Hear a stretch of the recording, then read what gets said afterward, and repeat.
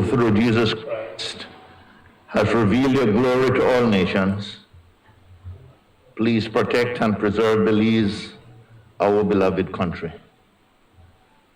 God of might, wisdom, and justice, please assist our Belizean government and people with your Holy Spirit of counsel and fortitude.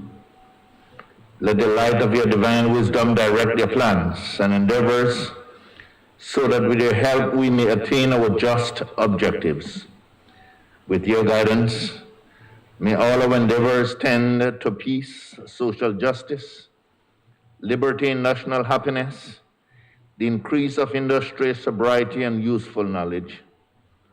We pray, O God of mercy, for all of us, that we may be blessed in the knowledge and sanctified in the observance of your most holy law, that we may be preserved in union and in that peace which the world itself cannot give. And after enjoying the blessings of this life, please admit us, dear Lord, to that eternal reward that you have prepared for those who love you. Amen.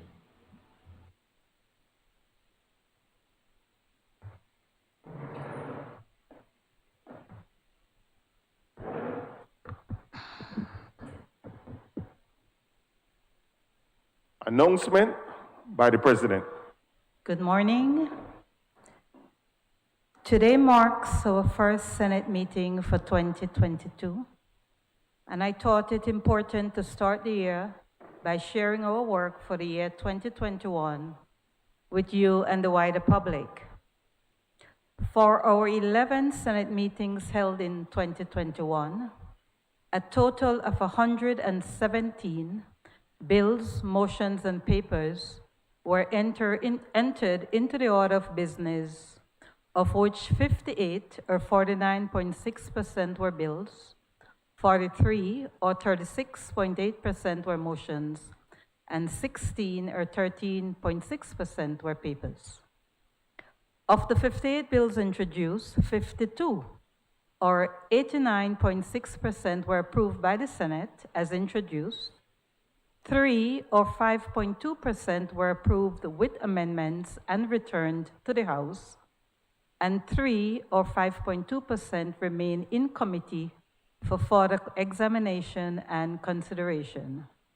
A testament that the Senate is not a rubber stamp, that as explained by Senator Sani Musa of Nigeria, we are one arm of the government and we act based on the provisions of our Constitution. Notably, members of this Senate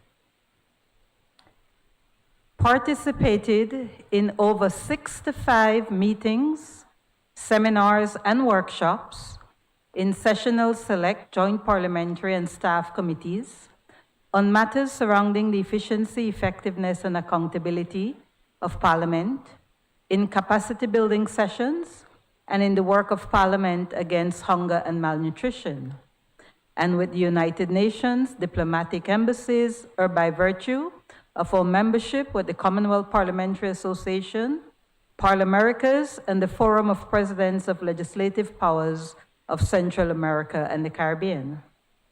In these meetings, seminars, and workshops, knowledge was created, shared, and transferred on key national, regional, and global development challenges and opportunities for delivering on national goals and regional and global commitments under thematic areas such as climate change, poverty, social protection, open and gender-responsive government, youth and women empowerment, and human rights, to name a few.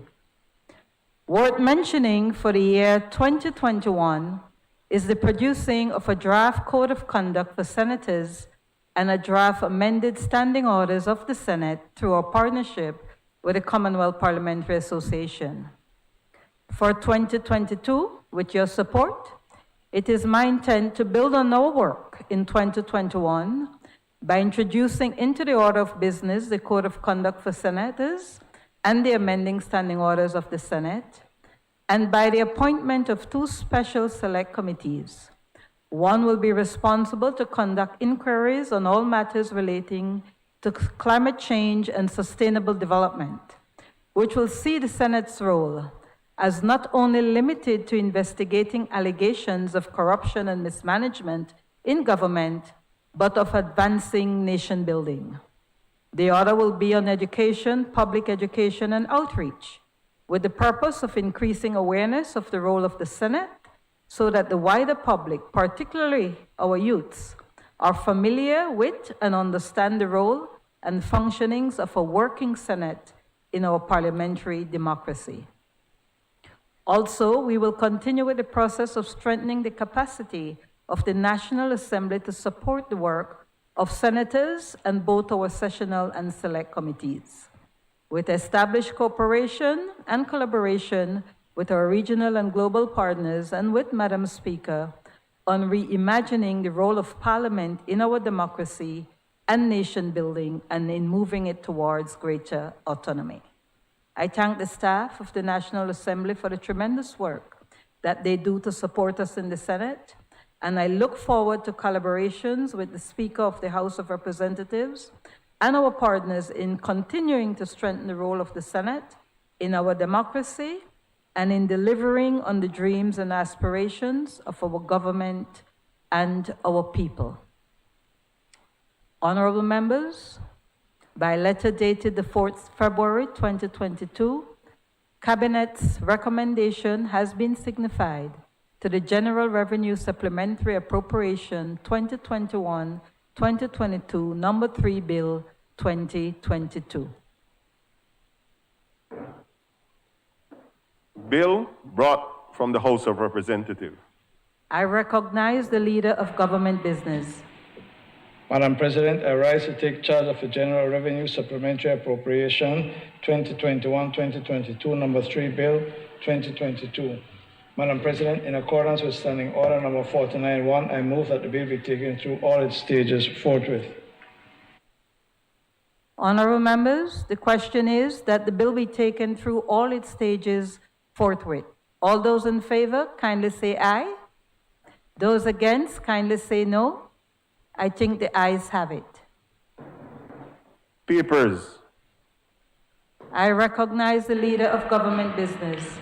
Madam President, I rise to lay on the table sessional papers 19/1/14, Supplementary Appropriation Number 3, scheduled for fiscal year 2021-2022, 20/1/14, Supply Agreement for Petroleum Products, Sol Belize Limited and the Government of Belize, and 21/1/14, Central Bank of Belize Estimates of Revenue and Expenditure for fiscal year 2022.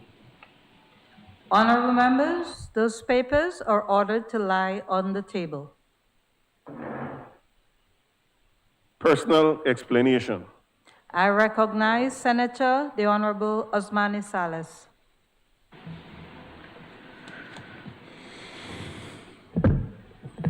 Thank you very much, Madam President, and good morning, colleagues. I appreciate the opportunity, Madam President, to, very briefly share some news in relation to the seat of Senator representing NGOs. At the end of this month, Madam President and colleagues, I will be stepping down as Senator representing NGOs. I have tendered my resignation to the steering committee of the Belize Network of NGOs. The reason I have decided, after much contemplation and deliberation and an advice that I sought, is that I applied for and have been offered to work for the World Wildlife Fund as the country lead for the Project Finance for Permanence. That 3-year undertaking, Madam President and colleagues, will inevitably require negotiations, discussion, and agreements with the government.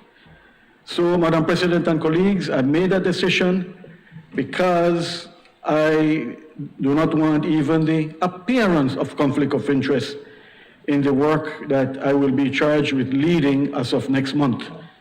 One of the few things that I completely own is my integrity, and I hold that dear to my heart. And I must say it is bittersweet for me because I have appreciated the process here in this upper chamber, the robust debates, the overall behavior that we have portrayed, the level of maturity that is expected of this upper chamber that I think can serve as a model for the lower chamber as well. I have appreciated the approachability of all senators, that we are just a call away, a WhatsApp message away. And I must say, and I'll make sure I don't take too long, I must take this opportunity to thank the National Assembly Clerk's Office staff for their support, their hard work, their dedication. Without them, we wouldn't be able to do our jobs as we're expected to do. I must mention that I highly appreciate what I characterize as the refreshingly inclusive leadership actions of the leader of government business. I must thank you, Minister Courtney, for being a good listener, for ensuring that as senators, we have the opportunity to express our genuine concerns on bills. And one thing that I must say has happened during this current session of the Senate is that I have seen several instances where when senators have expressed genuine concerns on bills, those have been, the pause button has been hit. Those have been either put off the table or left in committee so that there's a chance to improve on them. I think that's very refreshing, and I look forward to that continuing. I also must recognize and thank Madam President for your dedicated leadership, how hard you have been working along with your counterpart in the House, right, Madam Speaker. Madam President, I have seen you working hard to ensure that the Senate gets the respect it deserves, and I look forward to you continuing that effort, Madam President. Along with Madam Speaker, I've seen how you have been ushering changes, structural changes in the National Assembly that I look forward to that continuing, to you getting done what you have set out on your agenda, because I think the positive impacts of that will be felt for generations. The special camaraderie with my fellow social partner senators, I must say that that's one of the most difficult things for me when I was considering what to do next, because I have really appreciated how well we've worked together, how we don't always see eye to eye, but we always lean on each other for support and guidance. We each have our own strengths, and I've seen that work very well in our discussions and our deliberations. I take this opportunity, Madam President, to thank the NGO community for having elected me in January 2017 and again in November 2020. I thank the NGO community for their confidence in me and giving me the opportunity to serve for 5 years. Last year I made 5 years that I have served representing the NGO community. It really took me 5 years to get a better understanding of the standing orders, but it also made me realize, Madam President, that we could be, the standing order, we could be making it work even better for us, to make our role in the Senate even more engaging and productive. I will miss these proceedings and our various committee deliberations, but always the optimist, Madam President. I am heartened because of the, by and large, respectful way that we carry out our legislative business here in the upper chamber.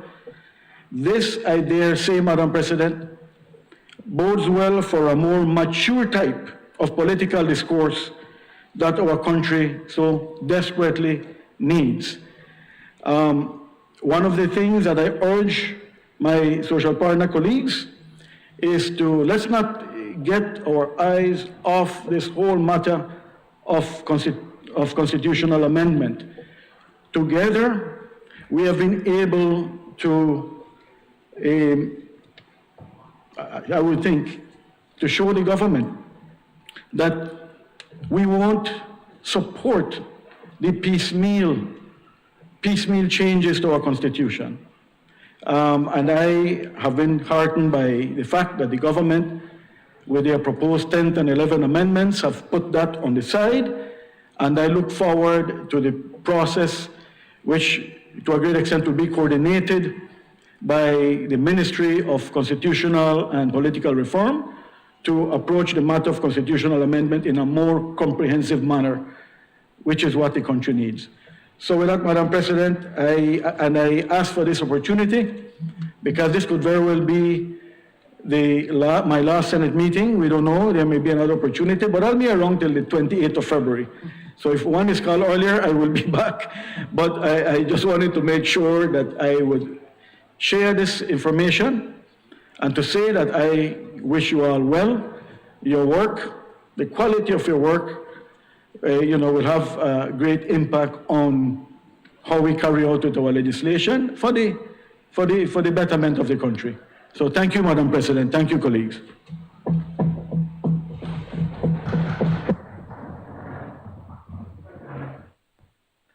Motion relating to the business or sitting of the Senate. I recognize the Leader of Government Business. Madam President, with your leave, may I just, on behalf of this side of the Senate, say to Senator Salas that we respect his decision and at the same time we salute the decision and his service. Senator Salas, like the other members of the Senate and particularly those from the social sector, has distinguished himself in the mature, sober, and quite comprehensive way in which he prepares and participates in the work of the Senate. I think you can leave this place and truly believe and say that you have made it a better place than the way you found it. But I believe it was Brutus in Julius Caesar speaking to Octavius and others who said, "There is a tide in the affairs of men, which, taken at the flood, leads on to fortune. Fortune not in the sense of money, but fortune in the sense of success. In your new endeavor, we wish you success." We have no doubt that in working for the World Wildlife Fund, which is a partner with the government and other NGOs, you will also be in service of Belize. So on this side, we thank him for his service and wish him well. Madam President, I move that at its rising today, the Senate adjourn to a date to be fixed by the President. Honorable members, the question is that at its rising today, the Senate adjourn to a date to be fixed by the President. All those in favor, kindly say aye. Those against, kindly say no. I think the ayes have it. Public business, government business, motion.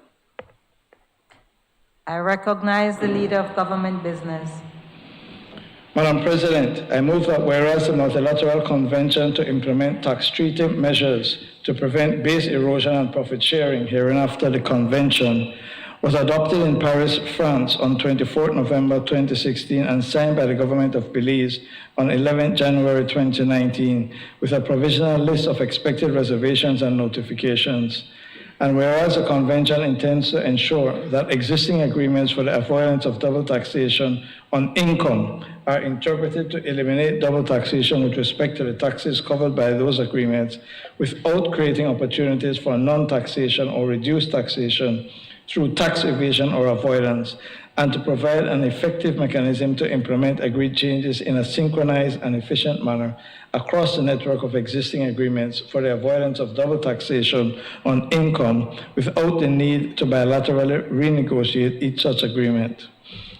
And whereas Belize is presently a party to agreements for the avoidance of double taxation on income that are in force with the following parties to the convention: Austria, Canada, Denmark, Norway, Sweden, Switzerland, United Arab Emirates, and the United Kingdom.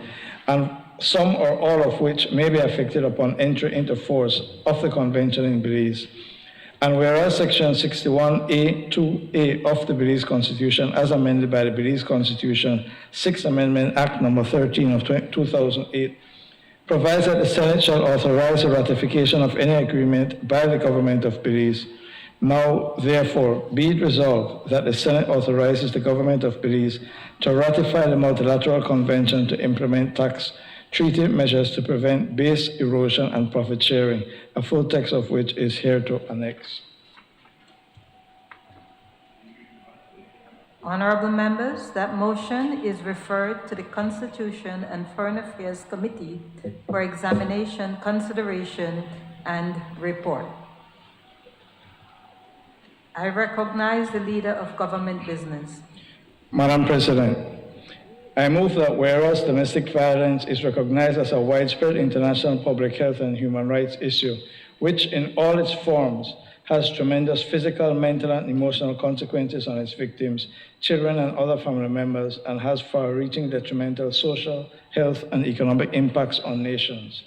And whereas domestic violence constitutes abuse, including physical, psychological, sexual, emotional, financial, or other aggressions inflicted by people in the family environment or in intimate partner relationships, which generally targets the most vulnerable populations, namely girls, women, and older adults, and almost always occurs inside a residence and most often at the home of the victim or the perpetrator. And whereas it is established that domestic violence is a crime and a violation of human rights, which affects every member of our community, and if the cycle is not broken, it continues to tear apart our families and our social fabric. And whereas, as reported by the Belize Crime Observatory, at least 60% of domestic violence cases registered during 2020 were the result of intimate partner violence. And whereas the Belize Crime Observatory reported that during January to November 2021, there were 2,155 reports of domestic violence to the police, whereas 78% of those reports were made by females and 32% of these cases are open cases. And whereas an effective response to domestic violence requires a multi-sectorial approach to ensure prevention, protection, and provision of services for survivors and successful prosecution of perpetrators. And whereas Plan Belize, through the implementation of a progressive women's agenda, aims to strengthen and expand measures to ensure the safety and security of women and children by, inter alia, holding a zero-tolerance position on violence against women, financially supporting the operation of emergency shelters and transitional homes for women and their children, implementing the domestic violence and sexual violence laws and protocols for the protection of women and children, providing free counseling and legal aid service for survivors of violence, and supporting mandatory counseling for perpetrators of domestic violence. Now, therefore, be it resolved that this Honorable Senate denounces and condemns domestic violence in all its forms as a crime and a violation of fundamental human rights, supports the call for additional resources to further strengthen the interventions, safeguards, and public awareness required to effectively address domestic violence in Belize, will undertake legislative review aimed at filling gaps and putting in the necessary reforms for the response to domestic violence. As national leaders, takes a zero-tolerance position with regard to domestic violence, prioritizes domestic violence as a national issue of significance, and pledges to take individual and collective actions to end this plague in our constituencies. I recognize Senator Honorable Michael Perfy. Madam President, thank you and Happy New Year. I listened to Senator Salas a few minutes ago, and notwithstanding the fact that he didn't publicly recognize just now the value of anything that we do over on this side, I just want to echo the sentiments of the Leader of Government Business, in that indeed Senator Salas is to be respected for his level of preparation and participation in the Senate process. One thing is for sure, sir, one thing was for sure whilst you were here and continue to be here, is that you would not leave a stone unturned. You took this job seriously, and you applied yourself continuously every time to every debate and to every process of the Senate. And for that, I congratulate you and I thank you, and I wish you well in your new endeavors with the World Wildlife Fund. Thank you for your service, Senator Salas.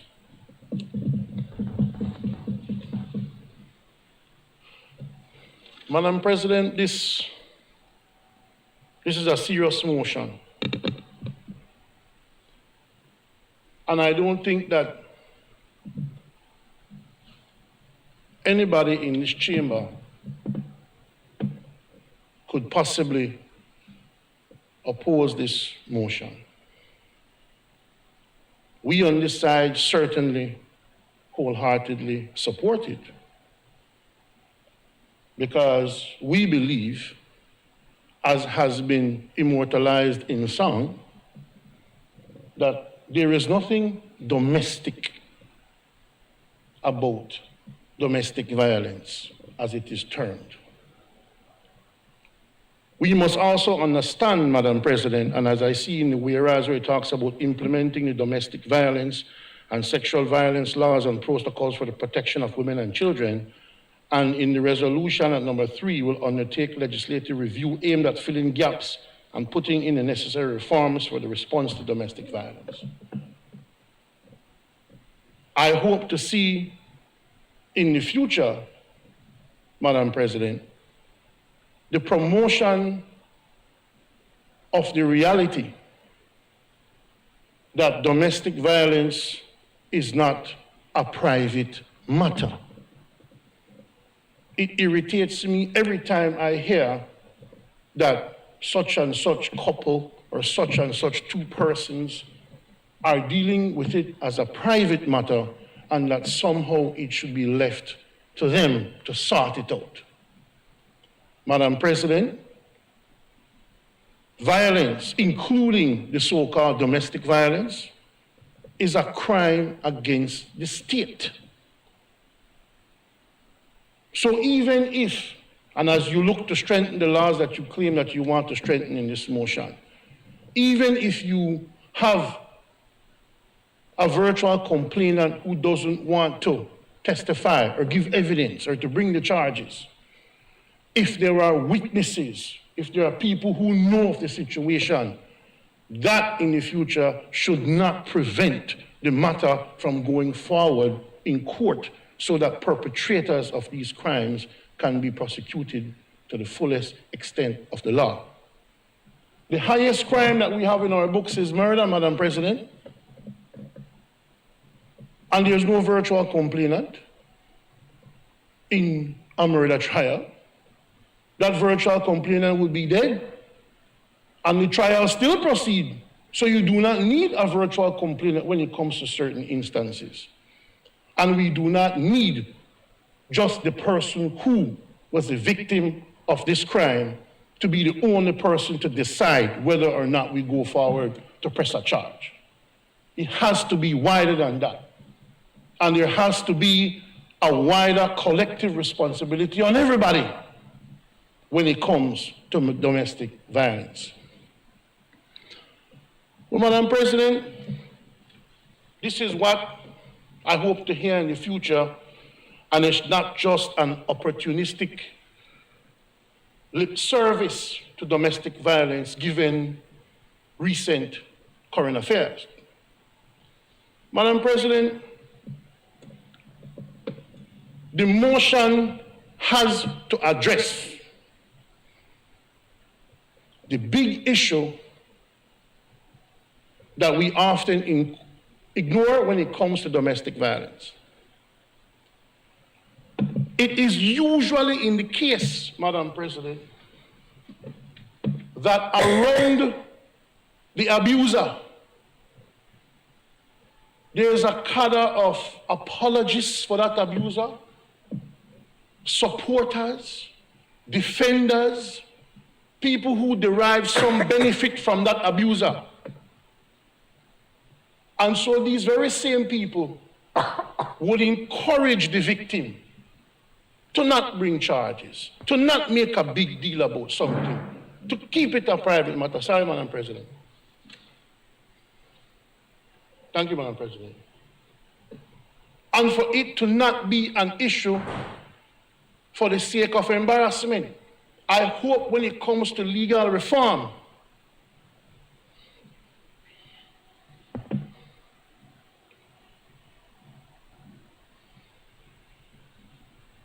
thank you, Mr. President.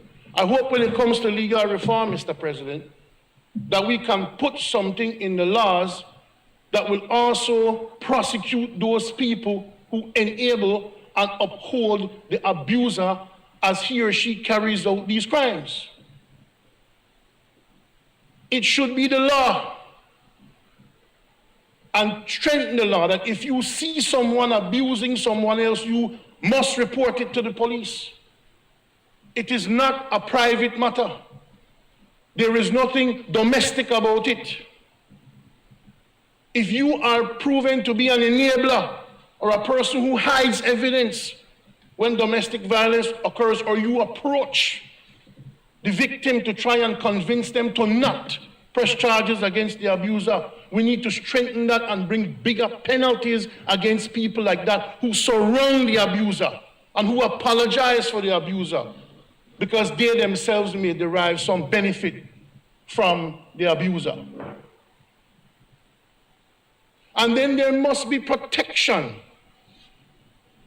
for people who enlighten the community about these abusers in our midst. And there are a lot of them, Mr. President. There was a domestic violence report by the Domestic Violence Unit in the Police Department a few years ago. Was that so, Clerk? A few years ago, where it pointed out that 1 in every 4 males, at least once in their lifetime, will abuse a woman. 1 in every 4.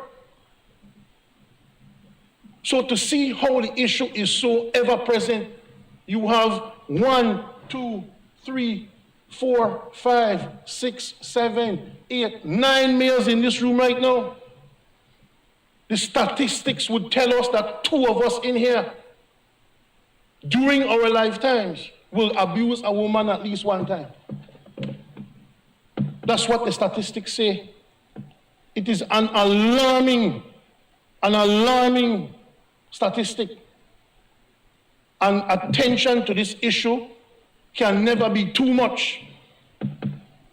And we have to make sure that laws are in place to protect those and defend those who report these crimes to try and end the occurrence of domestic violence.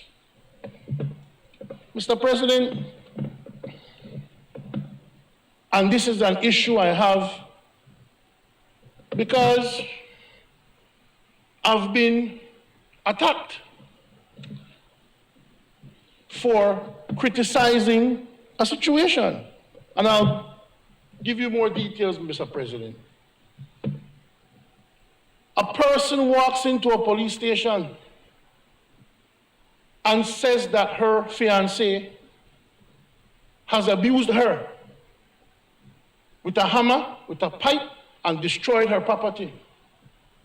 I stand up and I say, I will have none of this. I will not be a part of this, and I will disassociate myself from this. And Mr. President, my concern stems from the fact that somehow the enablers, the apologists, the defenders of the alleged abuser turn and run and try to make me the bad guy. So how can a person who brings this to the attention of the public, who does not stand for this, how can that person then turn around and be attacked for bringing this issue to the fore? So, Mr. President, it is important that as we move along with this issue of domestic violence, that we let the public be aware that they have an obligation, a duty to report incidents of domestic violence and report those who enable and who apologize and who support the abusers in our communities. Mr. President, I wholeheartedly support the motion, and I hope it goes through, not as a political gimmick, but as a serious motion to address a plague that we have in our society. Because the government will not come like some hero now, you know, Mr. President. We know why this is being presented to the National Assembly. So take advantage and gain some political points with the directorate because of something that occurred. And I say this because the government took long. When this matter came to the public, it took long. The government said nothing. The Minister of Human Development didn't come out until days after to say something. It was only after I made a statement to the public and gave an interview that all of a sudden everybody just get brave. I am saying the government was slow to react to a situation with a member of the National Assembly, and I hope that from now on, with this motion, you don't wait days to respond or issue a statement or take a position on something that has happened when it comes to our women, children, and even men sometimes who are abused in their homes and where they occupy their lives. Thank you, Mr. President. I recognize Senator Bishop Alvin Bengushe. Thank you very much, Mr. President. Mr. President, I rise to speak on the motion domestic violence in Belize.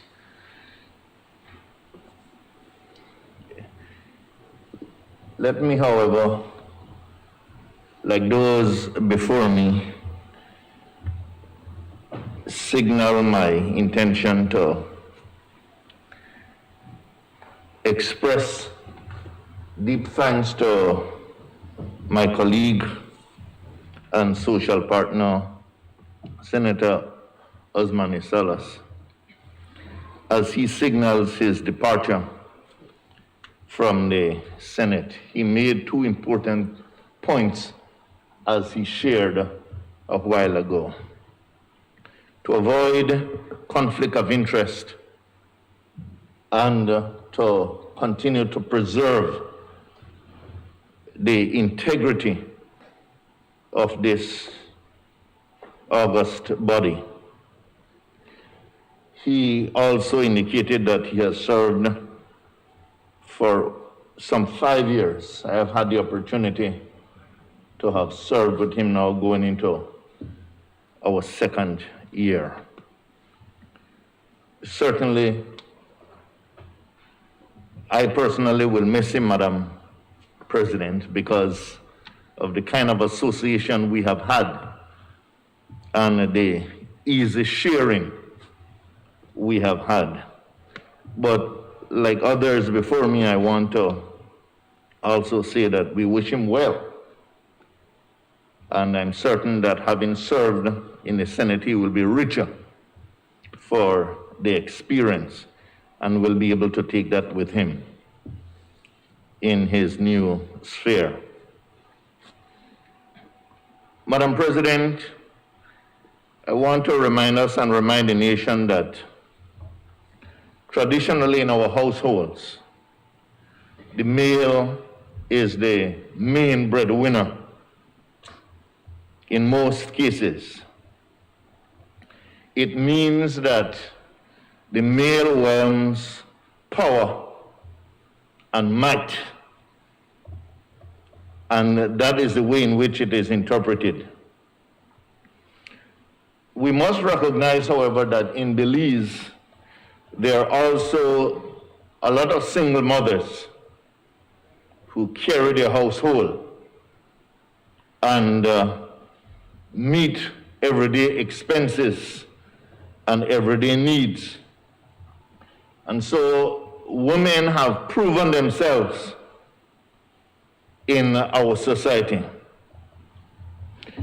But even with perhaps those single mothers, we recognize that even though they might be single in the home,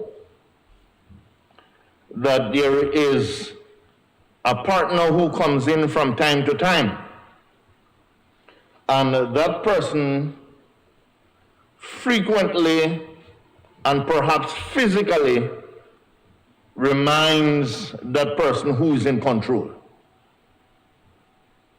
And so he takes a physical territory. And as I say, he takes a physical territory. I ask, certainly, why is the motion before us at this time, but I want to deal with the bigger picture as to how we will implement what is before us. Perhaps the question must also be asked, does it go far enough? Is it well articulated?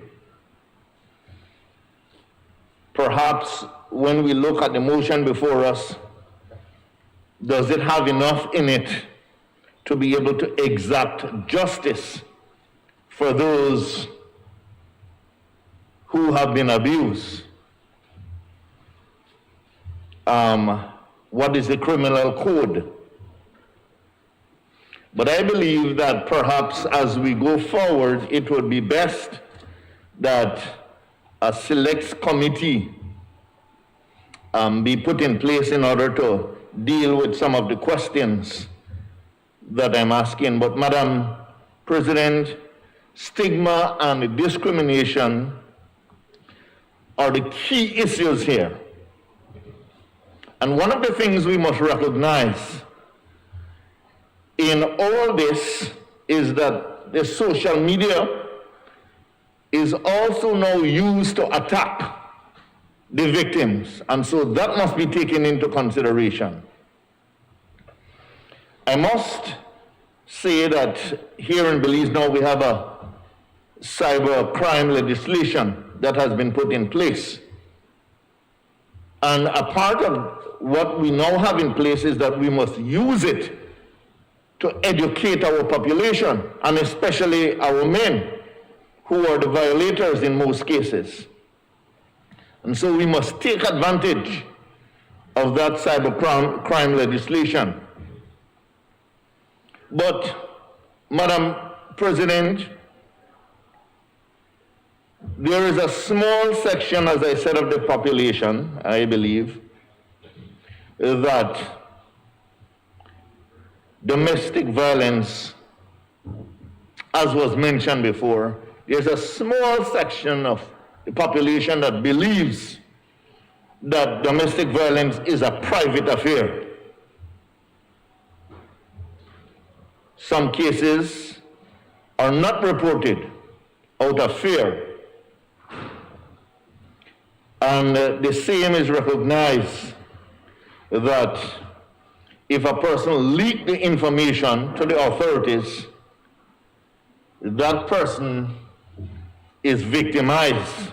Not only the person who is, in a sense, directly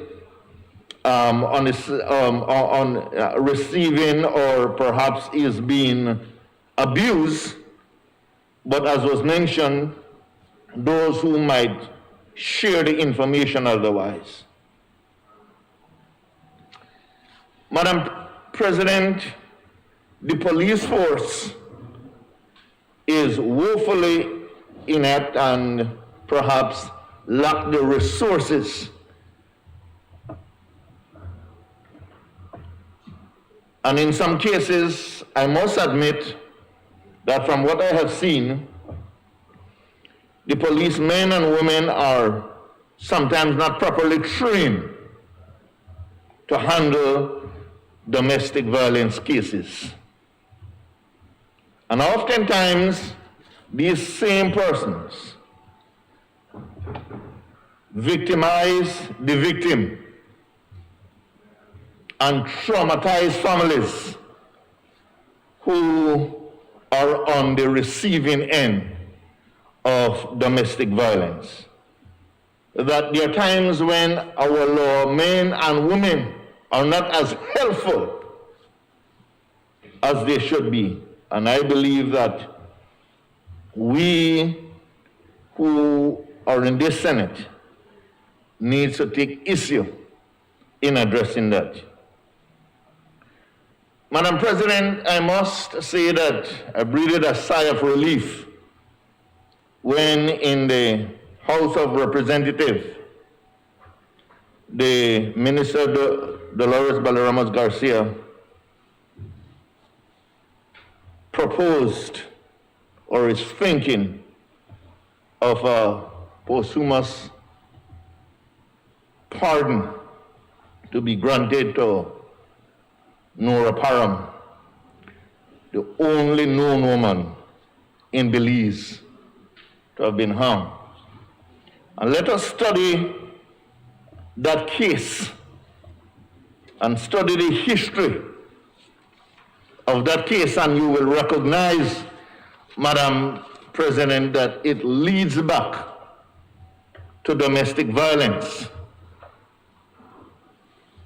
I look forward to working with the minister and other women organizations in bringing forward that pardon, which I believe will signal to all of Belize that the country is serious about dealing with domestic violence. Domestic violence is a public health issue, and until we understand that, we will not be treating it as seriously as we should.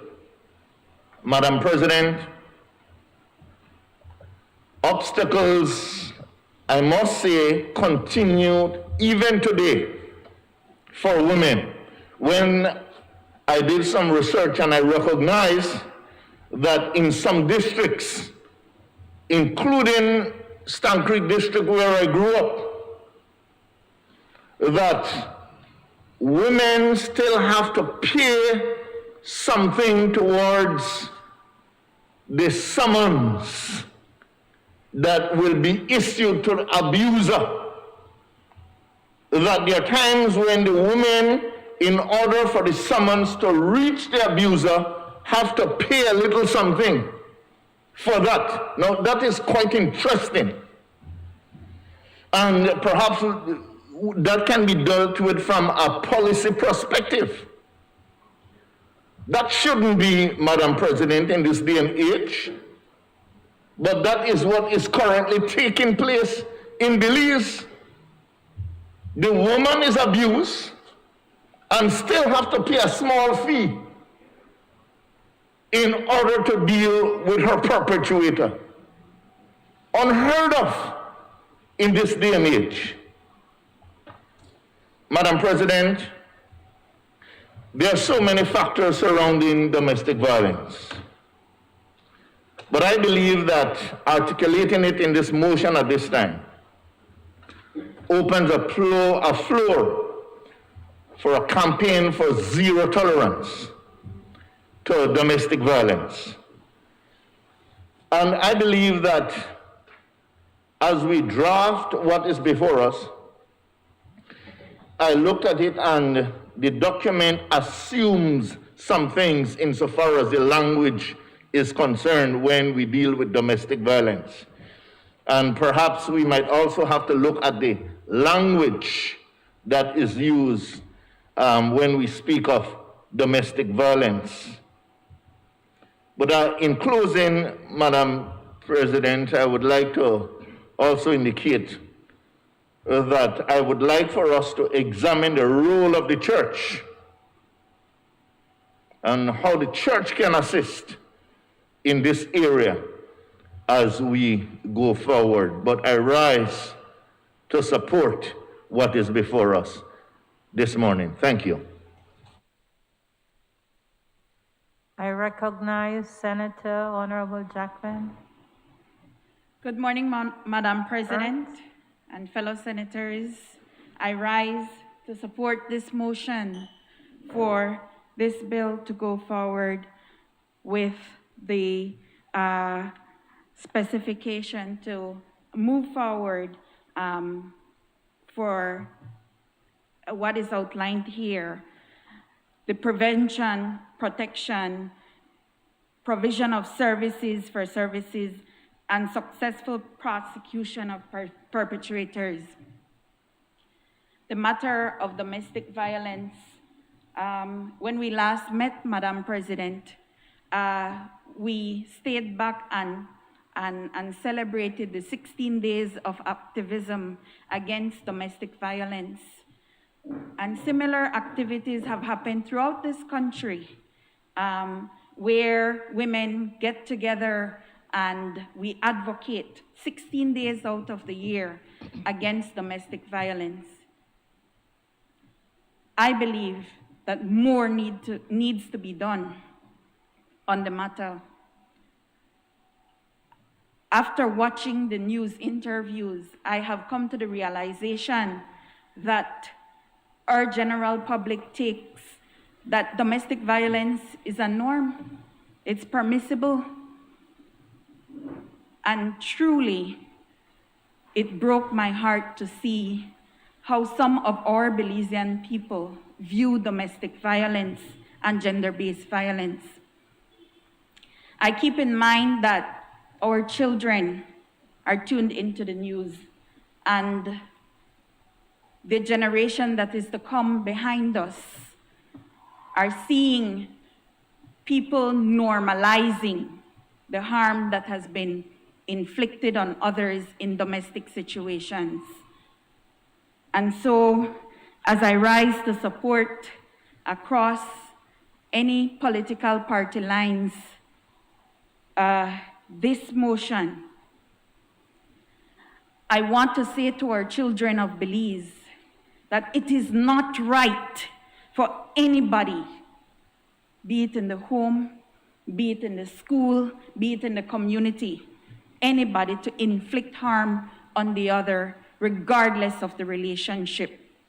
I want our children to take that message because, Madam President, they got the message from some in the media that it can be okay.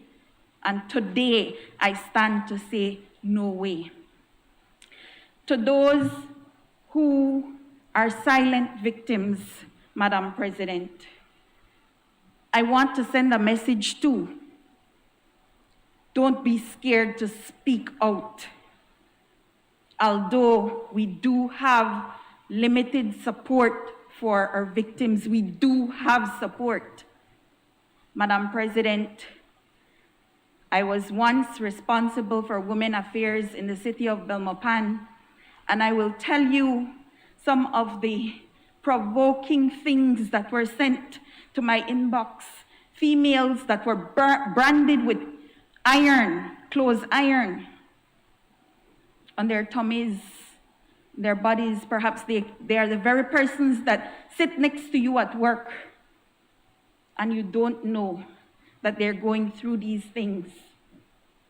A friend shared with me that her ribs were broken by her significant other, her domestic partner, the person that is supposed to be her protector.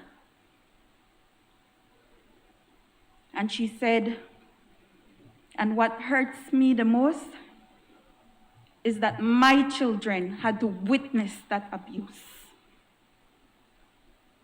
She said it took me 11 years before I could have healed through that process and find somebody who could love the broken pieces of me.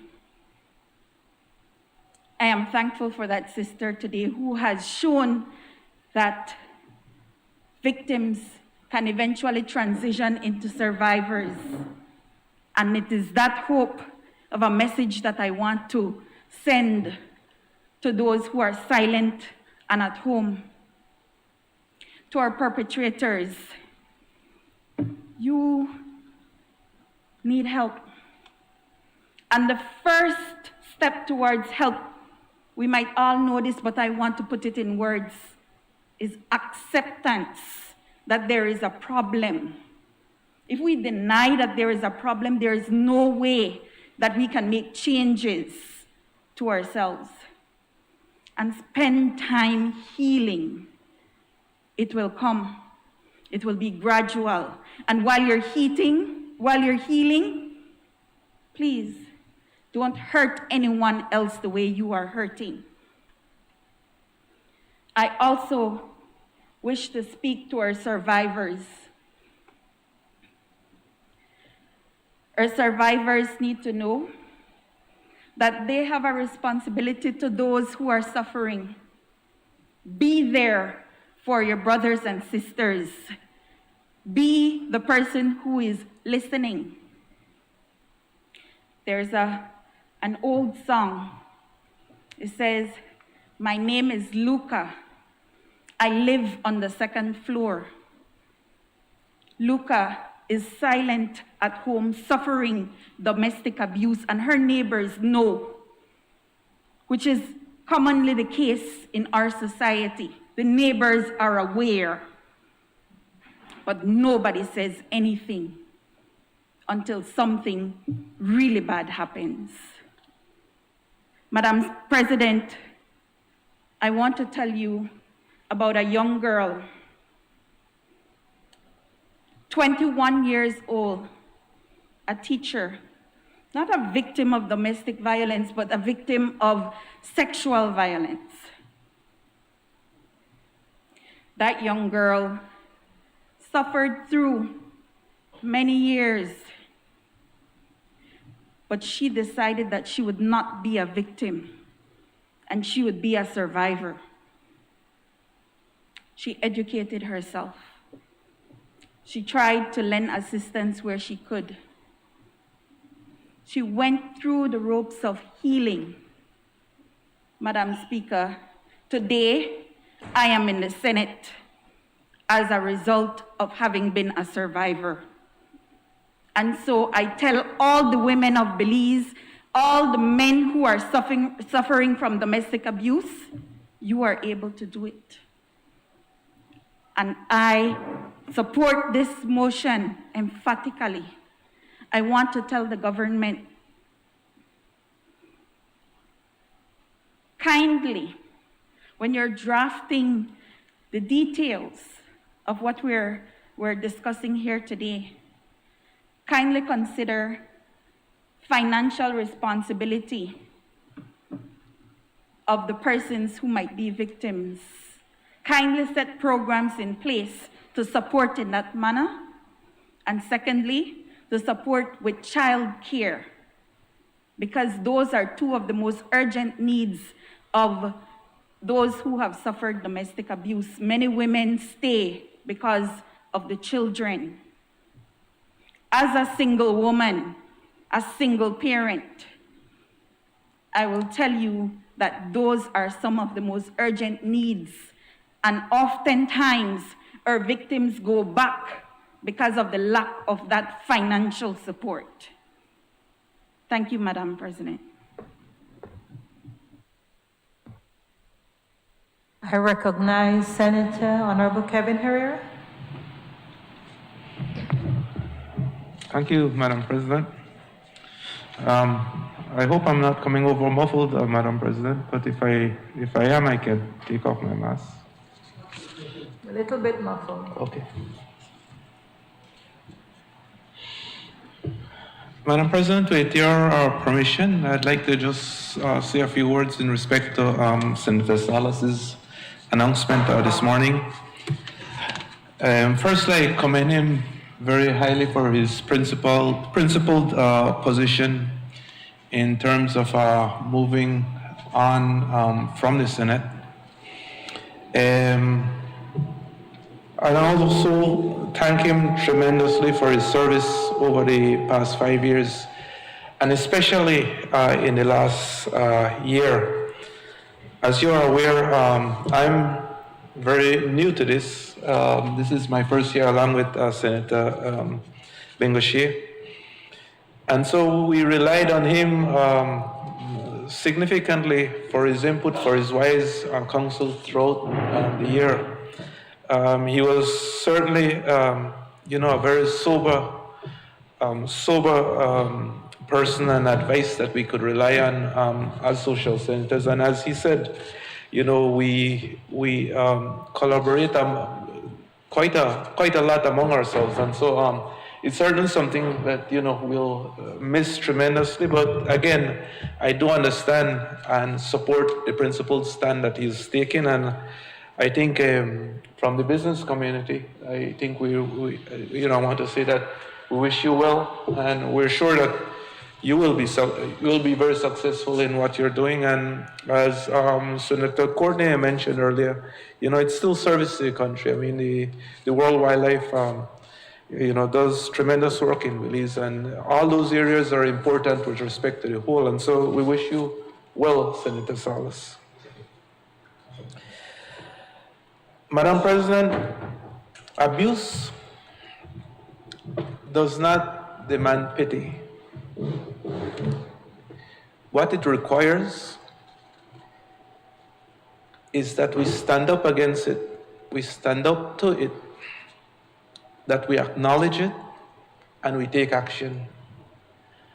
I'm hoping that today with this resolution that we have before us, that it is the first step in that process. And I know that the resolution talks about reviewing legislation and that type of thing. And I'm hoping that we will look at it in a very sober way to address this problem that we have in this society. And I mention problem because it is a huge problem. I noticed the resolution mentioned that there are 2,155 cases in 11 months. If you look at that on a monthly basis, it's almost, and we're talking about reported cases, but I'm sure that there are many, many, many, many more cases that go unreported.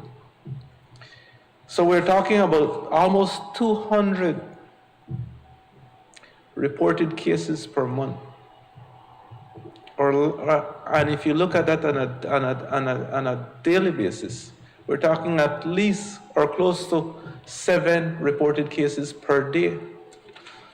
So if you think about it, the time that we've been in the Senate here is likely someone was being abused in this country, and it's alarming.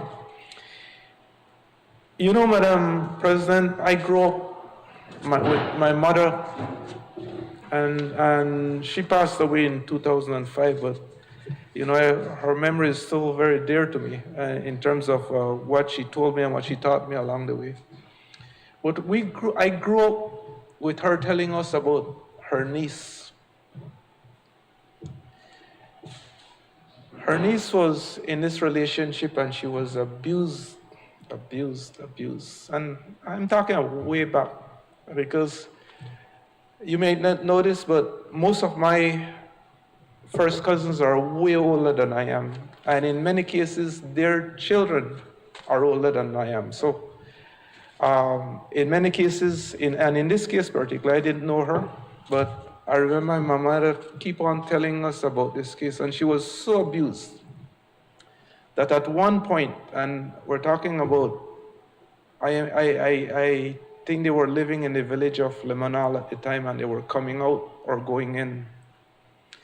And she was beaten up so badly on that road that she was killed.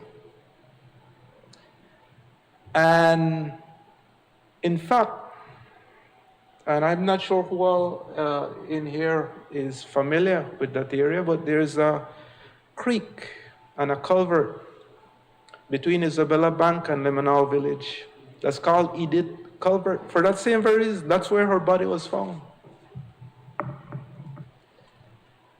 And so, Madam President, it's not something I think that we can take lightly. I think it's a very, very serious issue. And I'm hoping that we can all stand on it, stand and be recognized for it. It will take a tremendous effort, and we're not only talking about females. I think Senator Perry-Feet mentioned that, men, but there also are many, many children. For every one of these abuses that you see that are perpetrated against women, there are many, many children victims in there who are witnessing this very same thing and are exposed to it, and they can't go there. They're trapped as their mother.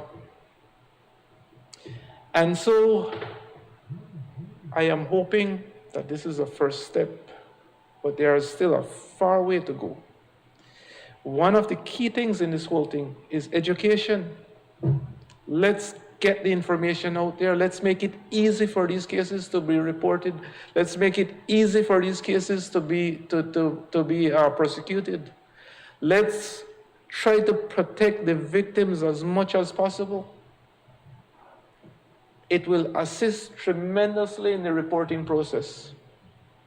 We don't want to re-victimize the victims, and in many cases, that's precisely what we're doing. You know, it becomes the talk of the tongue, the talk of the media. We have to do better than that. You know, I have 3 girls. I don't have any sons, but I have 3 daughters who I love dearly, tremendously. And I would hate for them to be hurt by any other individuals, because I always tell them, you know, your body is yours. You are supposed to be protected, and you also learn to protect yourself. Don't let anybody abuse you. But this is a message I think we have to have out there throughout. And we're not, again, we talk about women, children, but they're also, and males, but they're also, and I'm glad the motion mentioned it, they're also the older members of the population.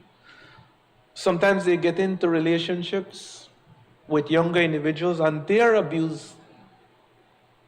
Men, women, you know, and so we really have to, I think we all have to come together on this one. You know, we can do a lot better than that as a country. I think, and I'm not at all suggesting that victims are weak, but I think it was President Kennedy who said that, you know, how can we protect anyone if we can't protect those who are vulnerable among us? And I'm just paraphrasing what he said. And so, Madam President, you know, I'd like to suggest that we look at stronger legislation to protect our citizens, better victim protection program. Again, we need to, and Senator Burns mentioned that, you know, sometimes these victims have to go right back into that abusive environment because there's not a supporting structure. I think we can do better than that. You know, we spend for a lot of other things. I mean, what more important than to spend on protecting our citizens is one of the primary responsibilities of the state, to protect its citizens. And yet we're failing on this.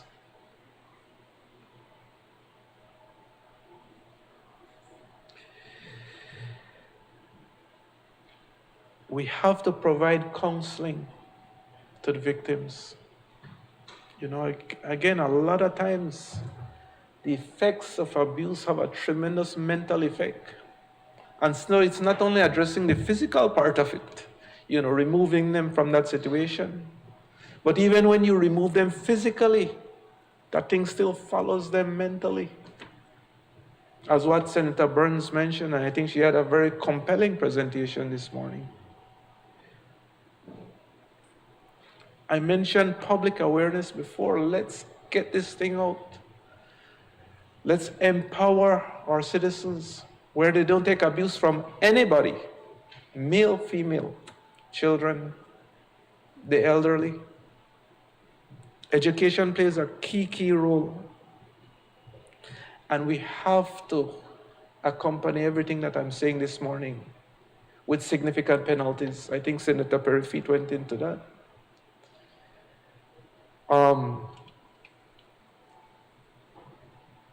We can't allow this type of thing to happen without bringing those who are perpetuating it to account. Again, this morning, going over this thing, I remember my mom's niece, Edith. I grew up just passing that place and hearing that name. And this morning, I thought about her. And so, Madam President, I'm very encouraged with the motion. I'm hoping that I can be a part of the process while I'm here in my tenure as the senator representing the business community, to be able to contribute in a significant way and to support anything that really makes sense in terms of addressing this plague among us, this real horrible problem that we have. Thank you, Madam President. I recognize Honorable Senator Darrell Bradley. Thank you, Madam President. I want to, first of all, before getting into my brief comments regarding the motion, extend my congratulations to Senator Salas. I think in this society there is a great yearning for public service that speaks about substance and that is about doing the people's work, arguing for a higher level of leadership and accountability and performance in government. And these are words I feel very clearly explain and show Senator Salas's years in the Senate. I've had the pleasure and privilege of listening to him, his contributions, seeing his level of thought and insight, preparation, his sincerity towards the debate, his respect, collegiality. And I would want to say to you, Senator, that the public has benefited from your contribution because you are one of those individuals who bring the change in the system of government that people want. I am very mindful of being in this place that people in our society are listening to us and they are looking at us, and what we do, what we say, how we act in these chambers matter. And through Madam President, I want to say to Senator Salas that you have acquitted yourself with great distinction.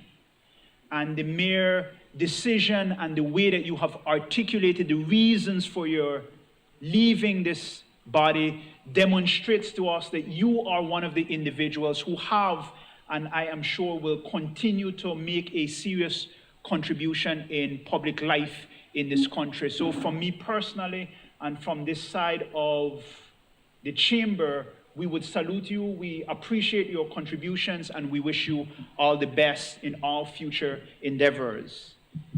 We know in many spheres of life in Belize, because we're so small, we cross paths again, and I'm sure in some circle I will see you again, and I look forward to that opportunity. Madam President, just getting on the motion, one of the things that Senator Burns indicated to me to mention in these brief remarks is the example that a lot of times victims of domestic violence, and I have seen it in my profession as a legal practitioner, they would report incidents of violence, and for one reason or the other, they go back to that situation. And circumstances mandate that they report the incident or other incidents of violence. And sometimes it has been the complaint that they have been ignored. Because, well, why are you making a complaint when you made a complaint before?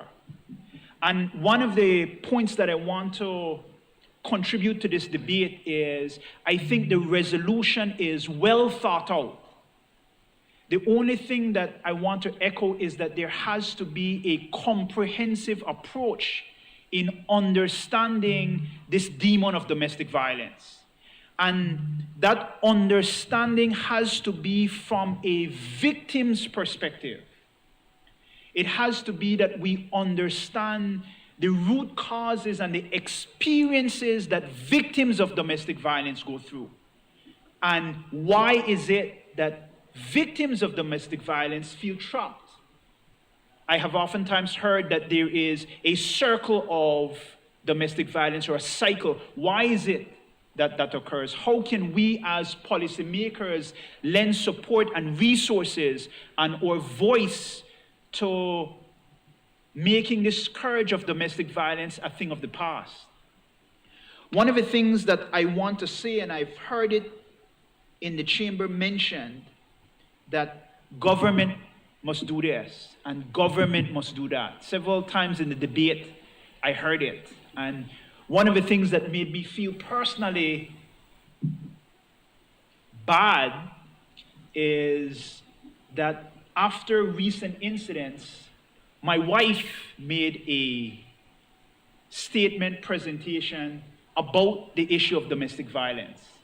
And one of the things that I want to contribute to this conversation or this debate is that more men need to speak out about this.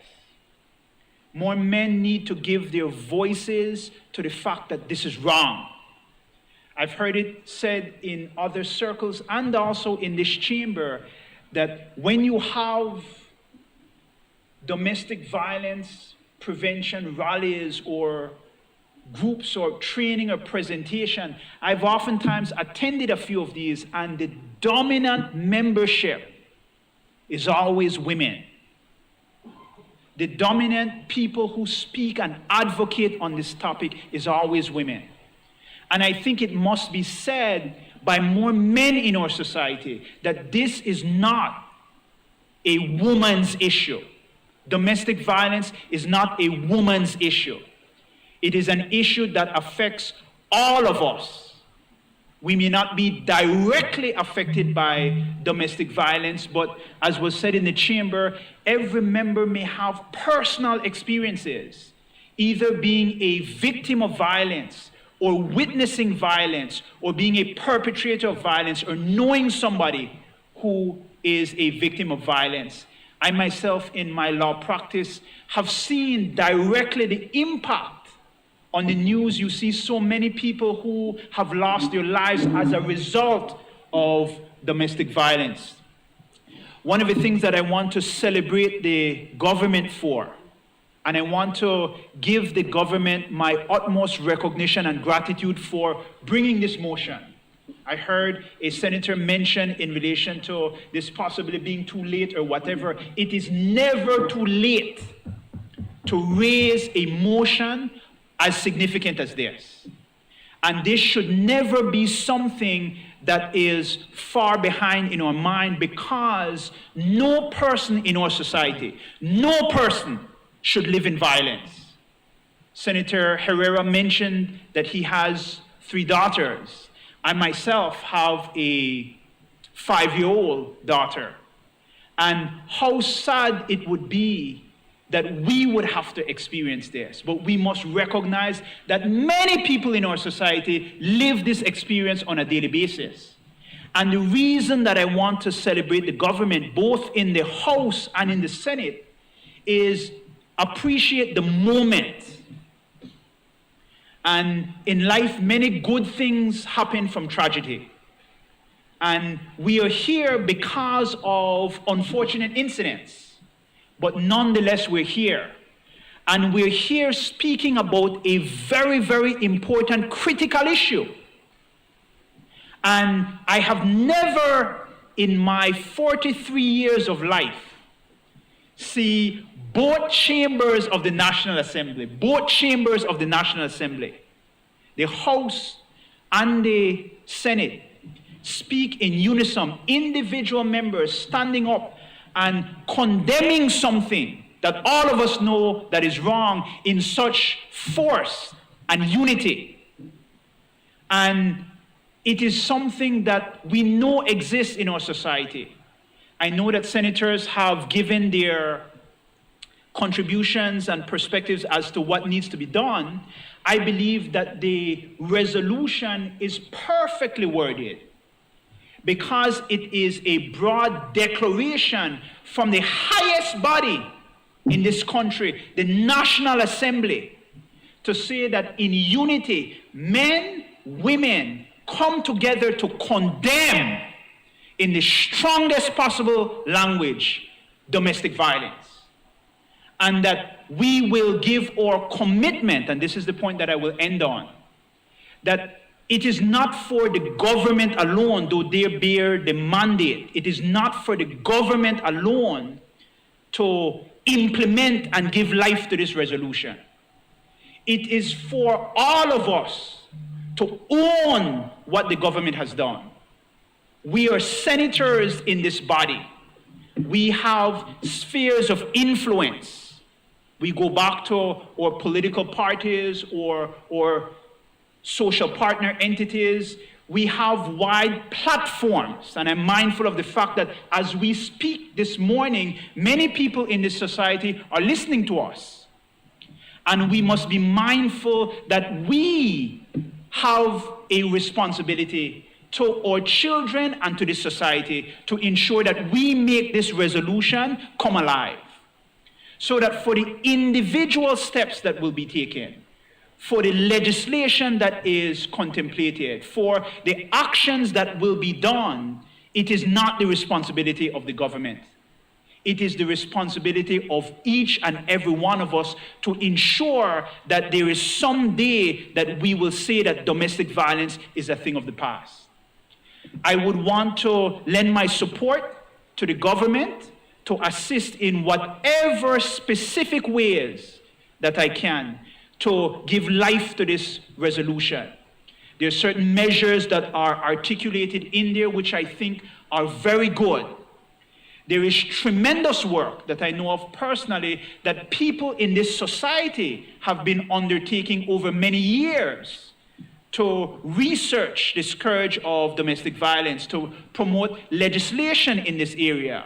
I am familiar with the fact that there has been several updates to the Domestic Violence Act, broadening the types of reliefs and so forth that are available to victims, stressing areas of enforcement. All of that is part of the solution. But the point that I'm making is that it has to be a holistic approach, and all of us are or should be invested in this process. The last thing that I want to say, Madam President, is on this issue of as national leaders.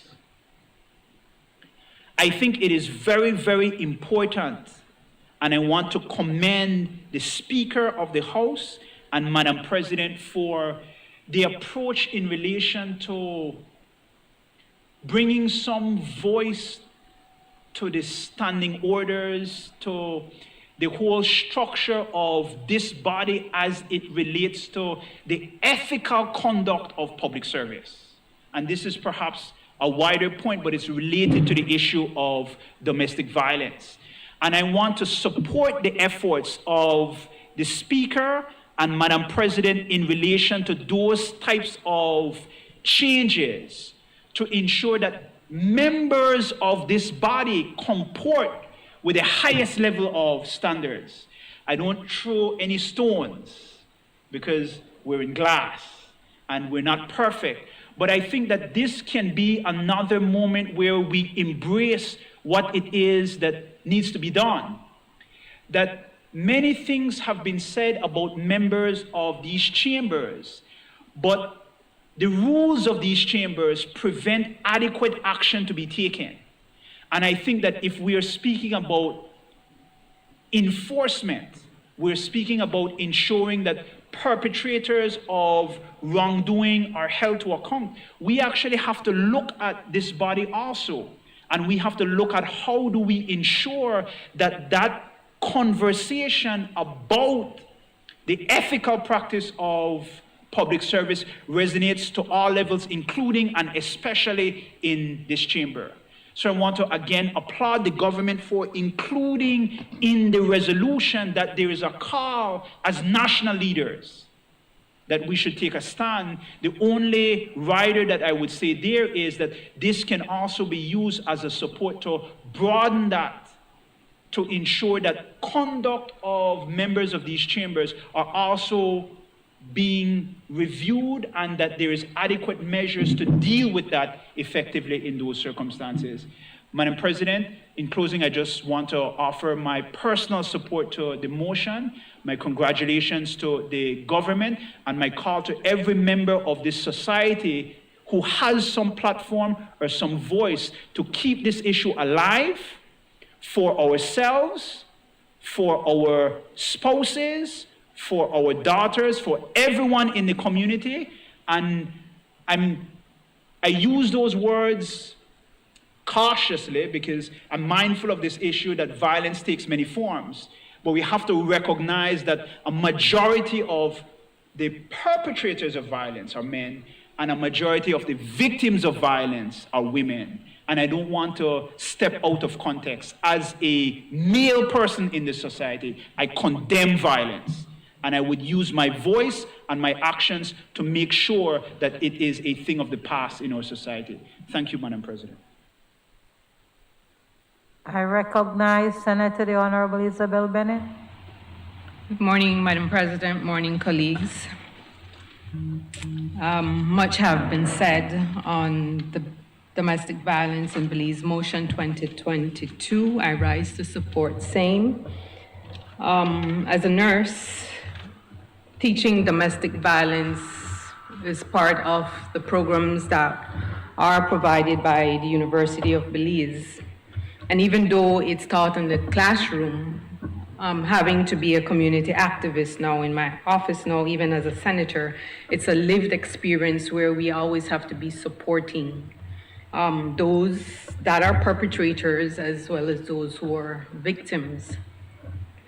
But I would like to take a kind of a different angle on this motion for several reasons. Why? Because I keep hearing that it's the government responsibility, as Senator Bradley said.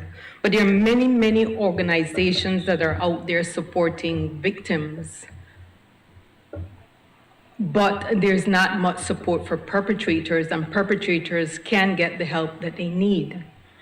And this is where collectively, as individuals, we can start examining ourselves, because if the statistics are true, as presented or shared by Senator Perfeet, then at some point in here, in this humble chambers, and it's frightening, it's alarming, that some one of us can be an abuser or we can be a victim. And so collectively, retrospectively, every single individual have to ask themselves, am I an abuser? Because at any given time, you can go home with levels of work stress, and that can trigger off into your family setting, and you end up having to abuse your wife.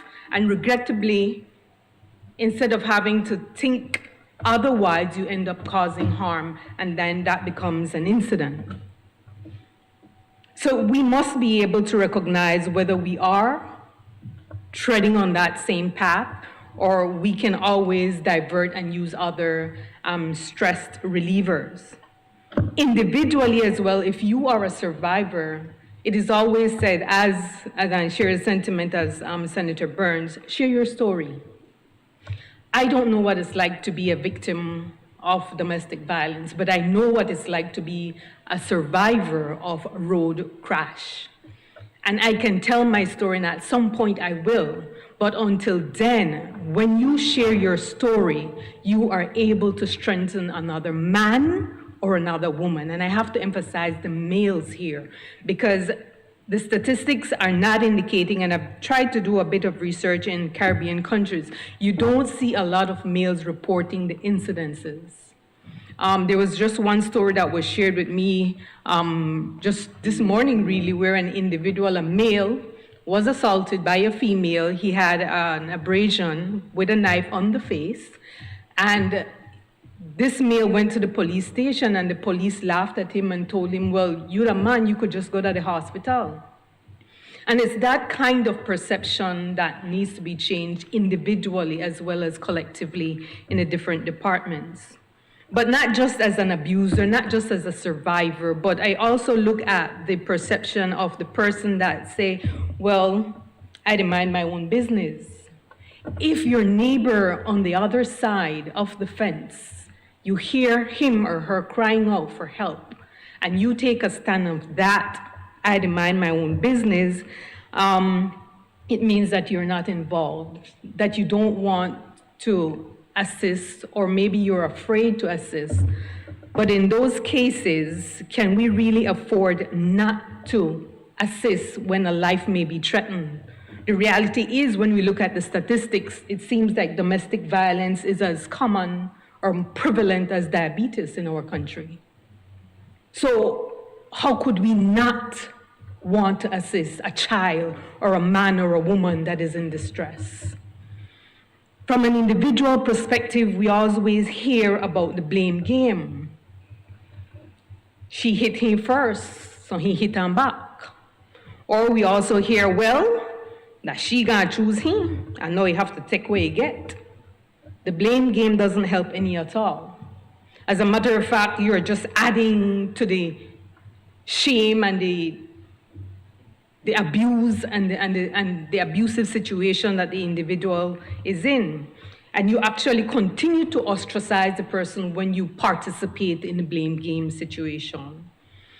If you're that individual who is willing and ready to assist somebody that is a victim or a perpetrator, please note that it takes a lot of emotional support.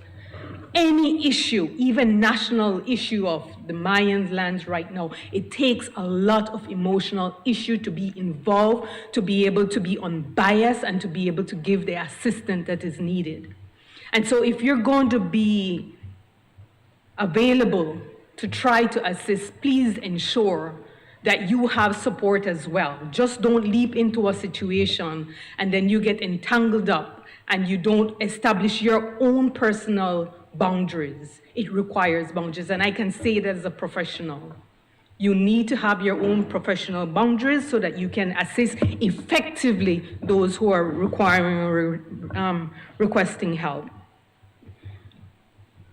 So on an individual basis, I was listening to the House of Representatives, and I echo what Minister Musa had said. Let us collectively in our homes sit down with our children, give them that eye-to-eye communication, that heart-to-heart communication, and let them understand the dynamics of what and how negative the impact of domestic violence can be. Madam President, if we are able to train our children and enculturate them in a mindset of support or how to deal with stress, it can definitely try to at least minimize, maybe not eliminate, but minimize the impact of domestic violence as they grow up to be responsible adults as well. From my standpoint, I also look at a media perspective, because the media have a large responsibility on how domestic violence is framed. In preparing for this presentation, I've learned so much of what the media can do and shouldn't be doing in how it actually frames domestic violence, because I always say, and I can be wrong, that the media sometimes is the informal government, because they are the ones that put out information, and what is placed out there can definitely identify me as a victim, and the whole neighborhood knows, and then all the negative thoughts, all the blame games, and everything starts happening, and then I am re-victimized because of the fact that the media houses are not responsible enough to report on domestic violence.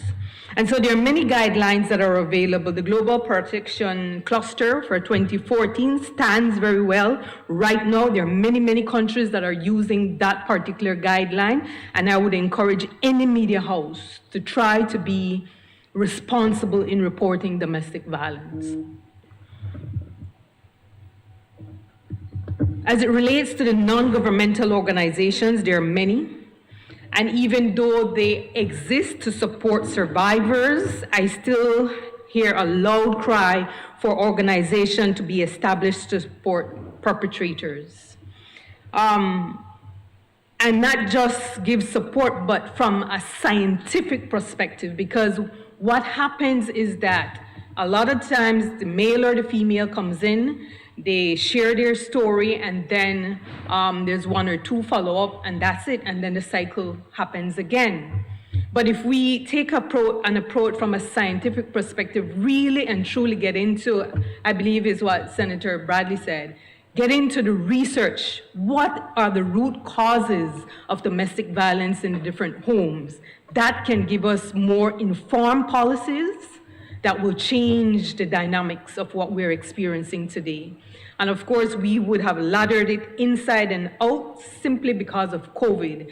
I may want to say that this should have happened maybe 2 years ago when COVID surfaced, because we know that COVID exaggerated all aspects of our lives.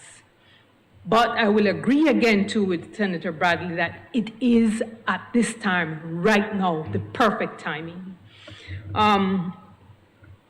So the NGOs, there are many things that we can do to look at research and look at the effective intervention that will be both beneficial for the survivor as well as the perpetrator that can get and needs the help.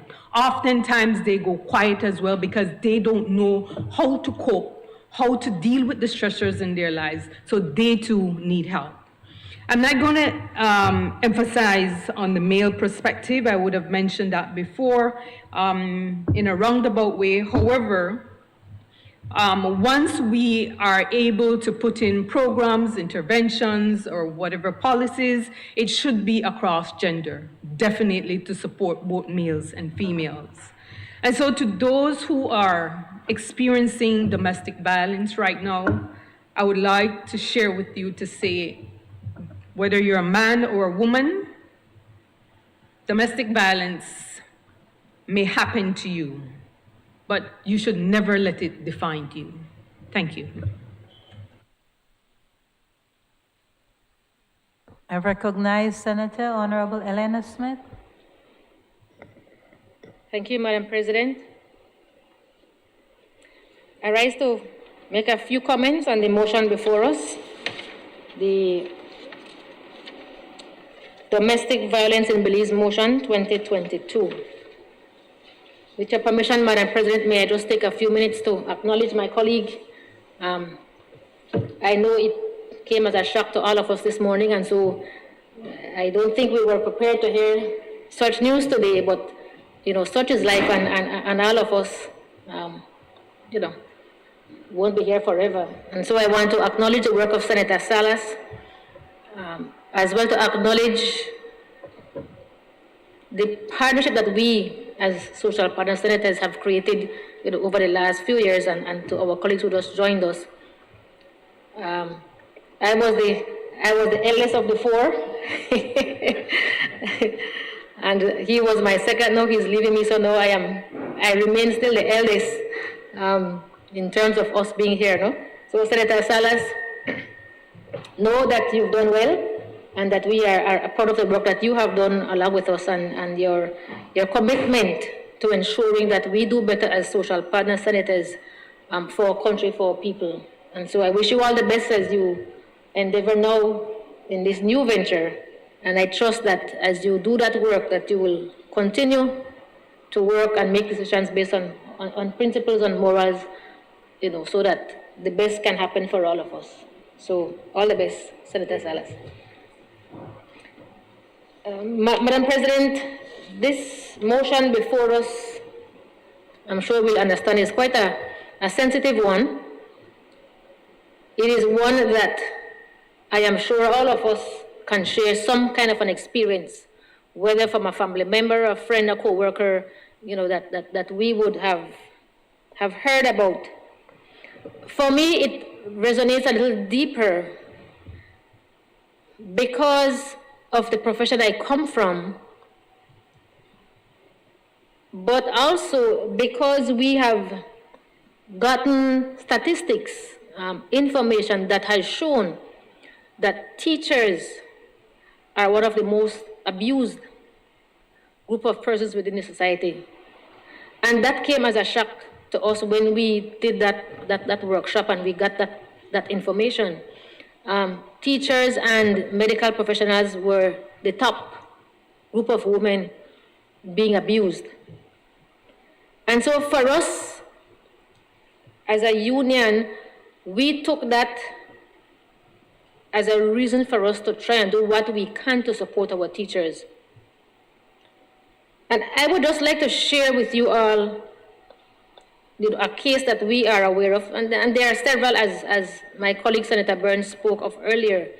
But we have this teacher who has been the face, if you will, for us as teachers, and we have had her present to our members and present, at our gatherings about her experience, what she went through. She was seriously beaten by her spouse, and she was left for dead. And it wasn't, her family, they were all looking for her, and they thought that she was somewhere else, when in fact she was locked up in the home, and the family was told that she was somewhere else. And so while they were looking for her far away from home, she was actually at home, losing life. And thank God she was found and she was helped. That teacher suffered tremendously. She had so many broken parts, it wasn't funny. It took her years to be able to recover. And her children suffered a lot because they witnessed all of that. To this day, when she shares with us, you can see that hurt is still there, that trauma is still there, that fear is still there.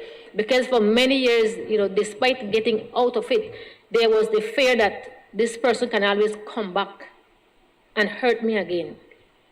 And sometimes we don't recognize or we don't realize how these actions affect our children. Us as teachers, we have to have these children with us on a daily basis. We hear their stories. And especially the little ones are so innocent. They come and they tell you things that they would not understand, that these may be things that, that their parents wouldn't want for them to be sharing, but innocently they share with us as teachers. And so we get all of what is happening in the homes. So it affects the person who has been abused. It affects the children. But for those of us, as Senator Bennett said earlier, those of us who work with these persons are also affected. And so it's a cycle. And so if my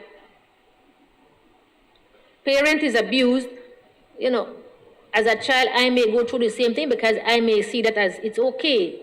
My mother went through it or my father went through it. They stuck through, so I can do the same. We keep on hearing comments such as, well, if you're not beat you, I love you. And we take these things as being truthful and as being the norm. When in fact we should be educating our people, educating our young ones so that they understand that is not what love means. Unfortunately, it's something very difficult to do. When we look at what we are resolving here, and it says we denounce and condemn domestic violence in all its forms. However, we have been focusing a lot on physical, persons who are beaten, and we hear about the hammer and the whatever else. But we don't focus enough on the other kinds of abuses.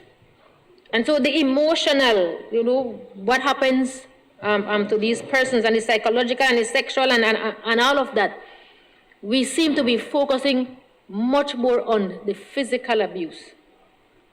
But we ought to understand that the other types of abuse are just as bad or sometimes even worse than these other ones.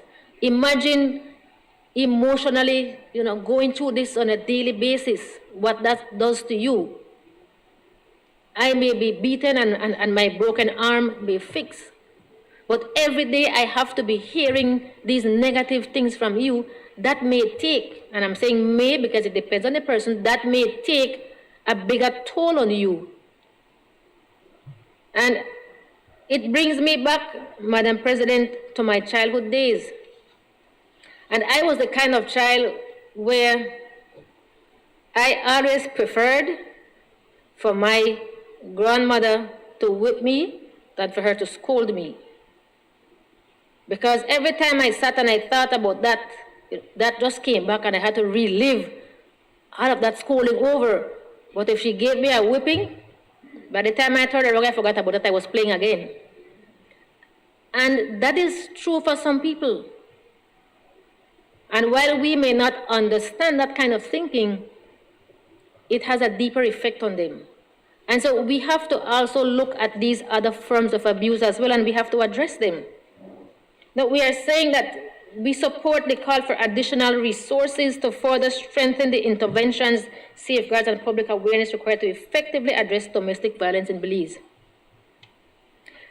I believe one of the things that we need to look at is how the persons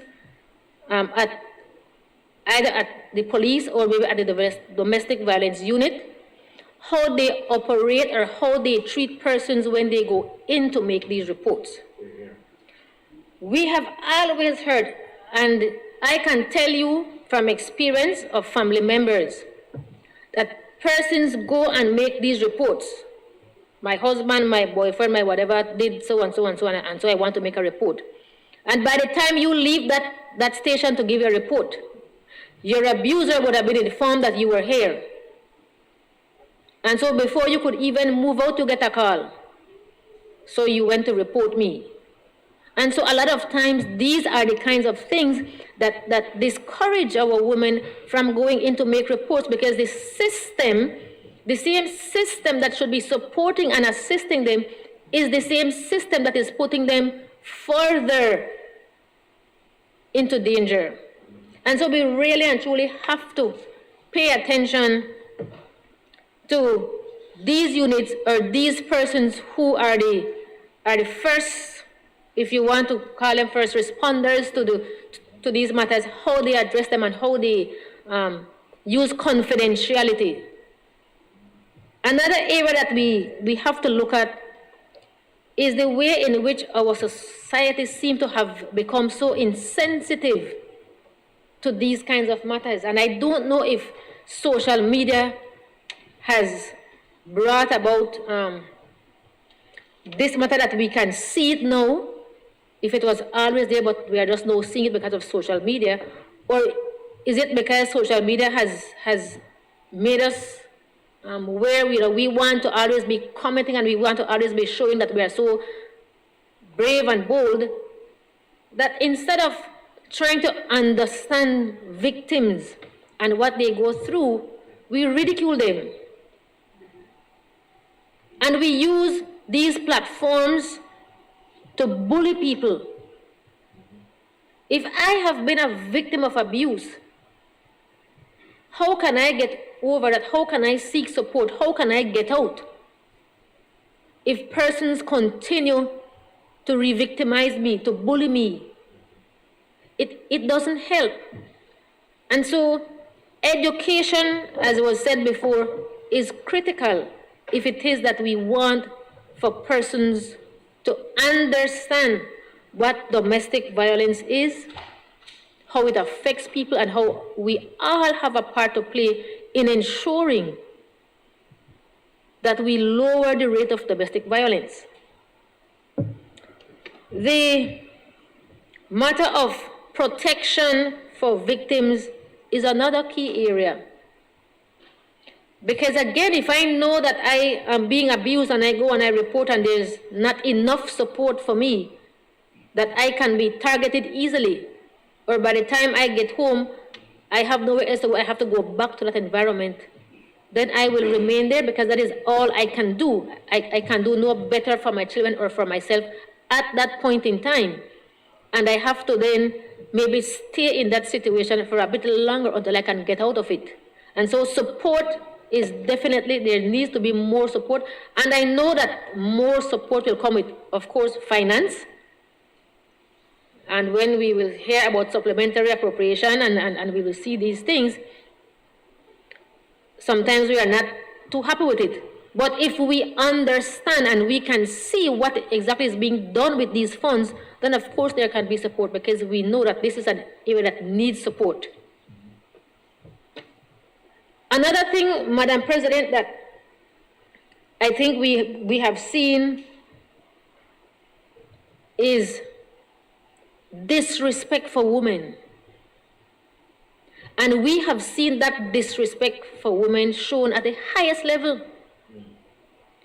I am sure we can recall in the House where our women were being disrespected by their colleagues in the House.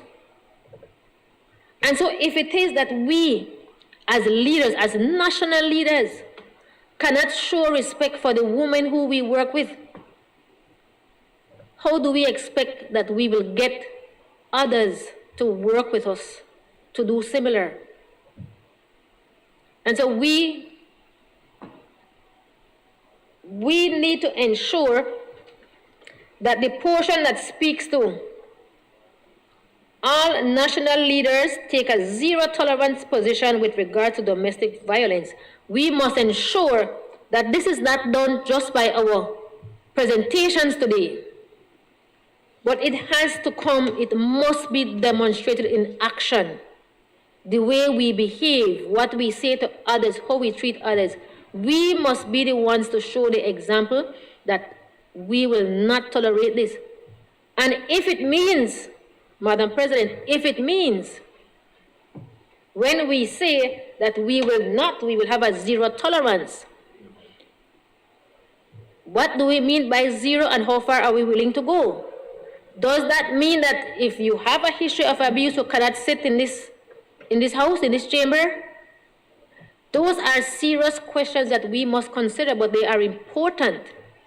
And as my colleague said before, we do not want to look at this matter in a political light, but we ought to look at it for the fact that it is causing havoc in our society, and we must make a difference, we must make a change. And so I want to urge all of us to remember, there's a song that we sing when we go to church, whatsoever you do to the least of my brothers, that you do unto me. And if we sit here and we cannot do good by our women and men who are being abused, then this will be saying a lot to us. And so, Madam President, I fully support this motion. And again, I want to ask that we show our support, not just today in words, but by our actions going forward. I thank you. I wish to recognize Senator Salas. I wish to recognize Leader Government Business. In accordance with Standing Order 10.8, I move that the proceedings on the order paper may be entered upon and proceeded with at this day's sitting at any hour though opposed. Honorable members, the question is that the proceedings on the order paper be entered upon and proceeded with at this day's sitting at any hour. Though opposed, all those in favor kindly say aye. Those against kindly say no. Think the ayes have it.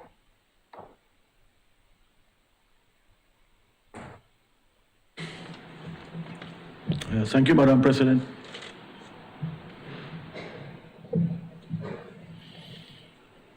Mr. President. I rise, Mr. President, to give my full support to the domestic violence in Belize motion 2022. I agree with everything that has been said, and I, as you know, most of the speakers have said earlier, domestic violence is a scourge in our society. And I should say the broader umbrella of gender-based violence is a scourge in our society. Domestic violence is one form of gender-based violence. And what I would like to urge everyone is for us to start to talk more about gender-based violence. We have a Domestic Violence Act, so I can understand why the motion is entitled Domestic Violence in Belize motion, but there is, each and every one of us here, I am pretty sure, Mr. President, have either witnessed, heard of, been victims of, and some may have even been perpetrators of domestic violence or the broader umbrella of gender-based violence. So we must condemn domestic violence in the strongest possible terms. Now, this motion is a tremendous step in the right direction. I want to refer to the definition of domestic violence in the Domestic Violence Act to show in a few how this motion is a great step forward. In the Domestic Violence Act, domestic violence is defined as or constitutes physical, sexual, emotional, psychological, or financial abuse committed by a person against a spouse, child, de facto spouse, or any other person who is a member of the household of the applicant or the respondent. Now, the preamble of this motion, in the first sections here of this motion, I see the definition is being expanded to include intimate partner violence, and the most vulnerable populations are not just girls and women, but older adults as well. There's a lot of that happening. Domestic violence as it pertains to older adults. And why am I saying this is a step in the right direction? I'm saying that, Mr. President and colleagues, because we need to cast a wider net. We should be condemning gender-based violence in all its forms. As I've suggested earlier, domestic gender-based violence includes domestic violence, intimate partner violence, violence against women and girls, violence against older people, but it also includes violence against LGBTI people, sexual violence, indirect or structural violence. What is that? Indirect or structural violence. This one refers to the ways in which social structures or social institutions may cause harm to individuals or disadvantage them. So that reminds me, continue the discussion on the Equal Opportunities Bill. That discussion needs to continue. Before general elections, there was a lot of effort was put into that. I got a good sense that the leadership of both political parties were in principle very supportive of that, but it was just before general elections. And I think none of the mass parties would have wanted to go ahead with it at that time because of some major concerns in certain sectors of society. But this motion is a tremendous step in the right direction. So, your colleagues, Mr. President, we should therefore be talking about and railing against gender-based violence. And that gender-based violence refers to harmful acts directed at an individual based on their gender. It's rooted in gender inequality, the abuse of power, and harmful norms. These last words are from the UNHCR. In the motion, Mr. President, I see reference to a progressive women's agenda. While I understand where that is coming from, Mr. President, I would like to suggest that we should be talking about what had been the focus on the previous administration of a gender-based violence plan of action. We even had 2 NGO representatives in the committee that was serving to advance that plan of action. So yes, we should be continuing this plan of action and securing resources to support the implementation of a gender-based violence plan of action. Another point I wanted to raise in relation to the motion has to do with the section that speaks to measures. That a progressive women's agenda aims to strengthen and expand measures to ensure the safety and security of women and children by, inter alia, holding a zero-tolerance position on violence against women, etc., etc. There's reference to women and children throughout that. No. From what some other speakers have said, maybe in the spirit of casting a wider net, We should be talking about victims or survivors of abuse. And they're not only women and children. They're older people, LGBTI people, etc., etc. There's also reference to legislative review, and I think in the spirit of not only talking the talk, but walking the walk, we should commit to strengthening legislation, as some of my colleagues have said.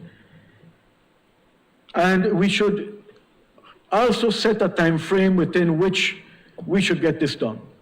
If we do not do that, and if we let too much time pass, then this could just be another case of talking the talk. And we don't want that for everything that has been said. The point that speaks to zero tolerance, that as national leaders we must take a zero tolerance position with regard to domestic violence. Rather than just taking such a zero tolerance position, I want to echo the statements from my colleagues, Senator Bradley, Senator Smith, and others, where we, in the spirit of walking the walk, we should, and I think your suggestion, Senator Bradley, was to see how we could amend the standing orders to ensure that there's teeth, that if any member of parliament, not only in the Senate, also in the House of Representatives, has an ethical misconduct, in particular as it pertains, we're talking about this domestic violence, that we show what zero tolerance means. And that individual must vacate his or her seat if that individual has been involved as a perpetrator of domestic violence. And that also goes for other positions of authority, not only in Parliament, but in other positions of authority. So what is needed? What is needed to ensure that we advance on attacking this scourge of domestic violence or gender-based violence? As some of my colleagues have said before me, we need public awareness and education. We need to start at the schools. We need to show our children what are considered unacceptable actions. What are acceptable actions and what are unacceptable actions? Because many of our children see things on a daily basis. And as some colleagues have said before me, some may have the mistaken or skewed impression that some of these, should be unacceptable actions, may be acceptable. And that is wrong.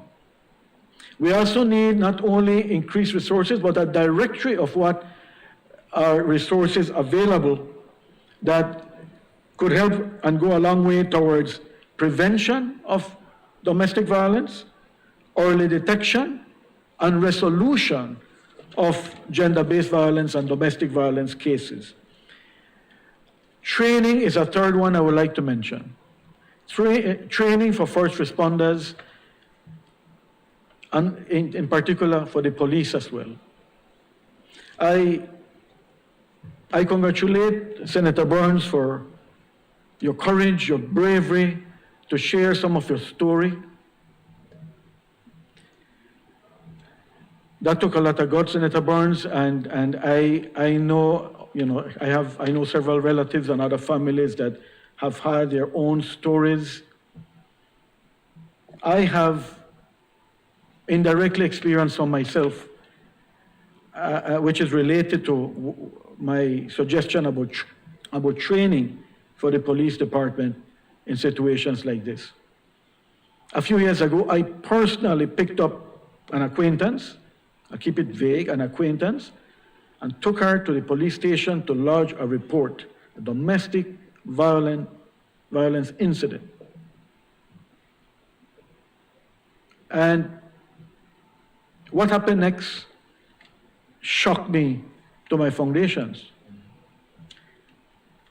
This acquaintance came out from the station, very, very shaken up, doubly shaken up, because as she was giving her statement, the police officer was trying to hit on her. Can you imagine?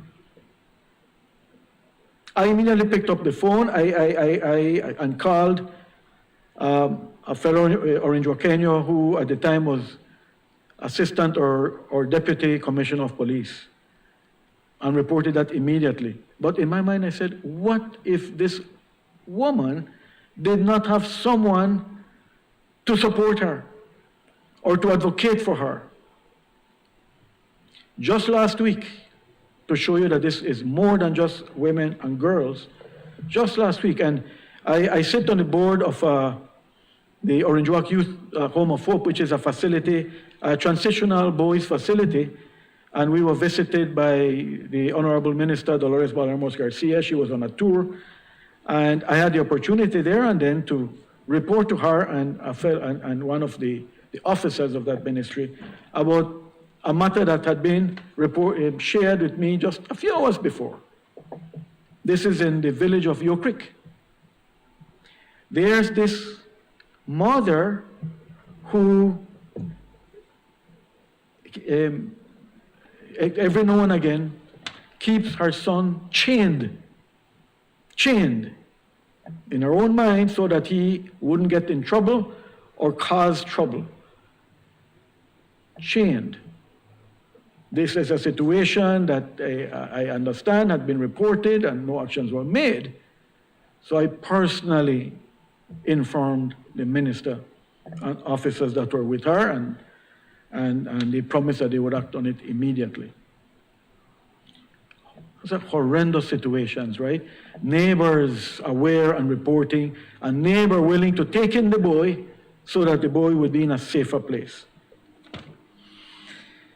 And none other than the National Women's Commission has referred to this challenge, where they state on their website that incident reporting is a critical component of eliminating gender-based violence, but often victims and advocates are met with unfair treatment when reporting. This is fact. And as some colleagues have said before me, this is one of the reasons why some choose not to report, because they feel it will go nowhere. The support structures are not there.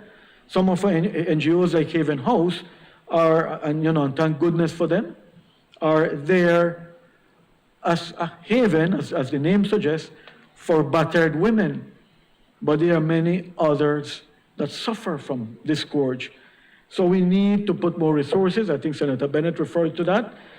Focus on the treatment of perpetrators as well, and I fully subscribe and support some of the comments that have been said. Counseling, therapy is an approach, but it could very well be that some of these perpetrators or potential perpetrators, if they should be able to access facilities like anger management workshops or sessions, because sometimes it is about not being able to managing your anger. No excuse once the abuse has been perpetrated. No excuse, and the victim must always be given the benefit of the doubt and the full support that is needed.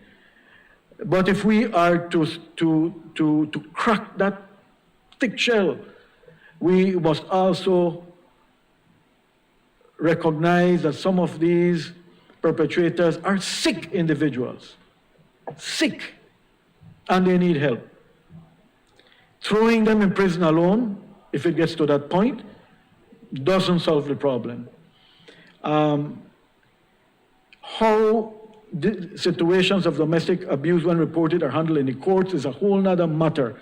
But thank goodness that just a few years ago there were amendments made to ensure that the victim doesn't necessarily have to face the accuser there in person.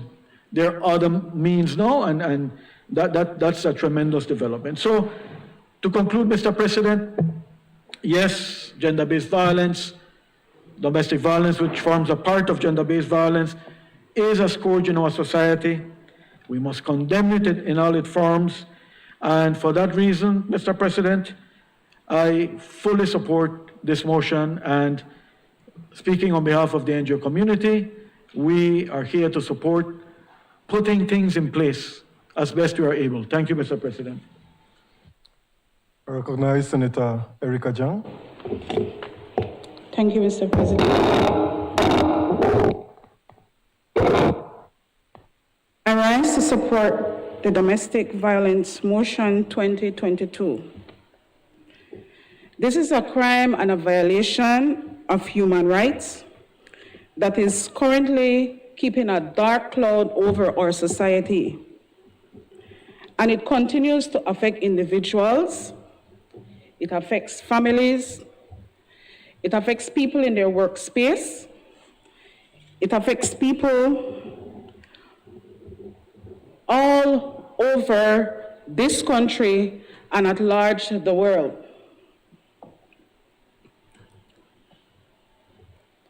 We here in this honorable house are aware of the many instances that we have seen through social media whereby people become victims of domestic violence and they are actually looked at as the individuals who cause harm upon themselves instead of looking at the perpetrator. This occurs daily. And I can never forget, as I bring to light a story of a friend that got pregnant at the age of 15 in third form.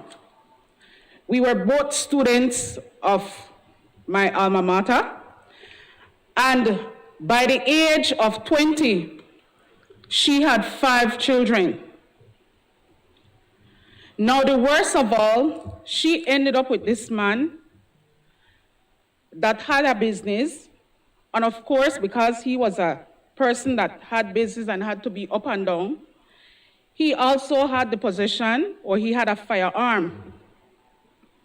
Now, there was one day she came to me and she spoke and she said she was having problems at home, and I asked her to identify her problem. I was only about 20 years old then.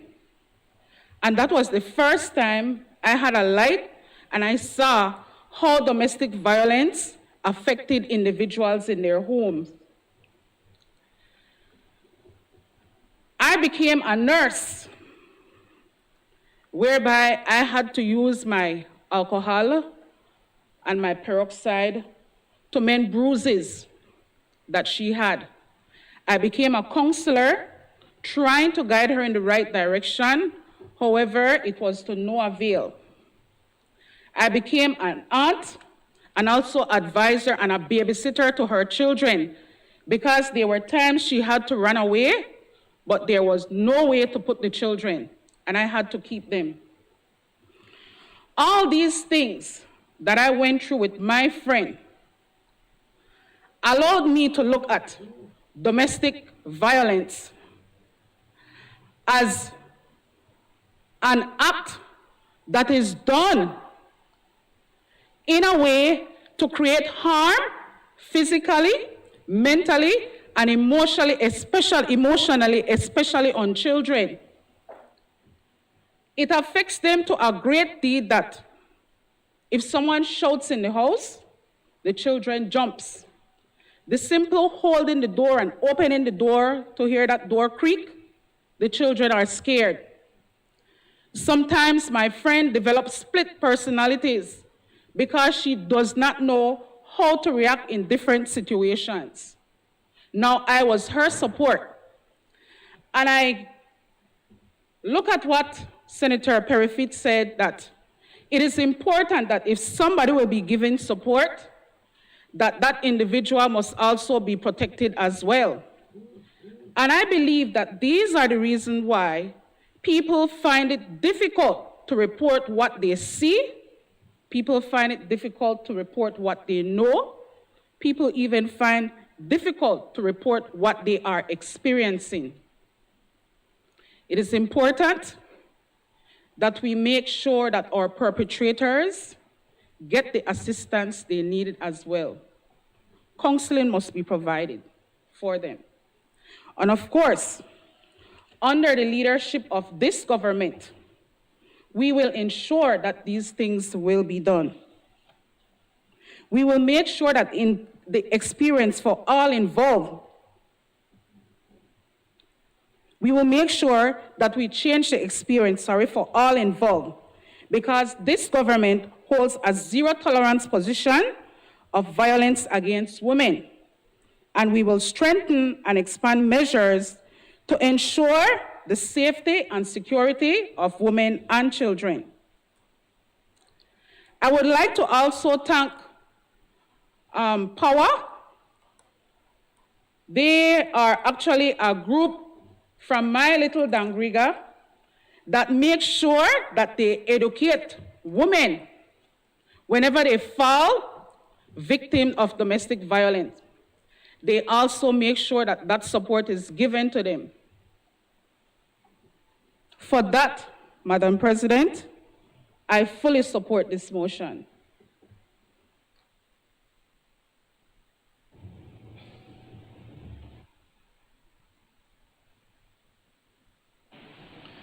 Madam President, I'd like to wind up the debate on this critically important motion. Madam President, I start by thanking all members of this Honorable Senate for their unanimous support for the motion. I thank all members for their useful contribution, suggestions, ideas, and indeed specifically thank Senator Bengoshe, Senator Bradley for their personal offers to participate in the actions that will be required in order to fulfill the objectives of the resolution, the motion, sorry. But Madam President, I do have to express my disappointment when Senator Perfit seeks to take some sort of praise and to shower himself in glory about him speaking first and the government being slow to speak. That is not true. And it's not helpful when we're discussing a matter as critically important and non-political as this. The fact of the matter is that Senator Perfit was in the middle of a political firestorm and attempting to save his party. He was not moved to speak out of genuine concern for anyone. He was moved to speak for political reasons. When the Honorable Dolores Balaramos Garcia spoke, she was measured, she was informed, she was nationalistic, and above all, her presentation was powerful, calling for action. That is the type of presentation that was required, and it was said at the right time. She was not seeking to make any political points.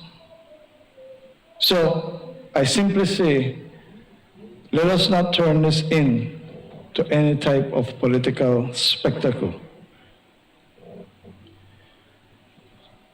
The question was posed, why now? And the answer, first of all, comes from Senator Bradley. It's never too late. But we should not shy away from the why.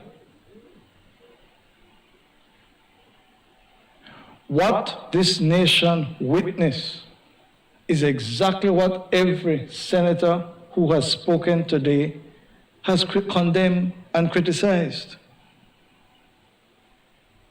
We saw with concern a victim going to the police station to make a statement. And the same criticism, is that the right place? Was she protected? How did she feel? Was it necessary for her to be accompanied by a lawyer? But the deeper complaint we all saw persons being allowed to go into the police station to pressure her and to interfere with the process. That is what we witness. We witness, Madam President,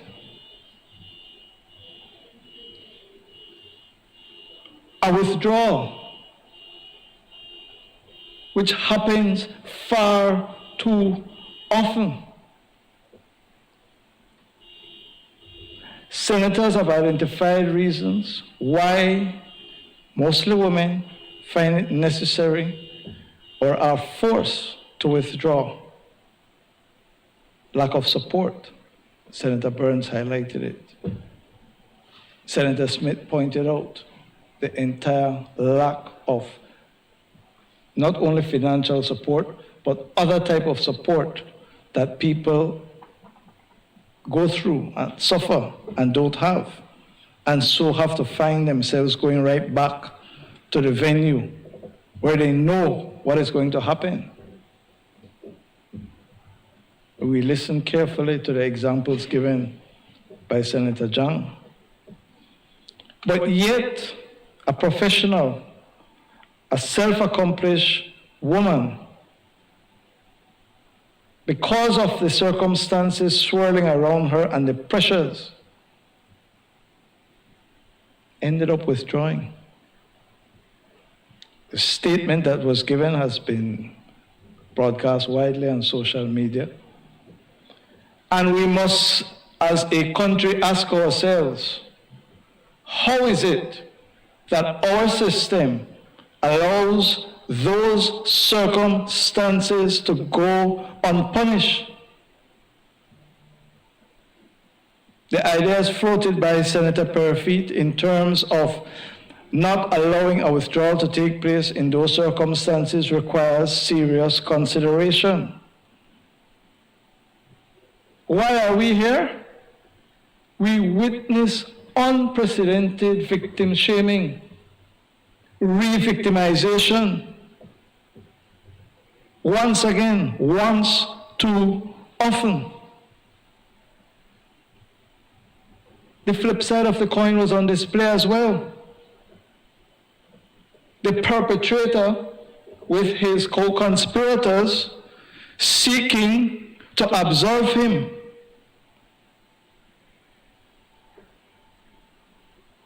Played out for all to see. Going on national television and revealing the personal plight of the victim. That concatenation of events, Madam President and Senators, called for us to pause as the legislature, as a government, as a people, and say, if the most powerful and privileged in our society is allowed to escape in circumstances such as this,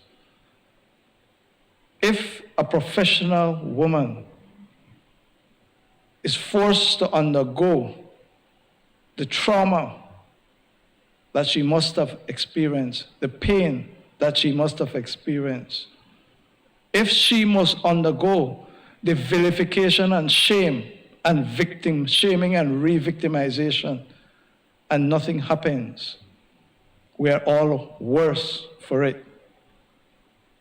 And so under the leadership of the Honorable Dolores Balaramos Garcia, the government decided that it was an opportune time to shine a light on this cancer that is on this body politic that we call Belize. That is why we are here. And the fact of the matter is that the motion calls for specific action. And I want to again repeat my thanks on behalf of the government for those who have offered support and ideas, but most above all, that it's a time for action. It's not about looking at this one and looking at that one, pointing fingers. It is a time for action. And so I close, Madam President, by testing the sincerity of those who spoke. Because the Belize Constitution in section 121 speaks to this. Let us test the sincerity of the apologists. Let us test the sincerity of those who said, I am sorry. Section 121 says, a member of the National Assembly shall conduct themselves in such a way as not to demean their office or position, or to allow their integrity to be called into question. What is the honorable member in the other house going to do?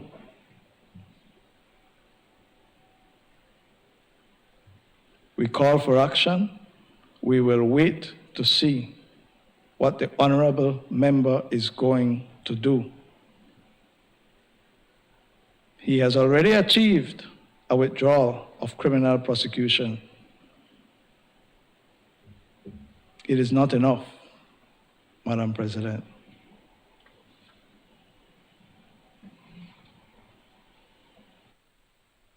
Honorable members, that motion is referred to the Constitution and Foreign Affairs Committee for examination, consideration, and report. Bill for second reading. I recognize the leader of government business. Madam President, I rise to move a second reading of a bill for an act to appropriate further sums of money for the use of the public service of Belize for the financial year ending the 31st day of March, 2022. Madam President, my brief remarks on this uncontroversial supplementary appropriation bill. We are here, Madam President, because Section 114 and 115, 16, 17 of the Constitution speaks to the way public finances are to be dealt with. All monies are raised by Belize to be paid into the Consolidated Revenue Fund. And no money should be paid out unless authorized by the National Assembly. And so this government has, by sworn oath to obey the Constitution, has brought 3 supplementaries in 1 year in order to ensure that prior to spending public money, that the approval of the National Assembly is sought and obtained. We will hear those who violated the Constitution speak in a short while. We on this side are not ashamed of coming here on every occasion to comply with the law. The lawbreakers, we will hear them shortly. In anticipation of the grandstanding, I want, Madam President, to explain for the benefit of those who wish to perpetrate mischief the main items in the supplementary. The first one, Madam President, under head 19.121, medical supplies, 15.5 million, addresses the purchasing of drugs for the public service. It's stated right there, materials and supplies, pharmaceuticals and consumables. And before mischief makers take to the floor, let me make it abundantly clear there are a number of amounts stated under the subhead contracts and consultancy. No appropriation is being made for any consultancy. All of these under the Ministry of Health, we are told, are for contracts for the provision of goods and services, not consultancies. It is styled contract and consultancy simply because that is the heading that is given to that subhead. The 1.583 million under the Ministry of Education, Culture, Science, and Technology is self-explanatory. It is for scholarships. 1.8 million was appropriated and an additional 1.5 million is being sought in order to educate Belizeans. We will see if the persons who have broken the law will support this or they are against providing scholarships. For the police department, we have set out under each subhead and each district where the police station exists, the materials and supplies and the amount that is being further appropriated under each subhead. It comes up to $1.5 million approximately, and in addition to that, there is the 1.5 million for the new Colby contract. I repeat, Madam President, all of these are set out as maintenance costs. There, as you can see, they are very small figures, 12,000, 15,000, 6,000, 8,000. But in light of our commitment to depart from the wrongdoing of the past, we have set out in detail each one of these appropriations so that you can see where these amounts are going. We're going to see in a short while whether those who break the law will oppose money being given to the rehabilitation of police stations. We will see whether they oppose monies being provided for the operations, the daily operations of the Belize Police Department. A matter which we will have to come back to during the budget debate, Madam President and speakers, the whole question of crime and the fight against crime in the country. The National Defense and Border Security Ministry gets a 1.754 million additional for foodstuff and fuel for the Belize Defense Force and the Coast Guard. Let us be clear. The Belize Defense Force is called upon more and more to support other law enforcement agencies beyond their usual remit of defending our borders and territorial integrity. They have been called upon to provide increased support and services. As a result, we are seeking an appropriation of an additional 1.754 million. And therefore, under the recurrent budget, Madam President, there is an additional 33 million, all spelled out in consummate detail as never before under 13 years of the other side's administration. Turning to CAP 2, the biggest under CAP 2, Madam President, is under the Ministry of Finance. 2.575 million, which is the first payment under the blue bonds, which was praised unanimously by everyone in here. Some people, of course, seeking to shower themselves in praise and claiming to be the architects and engineers of the blue bond, but they couldn't conclude it. We did.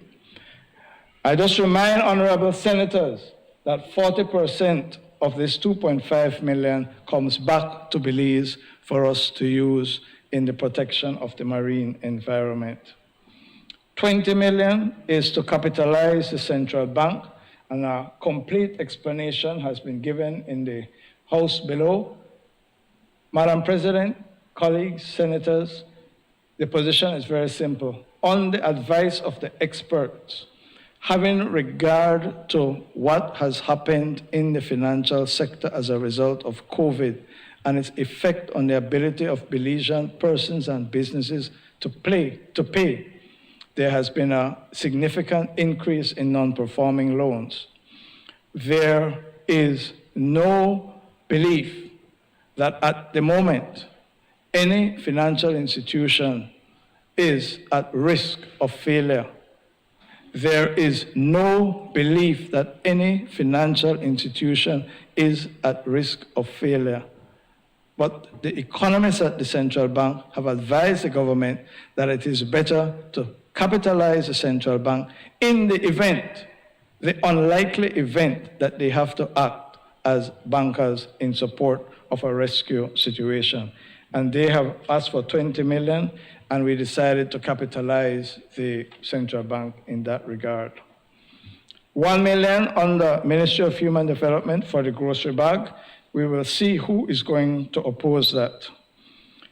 1.48 million for rehabilitation of the Philip Golson Highway, which all of us are aware, a significant section of it has fallen into the Belize River and has had to be repaired. Those repairs are still ongoing. A total of 29.9 million under Cap 2 is being appropriated. Finally, under Cap 3, Madam President, I would just draw the attention of the Senate to the Hullover Bridge Replacement Project, 3.119 million that is being provided in addition as that work is moving ahead very swiftly. This, of course, Cap 3 is foreign funding. So, in closing, Madam President, we are under an obligation of the Constitution and the Finance and Audit Reform Act to seek the approval of the National Assembly in order to spend money that has not been budgeted. Consistent with the practice established by the Honorable Prime Minister and Minister of Finance, we have come with the third supplementary, obviously the final one for this year, in order to comply with the law. We do so without shame. Thank you, Madam President. I recognize Senator Honorable Michael Perfy. Madam President, I would have, but you sounded desperate for us not. You sounded desperate for us not to say something which makes me know that something is wrong, sir. Something is wrong. It was a nice attempt, though, Madam President, by Senator Courtney to try and victim shame us so we don't respond to this budget. And you will hear this, and you will hear that, and you will hear that. That will not move us one bit. And I think it will make us come even harder. Madam President, he talks about those on this side who break the law. They are the only ones who went to the Supreme Court and admitted that they broke the law. So don't tell us about us breaking the law. Or if we have broken the law, then take us to court, like I did with you.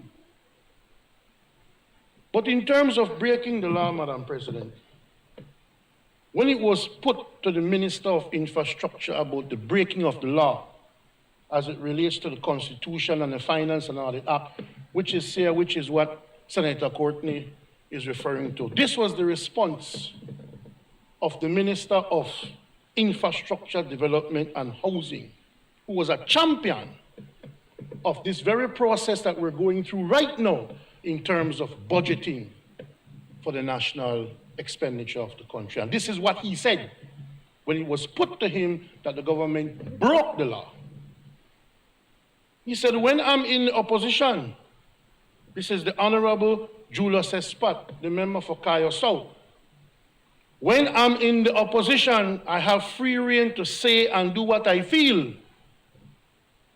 When I am in government, my role changes and I will stand for the same things, but I just can't express it the way you would like me to do it because I am held by a collective agreement in the cabinet. If I go against that, then I have to resign. And I don't think the people of Kayo South want me to resign at this point. So here's a man saying that I would have said some things if I were in opposition, but not that I'm in cabinet. And we are doing the same thing that we accused the previous government of doing. I can't say anything because I want to stay and enjoy the largesse of being a cabinet minister. And you talk about us breaking the law? You break the law and your minister says, so what? Be damned? I don't care. So what? What do I have to say about our government admitting that we broke the law? Well, that's what I said when I was in opposition. I'm in government now. Big deal. I don't care. Because it's okay, because I want to be in cabinet. That's the message sent by your government. Truly, truly. And you talk about arrogance, arrogant enough to say, we broke it, and so what? What you want to do? So don't talk about breaking the law.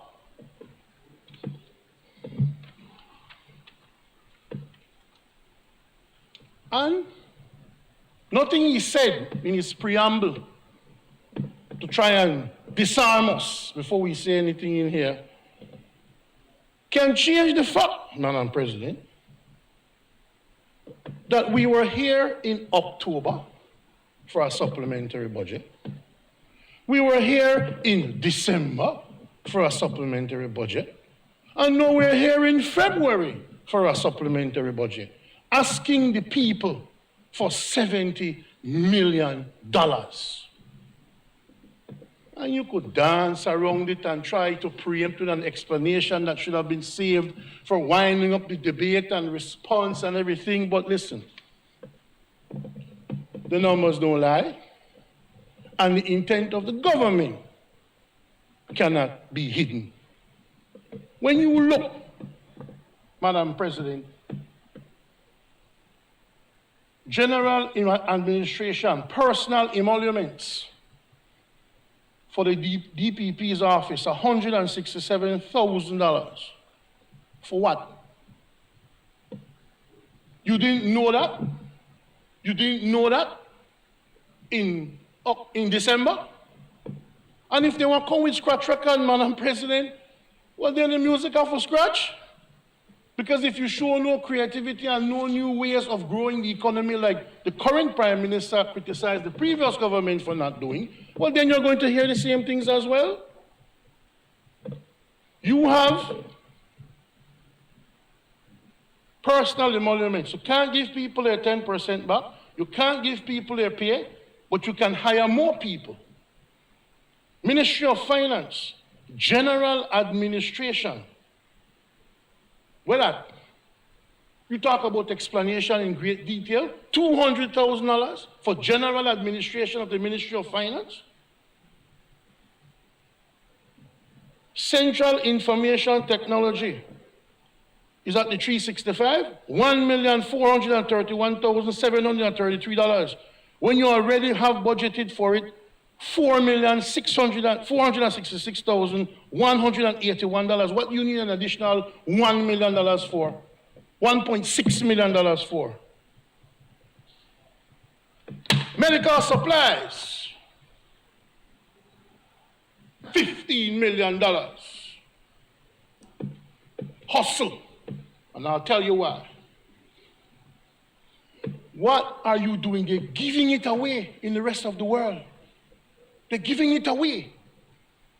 Why can't we source our friends of Belize that you all supposedly have, to donate some of these medical supplies that for most of the first world countries, so-called first world countries who don't treat COVID as seriously as some of us, they're giving the medication away.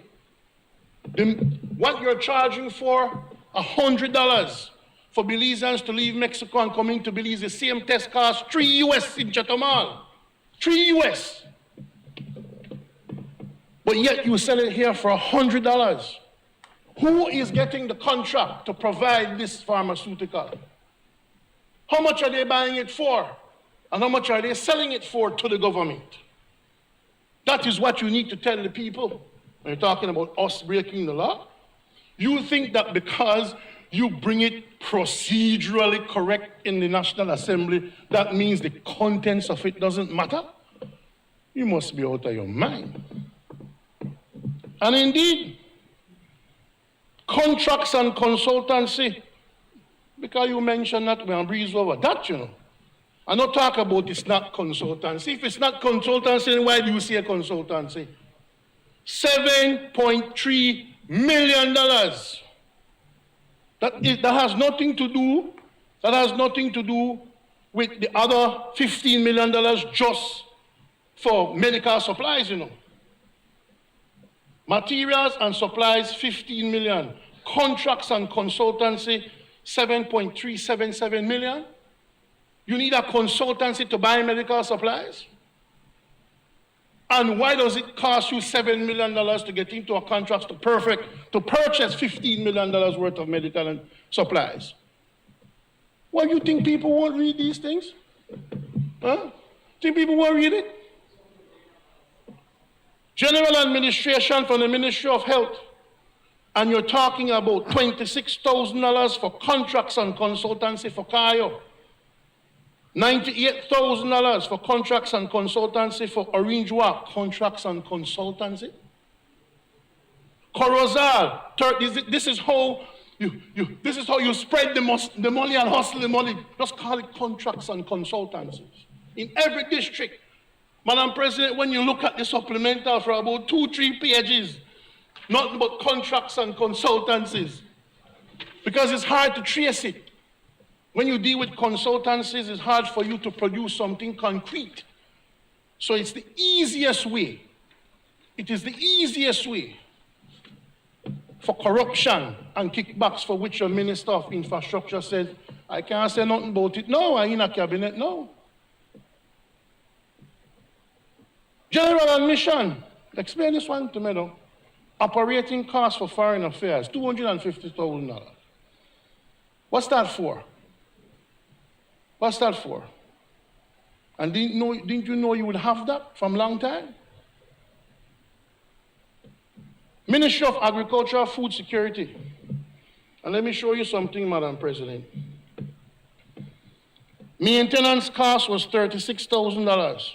Now it's $34,000 they're asking for. Just under 100% of the total amount that you've gotten since March from last year. That's what you're asking for 1 more month? So how could you have spent $36,000 from March last year till February this year, and for 1 more month you want $34,000? For what?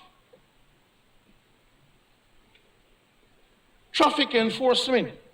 You need $18,000 for travel and subsistence for traffic enforcement. Madam President, that's not the most alarming thing, you know. The most alarming thing is that what you've budgeted for this year already for that is $10,074. So you're asking for 1 more month left in the financial year for almost twice what you've budgeted for that one line item? Somebody is not managing the affairs of their departments and their ministries? That don't make no sense. Then Senator Courtney quickly jumped because he knew I would mention this. 2-3 pages of police, materials and supplies, 41,000. Police administration, Orange Walk, materials and supplies. Loan materials and supplies. Loan materials and supplies. You didn't know you would need these? You didn't know you would need these? You didn't know in December that you would need these now? So why didn't you budget for it in December? It gives the impression, or not impression, it lets the people know that you have one last hustle before the next budget is ready. Which materials and which supplies? When the police department is saying that you're not getting any materials and supplies. You're not getting any. Nothing. Not from this government. They've got nothing. No supplies and no materials. So what are you talking about? What kind of materials are you talking about that you couldn't budget for earlier? No, we not get to the best one yet, Madam President. We not get to the good one yet. Yeah, turn pages, Madam President, because alone materials and supplies to police all over the place. All of a sudden, they love police. Madam President,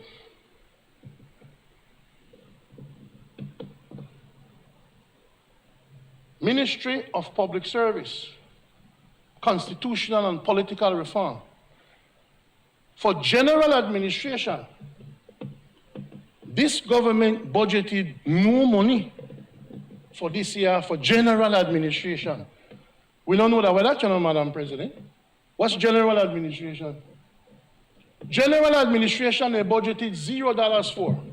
So from March of last year, 2021, till February of this year, they needed no money for general administration.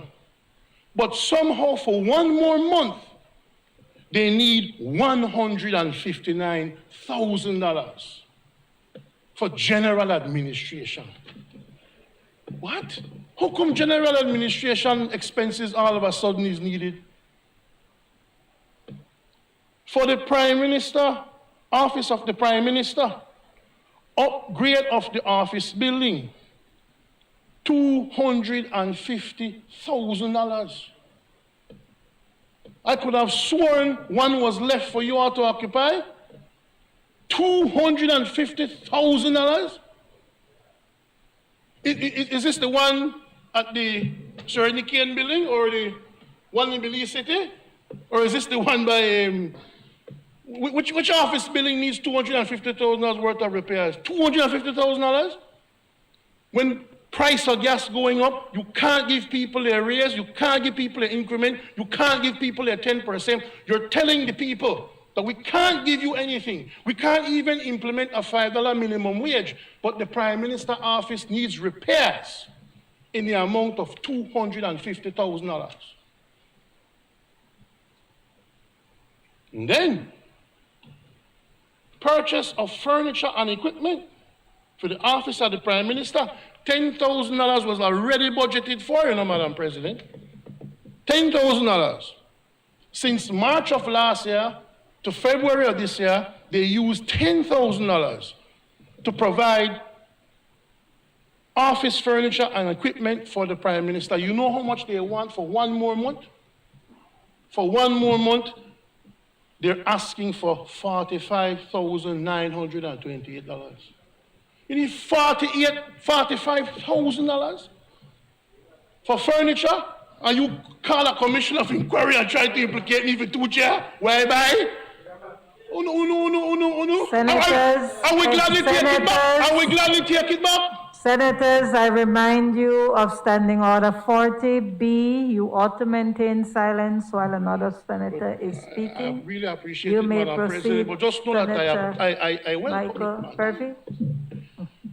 Let it be, Madam President. $45,000? $45,000 for furniture for the Prime Minister's office? What kind of furniture he needs, sir? Huh? Carter's or Porsche not providing enough furniture. $45,000, they're what, Gucci, Louis Vuitton, Bottega, what are they? $45,000? Madam President, purchase of vehicles. $750,000 they have spent already for the year, budgeted for. $750,000. They come back one month before a new budget is to be read.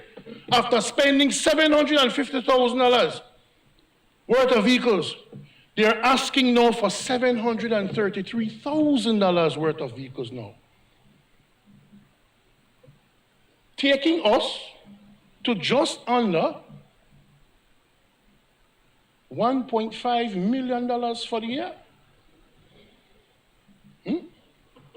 So you can look at public servants, can't give them increments, tell them to wait, we're all punishing in this together. We're all taking this lick, we must all punish together. But I, as the Prime Minister, get to sit on $45,000 worth of furniture and get $1.5 million worth of vehicles. You really think that's going to fly with the Belizean people? But then again, you're in government now. You can't say the things you used to say when you're in opposition. Ministry of Health and Wellness, there again. Public utilities. I guess it's a light bill, water bill, phone bill. I don't know what it is. Public utilities. They budgeted and spent $1.3 million so far for this year, but they're asking for $667,000 more. You got WhatsApp now, Senator Court. You don't have to make long distance calls anymore. What's $666,000 needed for? To cover what? Then, for the entire year, they have it right here. They budgeted $0 for what they call a COVID enforcement project. What the hell is a COVID enforcement project? You're going to enforce people to have COVID? What's that? They budgeted zero money for that, Madam President, but they're asking us, the Belizean people, that for one more month, for an item they put no money for, they're asking the people of Belize to give them $900,000 for a COVID enforcement project that was never even contemplated for before in this year's budget presentation. And don't come with no preemptive strike about some explanation with banks.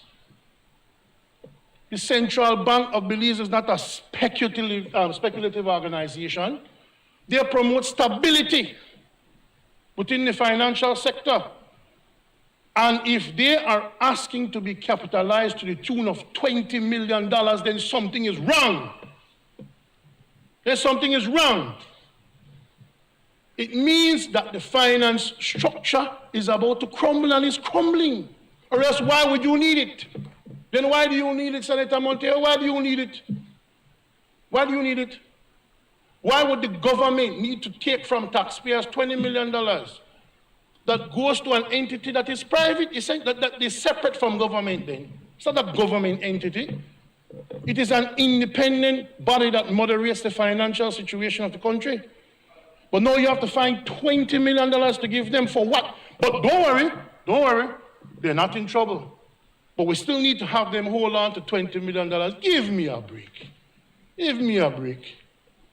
And we've had issues with COVID and not people paying their loans since the beginning of the pandemic. Since the beginning of the pandemic, people have had problems with their loans. How come all of a sudden now the central bank needs to be capitalized with that amount of money from the central government? It makes no sense what you're saying. It makes no sense. There's trouble here. Something's brewing. But we'll get an answer for this 20 million like how I got an answer for the 15 million. There will be no answer. Why? Because you're in government now. When you're in opposition, you could say certain things. But now you're held by some collective force of cabinet that even if you see something wrong, you can't say. Because then you would have to resign, and I don't want to do that. Madam President, from the Ministry of Sustainable Development, fourth quarter expenses and gender project, nothing was allocated to this. But now all of a sudden they want $100,000. For what? For what? For what?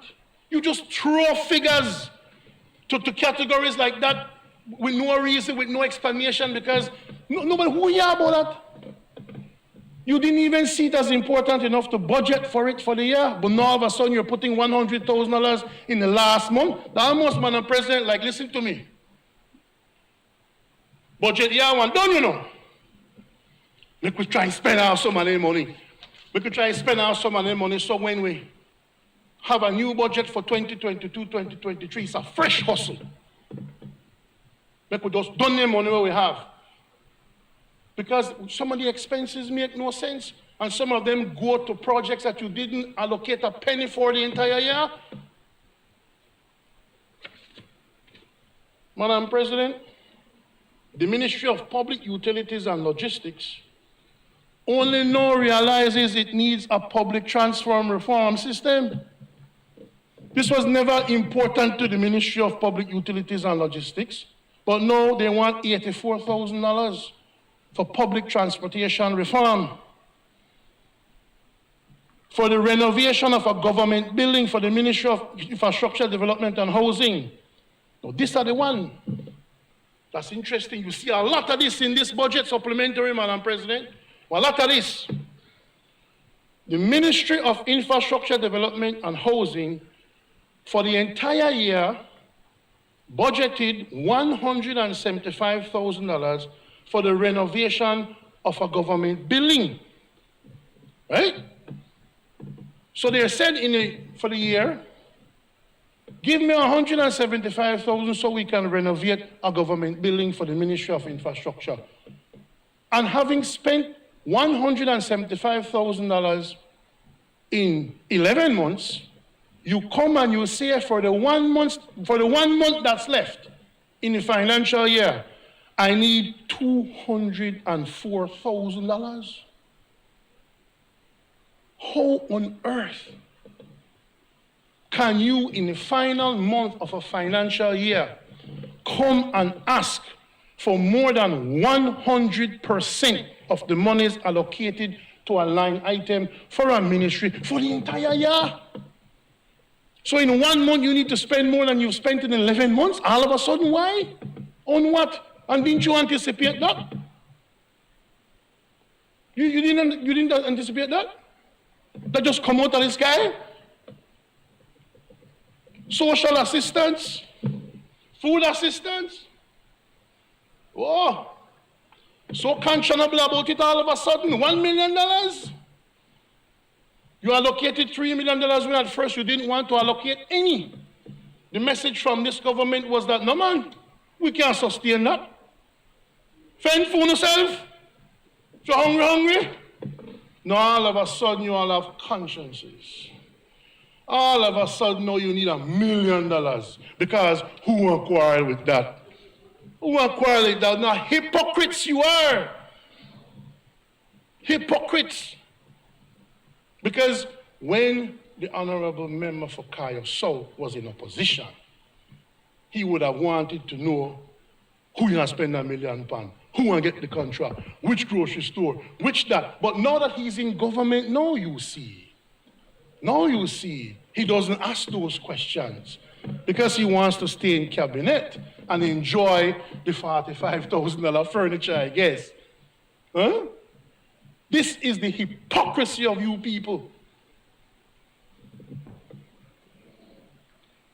Ministry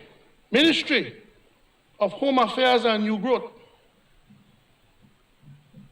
Anti-Violence Multi-Sectoral Program. Sound like a lot of words. Anti-Violence Multi-Sectoral Program. You know how much the government budgeted for that line item for this year, Madam President, before today? $0. $0. Now all of a sudden this government realized that why crime not a problem? All of a sudden you realize that crime is a problem. All of a sudden. So what you do now, you come to the National Assembly and say, for that, I need $500,000. You need $500,000 for 1 more month for some phantom anti-violence multi-sectoral program that you didn't budget a penny for the whole year. So when you just start this up, it's like you people have some extra cash and you're desperately searching for ways to spend it so that you can cream off of it. That is the only explanation. That is the only explanation. Why else would you do it this way? You know how many items, Madam President, you know how many line items they want to budget hundreds of thousands of dollars for 1 more month and then put no money to that the whole year? All of a sudden they had these road to Damascus moments that they needed these programs and these projects. Come on, man. Come on. Come on. Madam President, Ministry of Economic Development and Investment. I don't sweat long time, no, Madam President. I don't sweat long time. I blame you, Senator Courtney. Had you said nothing, I would have said nothing. But you had me to worry, man. You didn't worry, man. Housing and Planning Census. No. I'll show you. I'll show you the devil, Madam President. I'll show you the devil. The devil is not that you make a line item budget for housing and population census. You have to do that. My problem, Madam President, is this. For 11 months, the government only needed $300,000 for housing and population census for 11 months. But they want us to believe now that for 1 more month, for housing and population census, they need $613,000.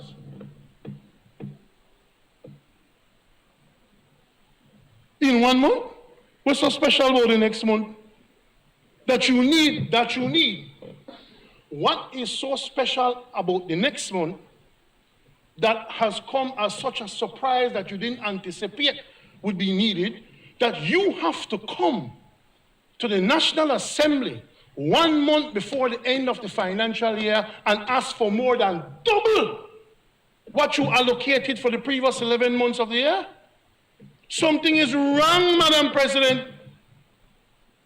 This is either a hustle or this is a stark admission by the government that they don't know how to budget and they don't know what they're doing. I can understand you come for a 10% or 5% because you have miscellaneous expenses or whatever, or you explain that something completely big and unanticipated had occurred, but they're not saying that. And they need twice the budget. But tell the public servants, the 5%, you better wait till just before town board election. You will get your 5% just before town board election, and after the Prime Minister get $500,000 worth of renovations and furniture for his office. Sorry, 250,000, but 295. Don't, as the great Derek McCoy would say, don't kill me for a few $100,000. So $295,000 for the Prime Minister to be in comfort. But people can't get basic needs. Madam President, what this budget shows, and then it goes on and on and on. And Madam President, another example, Ministry of Finance. And they put it back, Madam President. They think we not read the whole thing. They think they not read the whole thing. Put it back, man. I ain't man on the wiki. Ministry of Finance. This is the line item. Detailed design, expansion of water and sewage facilities on Burgess Key. You know how much money they are allocated for that for the year, Madam President? None. $0. No, they want 80,000. What I am saying is this. How are you getting surprise projects and surprise needs at the 11th hour? You didn't anticipate any of these? And Burgess-Cree just requires this? I don't think so. I don't think so. So why are you rushing to get it under this year's budget? How? Madam President, there's an integrated water resources management project. Integrated water resources management project. Where a mixed pipe water with marine water, what's that? You know how much they allocated for that for the year, Madam President? None. But they want $7,000 for it. Ministry of Tourism and Diaspora Relations. I just the warm up, I'm about halfway, Madam President. Madam President, Sustainable Tourism Project, what that? For the last page again, you know, Madam President, hoping we now read it. Sustainable Tourism Project. How ominous, how general. So general, so strange sounding, that you know how much this government allocated for that, for this year? $0. You know how much they want for one final month of the budget year? $954,000. How can something you didn't even anticipate before today, you come and realize you need $954,000 for it? And you can't give the public servants their 10% back. You can't give them increments. You tell the people of Belize, the only way I can raise money is if I charge you more on fuel. But they don't bring legislation to zero rate that, or to reduce the GST or that, or to work with the retailers and suppliers to have a reduced markup so that they can still make a profit and there's an ease on the economy. No. They double down and say it won't fall anytime soon. And in the meantime, give away $954,000 for some sustainable tourism project. Belize House of Culture and Downtown Rejuvenation Project. That one they sound like they're more real, not true?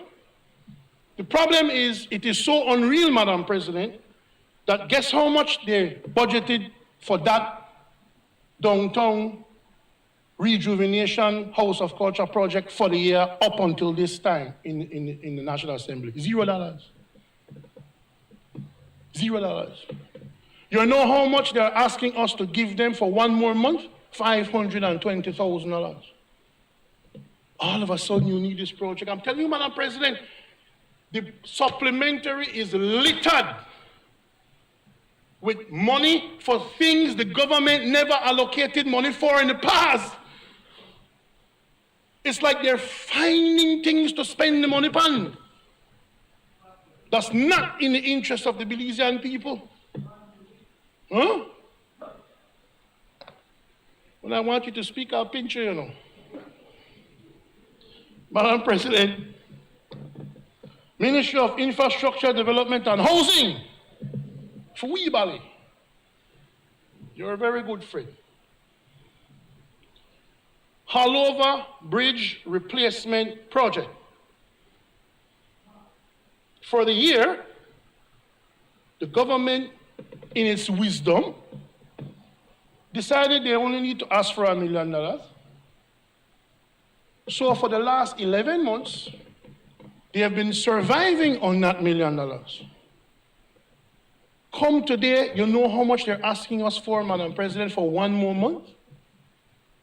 $3,119,000 and $912. Exactly. I get the exact figure this time.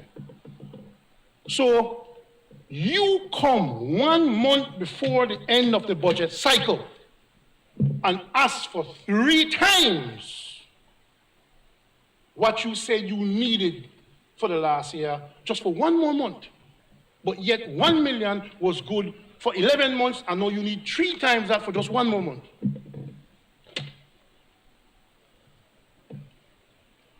You think we know me I read it? You think we know me I look upon it? Aye, man.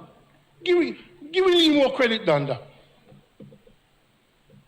Madam President, Youth Development Services. Well, it's a grant. It's for $16,000. UNICEF programs, education grants. We get some money for that. Scholarship, always promote that. Just hope that we don't get, say no dog, they get no scholarship, or no 5-year-old, they get no scholarship for go to UB. Because that was your tenure in your last, when you were in government. When was that? Just before Hattie? 13 years ago. Dog, they get scholarship, you know, Madam President. Dog, 5-year-old, they get scholarship to UB. So we won't say anything about scholarship. Promote education. Give all the scholarships you want. But the details will come back as to who got scholarships, if they did, or who didn't get, you know, Madam President. All I'm saying, Madam President, you cannot come for 3 supplementaries within 2 months of each other at the end of the financial year and expect support from any reasonable individual, especially when you are freshly budgeting for things you never budgeted for before, and or you're asking for major projects more than 2-3 times your original budget. Madam President, there's something afoul in the state of the government finances of Belize, and we do not support this supplementary. And I'm asking for a division, Madam President, because I want to hear who does and who does not. Thank you, Madam President. I recognize Senator Colette Montejo. Thank you very much, Madam President.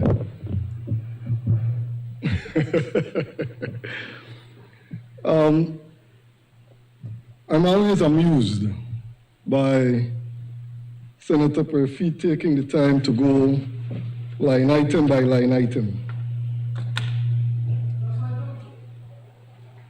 Fair enough. One of my icons, Madam President, President Barack Obama said once, and I quote, that a budget is more than a series of numbers on a page. It is the embodiment of our values. Another icon of mine said a budget is telling your money where to go instead of wondering where it went.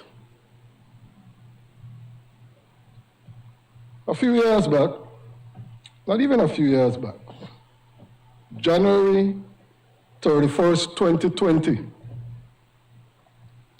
the Amandala newspaper headline was, PM Barrow spent 1.3 billion unconstitutionally. In other words, I'll get to that point right now.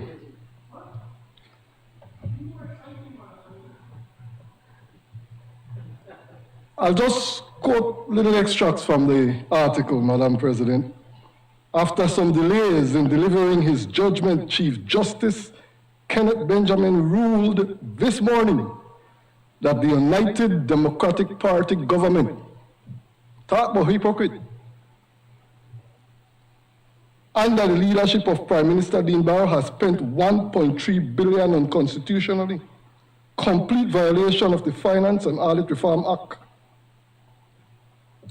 It goes on to say that the Attorney General was also named as defendant in that case. Wait. Senators, please be reminded of Standing Order 40. B. No. Shall maintain silence while another senator is speaking. No, Madam President. What I find very interesting is this. 1.3 billion spent without getting permission from the National Assembly. 1.3 billion.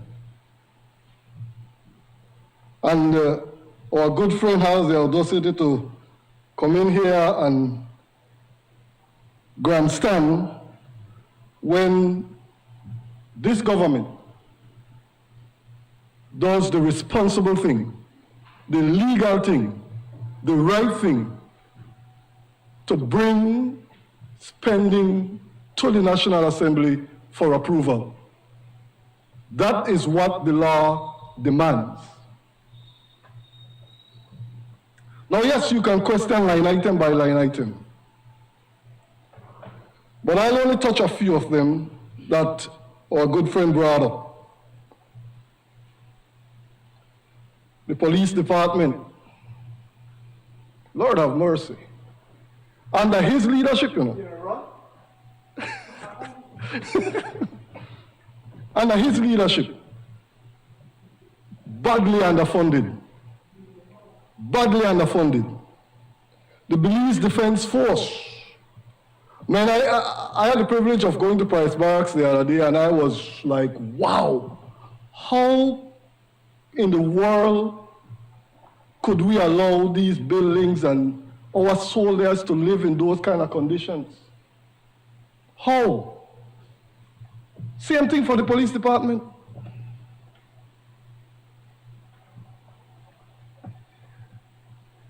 I had the privilege, Madam President, of seeing the morale in the BDF picking up again, and in the Coast Guard. Then he had the audacity to rail about health when it comes to medication, to NHI, and dialysis. Lord, if you've never lived it, don't speak about it. If you've never been there with the people who are truly suffering, and the increased numbers of patients that requires the care. When this government took over, the primary focus was COVID. And a lot of things had to be, all right? Now, thanks to the fiscal prudence and management under Prime Minister John Briceño and our colleague, Senator Christopher Koyi, you can see an uptick in the economic situation in this country. And for that reason, things that had to be cut because there was absolutely no money, but there was a need. Big difference. All right, and every family faces that. So don't tell us about you didn't know or lack of planning. All right? If you don't have the money, the need can be there, but it cannot be met. Now we have the money, and the needs are even greater. And a responsible government, like a responsible father, will make certain that the needs are met to the best of your ability. It's not that all of a sudden, out of the blues, we want to spend money. Obviously, he doesn't know Senator Christopher Koyi enough. This man is fiscally prudent. He don't play games with money. Neither does our Prime Minister. So, when you talk health, out of the 33 million in Cap 1, basically 23 million goes to the Ministry of Health. I was in Corozal and listening to patients complaining, and they'll be the first to complain too, and make a political mischief of it when there are no medications. And our people are getting sick. The demand is there. What do you do as a government? You are affecting the poorest of the poor. You have to step up. No choice. And I commend the government for that. NHI, that's a part of Plan Belize. We've got to roll out NHI to this entire country because it becomes a safety social net for so many of our Belizeans. And don't speak about dialysis. because kidney failure is on a constant uptick. The needs are there, Madam President, and we cannot turn a blind eye as a government. Food assistance. I've been involved in a process and seen the needs. Only on Sunday I was in the collect division, and these families have literally nothing to eat. Unless you live it, you begin to understand it. And sometimes we get so high up in the clouds that we forget the people down below. And this is one of the things that Plan Belize ensures. And therefore, when we bring budgets like these, sure, it's a third supplementary, but it's in keeping with the law, and it's in meeting the needs of this country. And like President Obama said, it is an embodiment of our values. We are about service to the people, and that is all it is to this budget. I see no reason why I cannot and will not gladly support this budget. I thank you.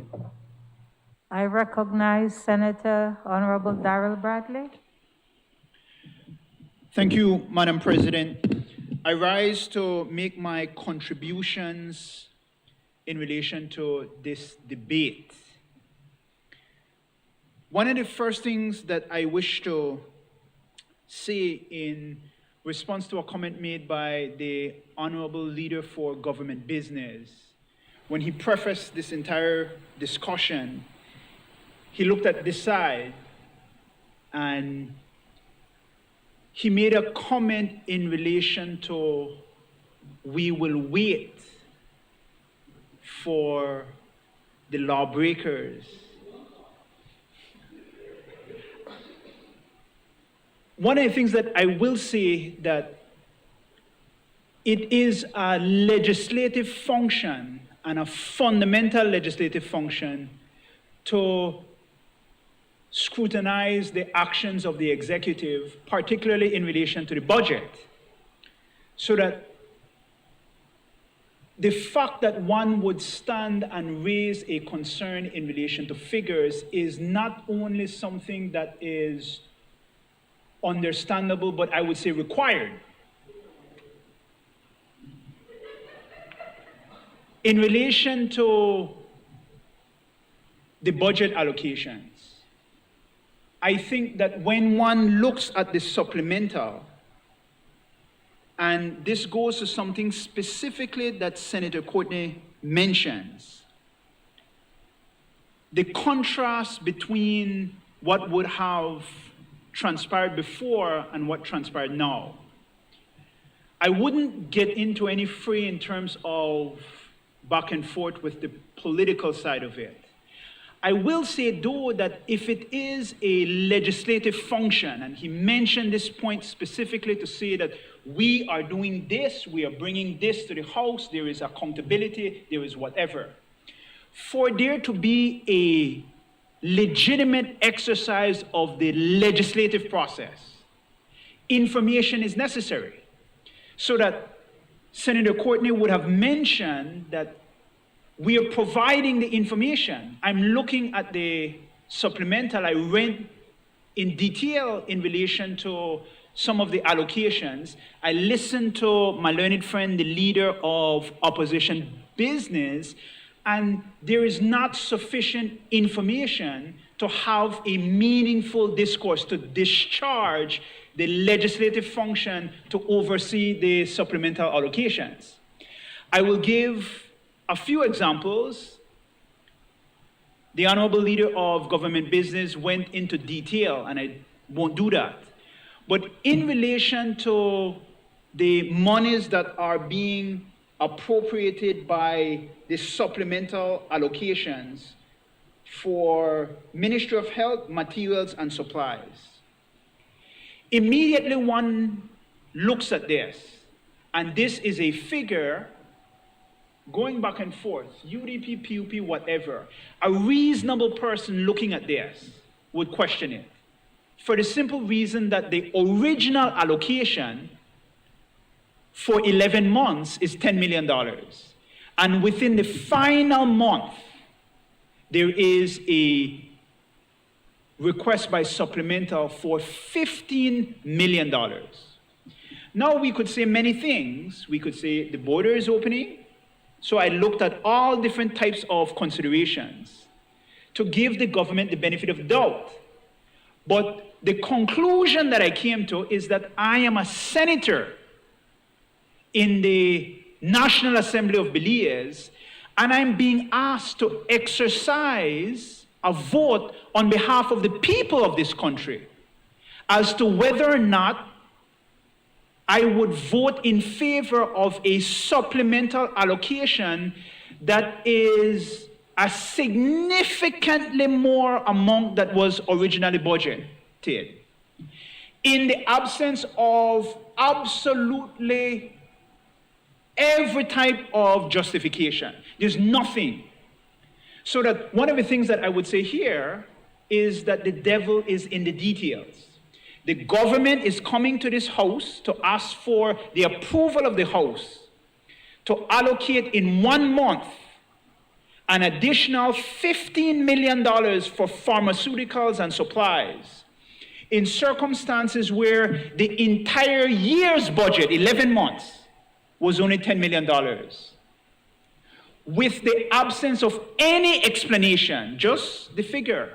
So that with respect, and I have much respect for Senator Courtney, both as a statesperson and as a legal person, but to tout the idea that this is transparency, in my view, is not accurate. I will not respond to anything that he would say that the United Democratic Party has done. But I will say that if we are debating this budget allocation and the government is asking for an additional $15 million in the final month, in order for me to vote in favor of that, I need to have details. I need to know why. It cannot just be a line item on a piece of paper. The people out there who are listening to this debate would want to know, why is it that you need $15 million in the last month of the budget cycle? What is the emergency? One of the things that I will underscore here is that many of these allocations are in the Ministry of Health. We have been faced with a global pandemic for a period of 2.5 years. An important concern would have been planning in a critical sector, which is the health sector. The fact that you would request an allocation in the last month of such a significant amount with absolutely no explanation shows, one, that there is ineffective planning in an essential area at this COVID time. And without justification, without any kind of explanation, in good conscience, notwithstanding anything that my learned friend, the leader of government business, has said. As a senator, I can't vote in favor of that. I don't know what is the $15 million for. Who, if you're talking about pharmaceuticals, these are questions that the Belizean people would want to know. What is this money going for? We are seeing things internationally. I have done research in relation to the cost of testing, the cost of this, the cost of whatever. What is it that we're spending for? Are we ensuring that there is adequate tendering, transparency, and all of these things? Because again, it is a legislative function to approve any kind of allocation. I will only mention one other notation which struck me as a surprise, was the approximately $733,000 for vehicles. And again, I don't know if that vehicle is for a minister or if that vehicle is an ambulance or police vehicles. And this is my dilemma as a senator. I'm being asked to vote for significant allocations in the absence of any information. So really and truly, if I say I, what am I voting for? I would not be discharging my function as a senator because I would not be holding the government to task to account for the spending. So at this juncture, I would be perfectly prepared to give the government the benefit of the doubt. I have supreme respect for the leader of government business. I have supreme respect for the Minister of State in the Ministry of Finance. But in order for me to exercise my vote, I just can't say yay in circumstances where, on the face of it, I would say that the reasonable person in Battlefield Park would be suspicious. I am not saying anything that my learned friend, the leader of government business, would have said in terms of being hypocritical, being this, being that. I am saying solely the point about accountability and information and being able to participate effectively in what I consider to be a very critical debate. The request by the executive to the legislature of a supplemental allocation for a very significant amount of money. So that what I would also add is that we know that when we present budgets, many of the budgets presented by Belize are budgets which show a deficit. So it is not as if money is just lying around. Many of the items in line with the budget would show priority areas. So for example, we mentioned and we had discussions about the importance of domestic violence. How is that reflected in supplemental appropriations? The Honorable Senator Montejo referred to budget showing our values. Yes, that is very, very important. Our values and our priorities, and if we are saying certain things are our priorities, let us then have that reflected in a budget allocation.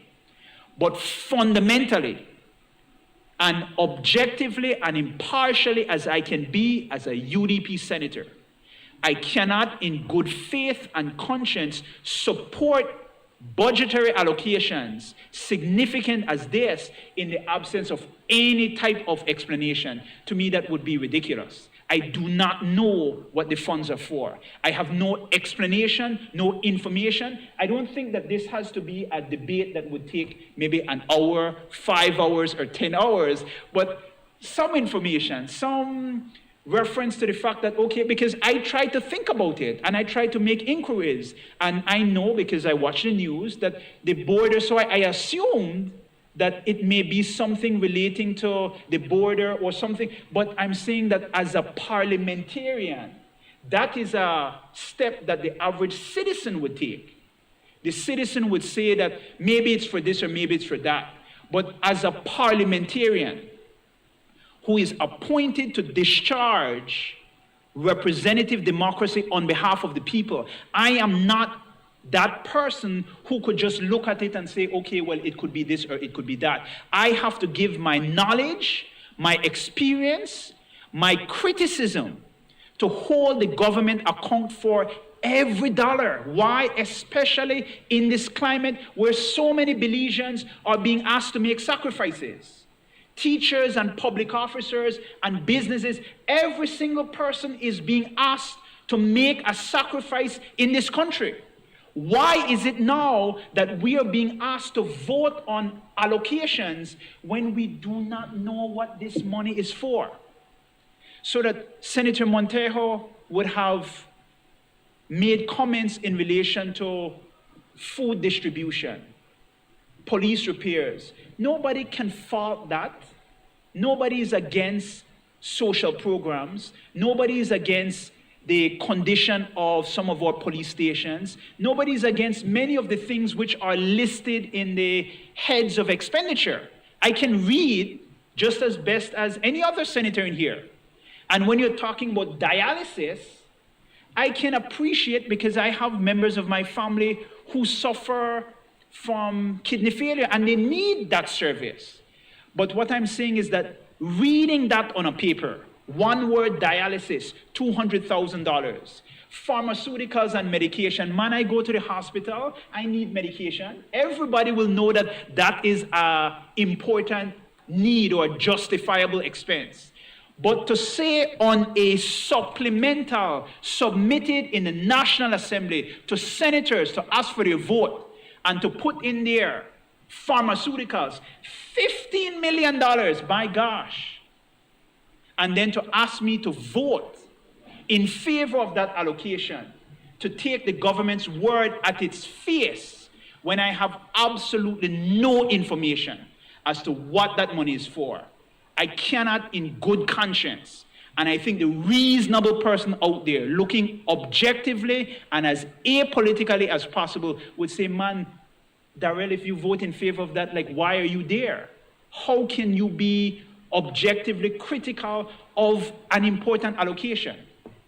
I will say this in closing, and in the past, I have very much appreciated the explanations given in these supplemental allocations by the Honorable Minister of State for the Ministry of Finance.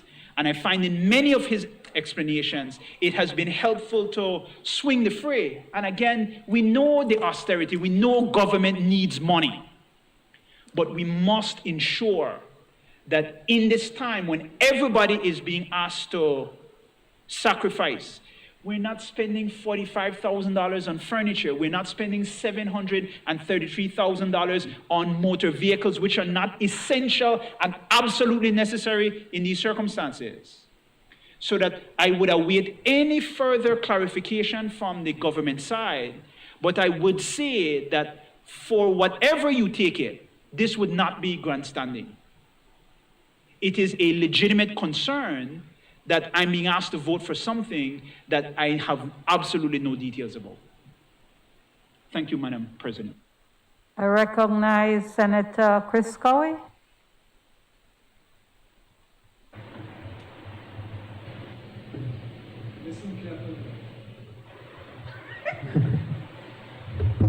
Thank you, Madam President.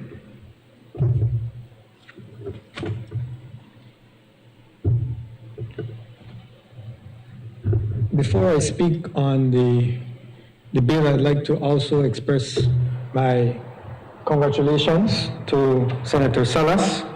And I just wanted to point out something I just learned today as to what Senator Salas will be doing. The groundbreaking effort or initiative that he will be involved with. As you assume the lead for the Belize Project Finance for Permanence, as I understand it, Senator Salas, you will lead the team developing the world's first fully coastal and marine project finance for permanence. So, just as this administration led by the Honorable John Bersenio has been groundbreaking in all its efforts over the past year of this August administration in Blue Bond initiatives, in the cancellation of the Super Bond. I would say I look forward to Senator Salas's groundbreaking efforts in this regard as well. It will have much benefit and advantage for Belize as he undertakes this venture.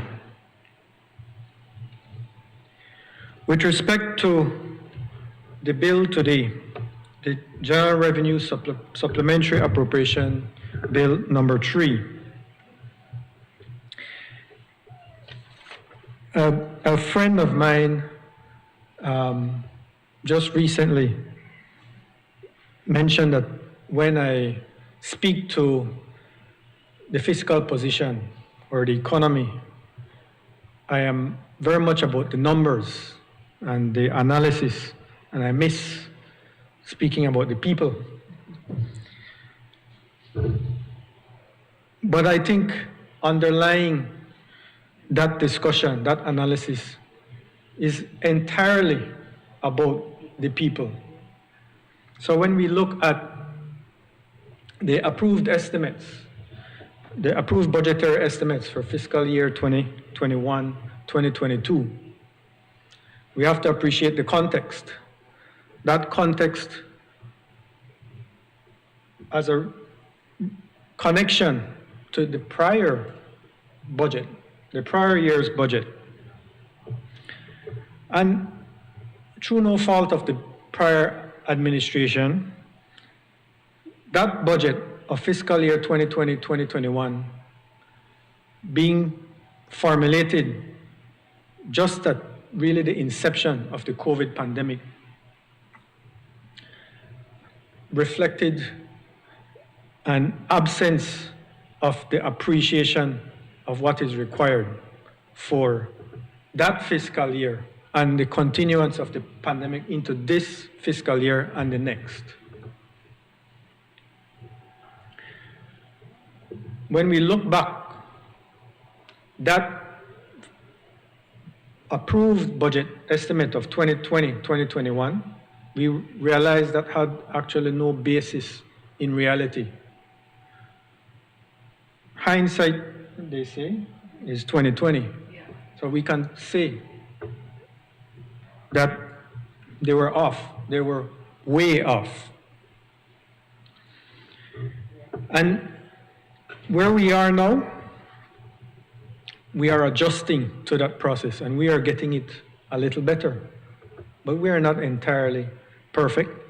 And as we make our fiscal position in the context of what we want to achieve as an administration, we have to make adjustments. Unfortunately, a lot of those adjustments had to do with the past administration. For this fiscal year, this is our third supplementary appropriation, but there were actually 2 additional supplementary appropriations that we had to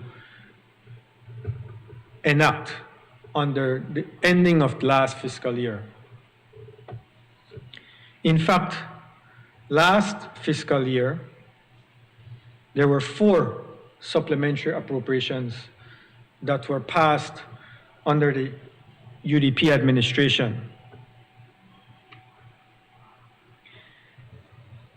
These additional 2 supplementary appropriations for fiscal year 2020-2021 had to do with covering the mountain of outstanding payables racked up by the past UDP administration.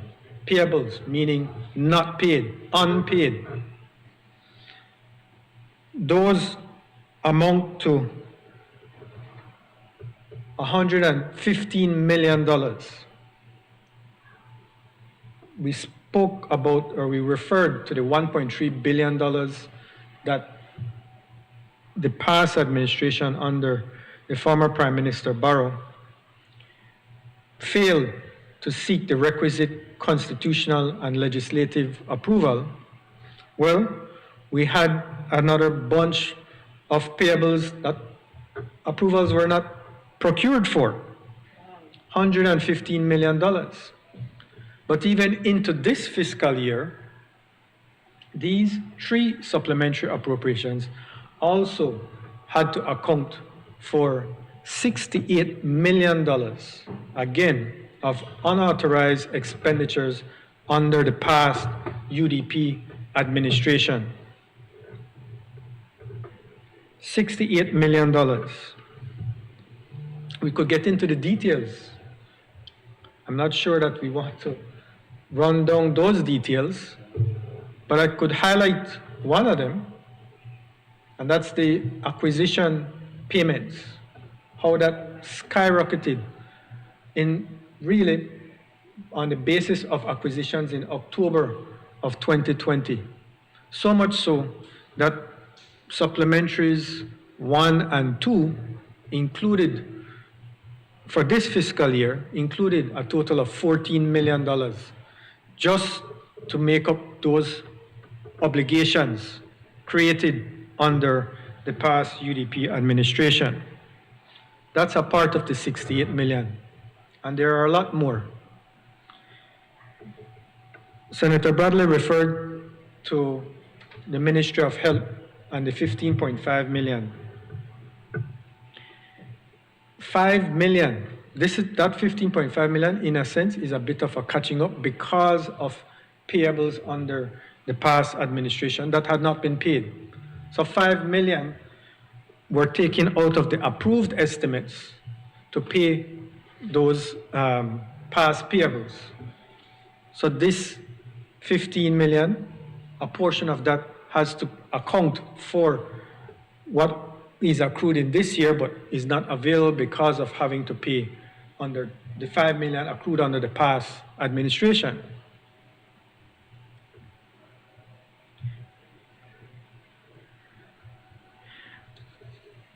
Senator Perfit went through the full detail of each of the line items. I am not sure that it will be as helpful to go through every single line item, but I would like to highlight a few of them. Referencing, for example, the payables. These are some continuing examples of those outstanding payables.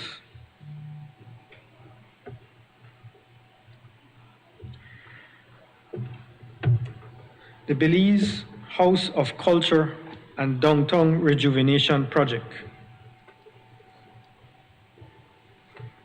That's a CAP 3, number 25, 1659 subhead for $520,000. That specifically is to record or authorize the disbursement made to the infamous IE on March 25, 2020 by Taiwan's ICDF for that Belize House of Culture project. This was not incurred under this administration, but from March 2020. Entirely unauthorized, but no, we are trying to rectify these wrongs.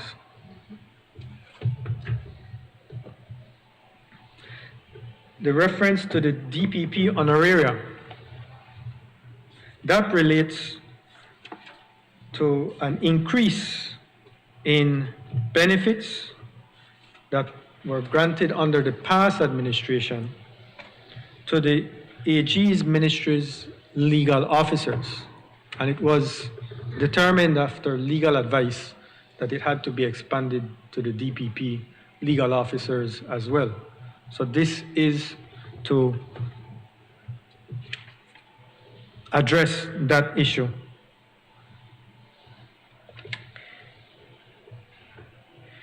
I think it's extremely important to speak to the $20 million for the Central Bank of Belize. The Central Bank of Belize represents the regulator of our entire financial system. It also operates as part of playing that role as a lender of last resort. So it needs to be strong, it needs to be fortified in its ability to conduct its functions.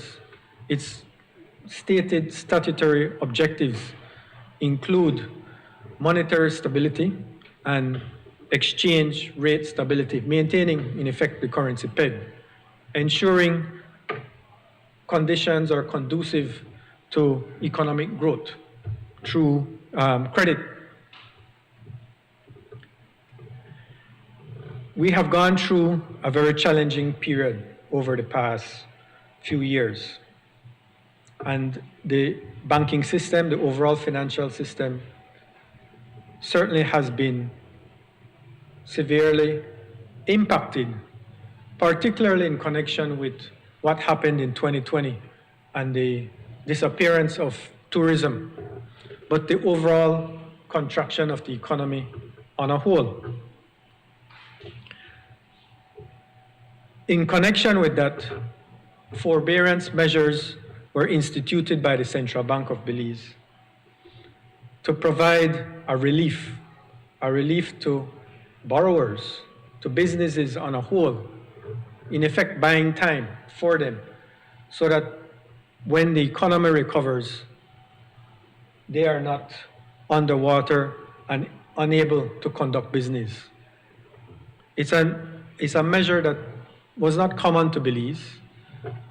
I think regionally or globally, that practice was undertaken. But those forbearance measures have come to an end as of the end of last year.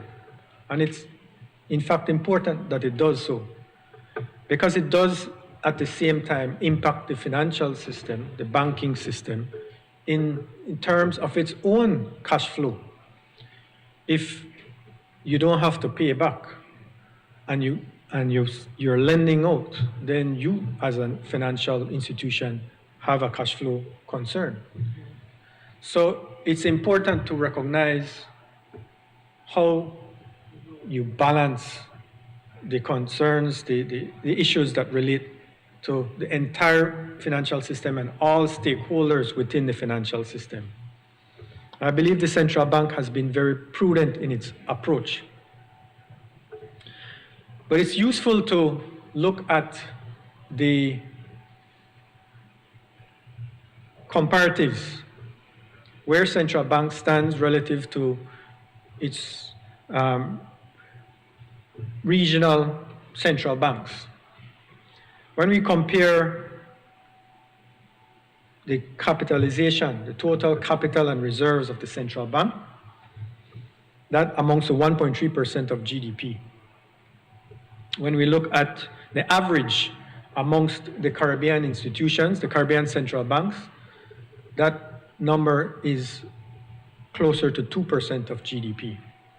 So central bank in itself is undercapitalized, and it has been so for a while. When it was established with a capital of 10 million. That wasn't increased until 2016 by another 10 million under the past administration. Unfortunately, the goal wasn't as much to fortify the central bank, but to enable the government to borrow more by using accounting ratios that were established in the Central Bank Act, so that you can leverage and create multiples of borrowing from the central bank itself, the government borrowing from the central bank itself. So when we were borrowing over the end of 2020, early 2021, $1 million a day, we wouldn't have been in breach of the legislation. That was the basis for that capitalization. The basis for this capitalization is to be proactive, to look at what the future can look like, to consider the various scenarios, and to make the prudent decisions, the prudent choices as to how do we shepherd this economy, how do we shepherd the financial system and the government through this challenging time. And in doing that, the management and the board of Central Bank took the view that it would be important for the further capitalization of the central bank. This is not something that they had not raised before, but this is something that this administration chose to take the guidance on. What this does is it not only puts it on par, but it places this on par with the region, but it places the central bank in a much stronger position that in the event that financial issues may arise with any financial institution, not limited necessarily to just the banks, that the central bank has the full and firm capacity to address those issues. So it is on this basis that we feel that the capitalization, the further capitalization of the central bank makes sense It makes sense for the government. It makes sense for the central bank. It makes sense for the financial system and the overall economy.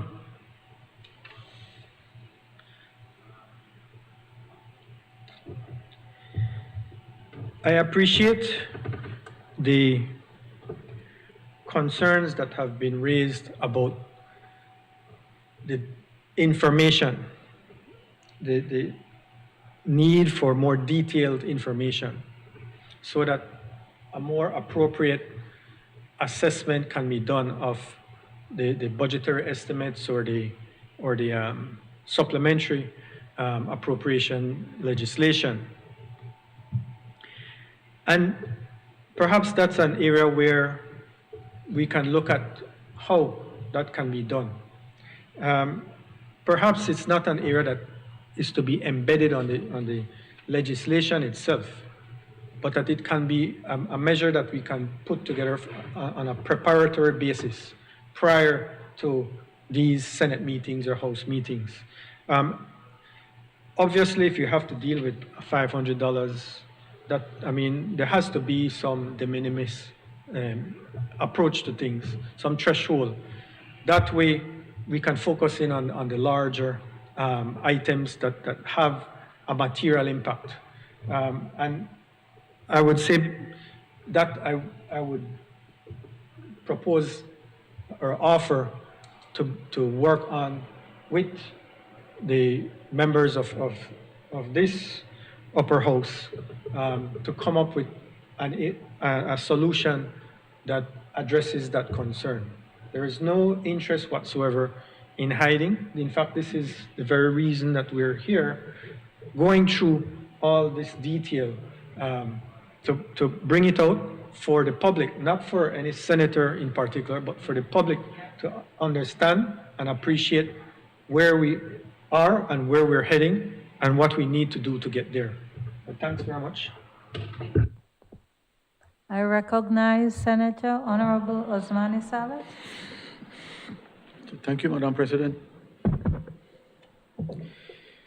I want to take a slightly different approach on this. My comments on the General Revenue Supplementary Appropriation 2021-2022 number 3 bill. A little bit of history. And I think what I will share is instructive because as one of the social partner senators, I can say that it's frustrating when we do not see the budgeting process and the financial management process going the way it should, and I'll explain in a little. Just looking at the Acts of Parliament listed on the National Assembly website, by calendar year, not by fiscal year, they have it by calendar year. In 2015, there were 4 supplementary appropriation bills. In 2016, there were 2. 2017, there was 1. 2018, there were 3. Pandemic year, there was none, but that was pandemic year. 5 in 2020. 4 in 2021. Now we're having our first one this calendar year.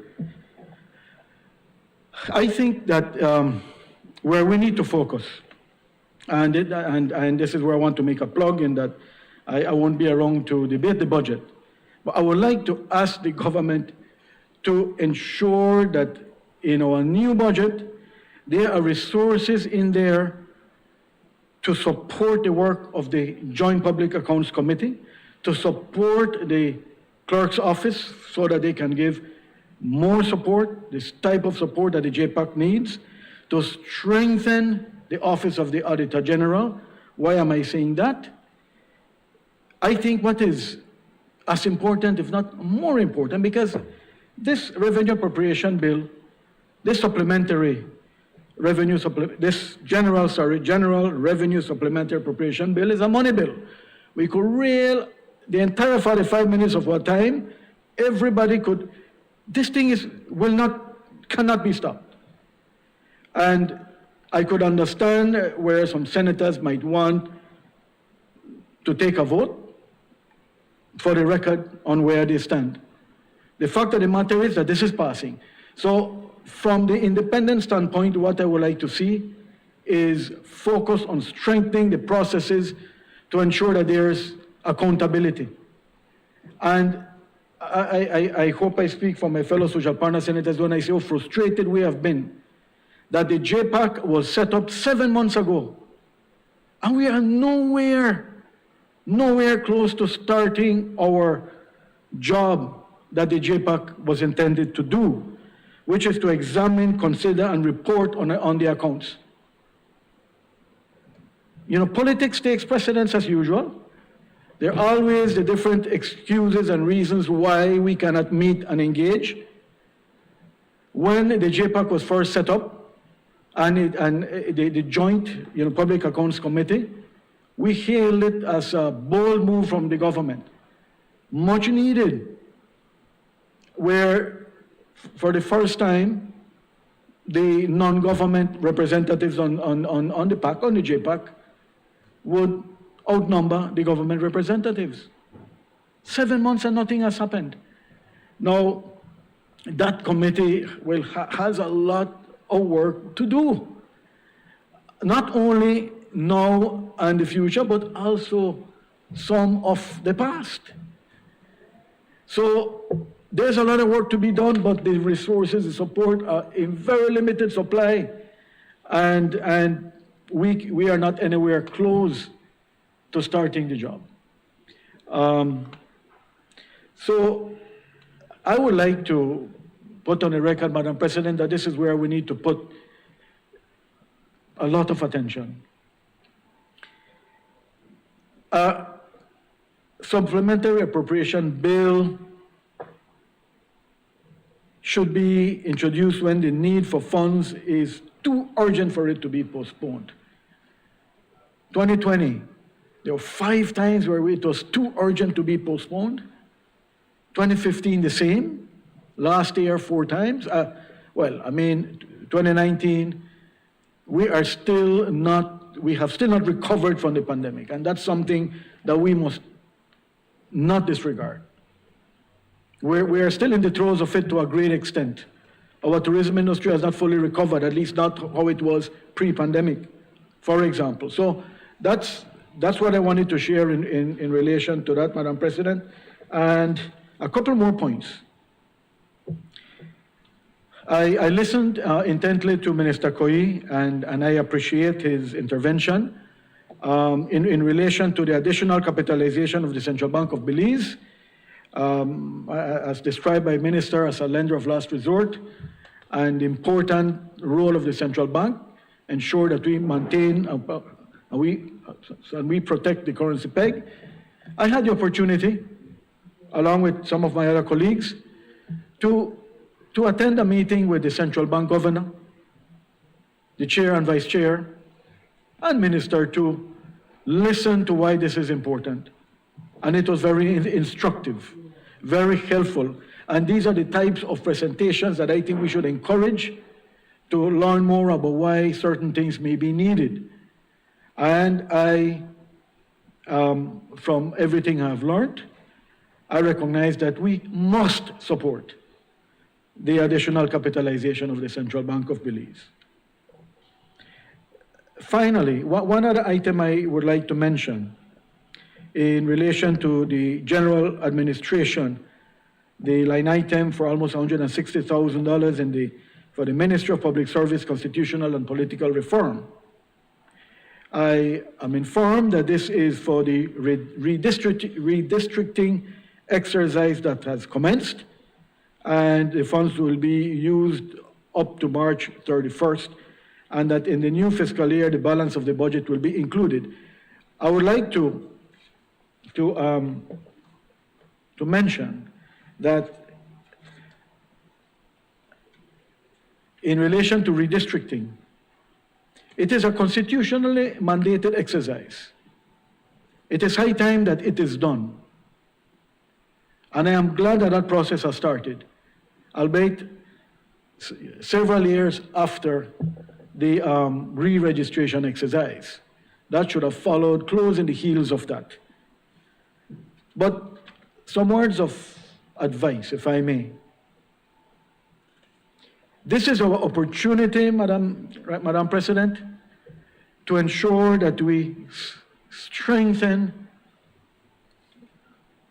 our electoral system and ensure that our electoral divisions are as equal in number of voters as possible, as is mandated under the Constitution. And as stated in the Constitution, and this is one of the few roles that comes smack under the Election and Boundaries Commission, not the department, but the commission, and that they will report the results of the redistricting exercise and the proposals to the National Assembly for consideration and approval. It says that each electoral division shall have as nearly as may be an equal number of persons eligible to vote. We need to ensure that this is what happens. One of the things that I would be sorry to see is that we have an increased number of electoral divisions. We should have a minimum of 28, and we currently, as we all know, have 31. So rather than just increasing the numbers, we need to look at what is in place currently. This is what I assume the redistricting exercise will seek to do, and ensure that the proposals focus on ensuring that each electoral division shall be nearly as may be an equal number of persons eligible to vote, and not what we have now. There are some huge discrepancies. We have some that have 8,000 to 10,000 voters, and others that have less than 2,000, and yet each of those get one seat. So I was happy to hear that process has started. That activity must be supported, and it will cost much more than this. So as I understand it, in the new budget, there will be more funds allocated for that to happen. It is an essential part of our democracy, and we need to get it right. We need to get it right. With that, I thank you, Madam President. I recognize Senator Bevinkal. Thank you, Madam President. Madam President, I rise to make my contributions towards this supplementary appropriation number 3 bill. As constituted, Madam President, the government is here to table a supplementary appropriation to approve sums of money for public use. And I must agree with Senator Perifit when he said he hasn't sweat for a long time, because he hasn't seen, Madam President, a supplementary appropriation that had 6 pages printed back and front to explain and give in detail, line item by line item, the approved budget for each ministry. So I understand why you're sweating, Senator. And he went on and on to criticize the government about these estimates and approvals that Senator Chris just explained. And he talked about furnitures, Madam President, but if he could at least bring back the chairs, the laptop, the iPad that he took, then we may not need more money. So that's a message for you, Senator.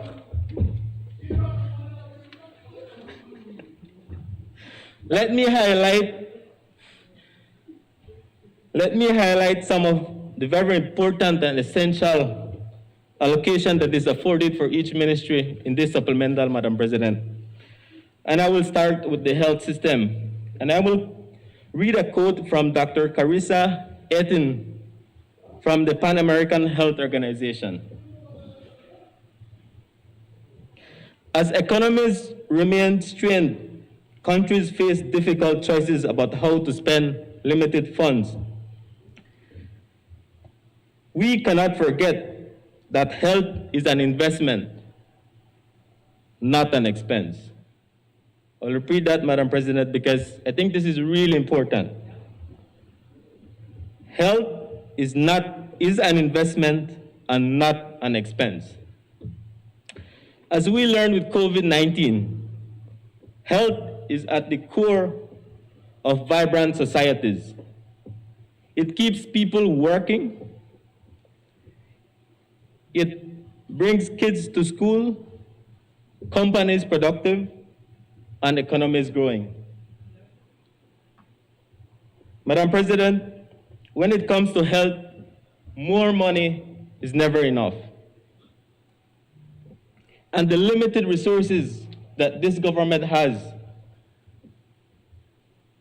we are making sure that the vast majority of Belizeans can have access to quality health care. We hear the criticisms of the amount of the millions that is allocated to this ministry, and Senator Koye again just explained as to why we need this money. 7.3 million is allocated for NHI and dialysis. Out of this, Madam President, over $4 million is allocated for NHI across this country. Every district will be afforded some of the $4 million. Over $2 million is allocated to support Belizeans who need hemodialysis. Madam President, a couple years back, we were in this position. A sibling of mine had kidney failure. And back then I realized the amount of money that people spend to get this health care. And I'm happy to see that this government, Madam President, is investing monies to help these families. And I'm sure hundreds, if not thousands of families are going to appreciate this.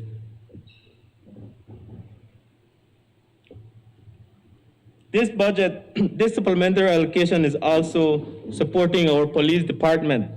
Every district, line item by line item, district by district, it is showing that the police department in every single district for the first time is being supported. We look at the Ministry of National Defense. Again, funds are allocated for fuel and food for the very same person who risked their lives to protect this jewel we call Belize, Madam President.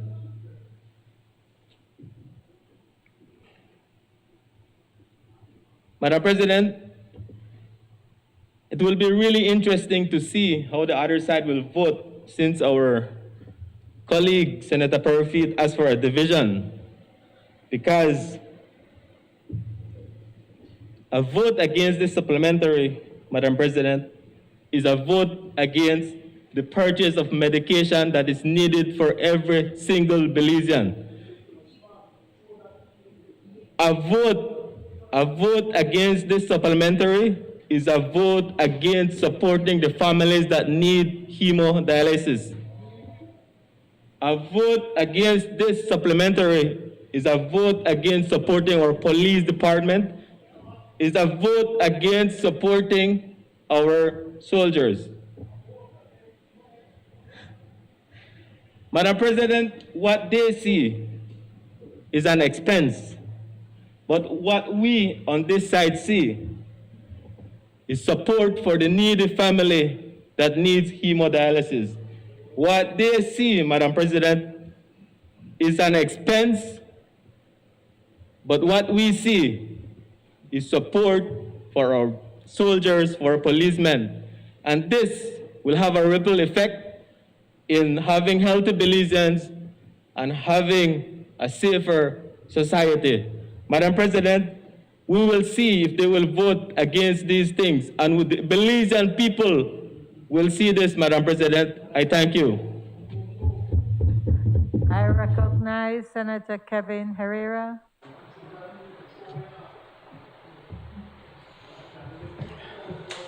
Senator Michael Perfit, let me remind you, standing order 40. Thank you very much, Madam President. Madam President, I let me state at the beginning that I will support the supplementary, not because I understand it, given that we didn't have the details, but because I think that in this first year, I want to give the administration the benefit of the doubt in terms of getting things back after COVID. Next year, I'm hoping that we will be seeing all the details that we need to analyze these supplementary presentations a lot more than we've been able to do. I mean, for example, in terms of preparing for it, you're not hearing me.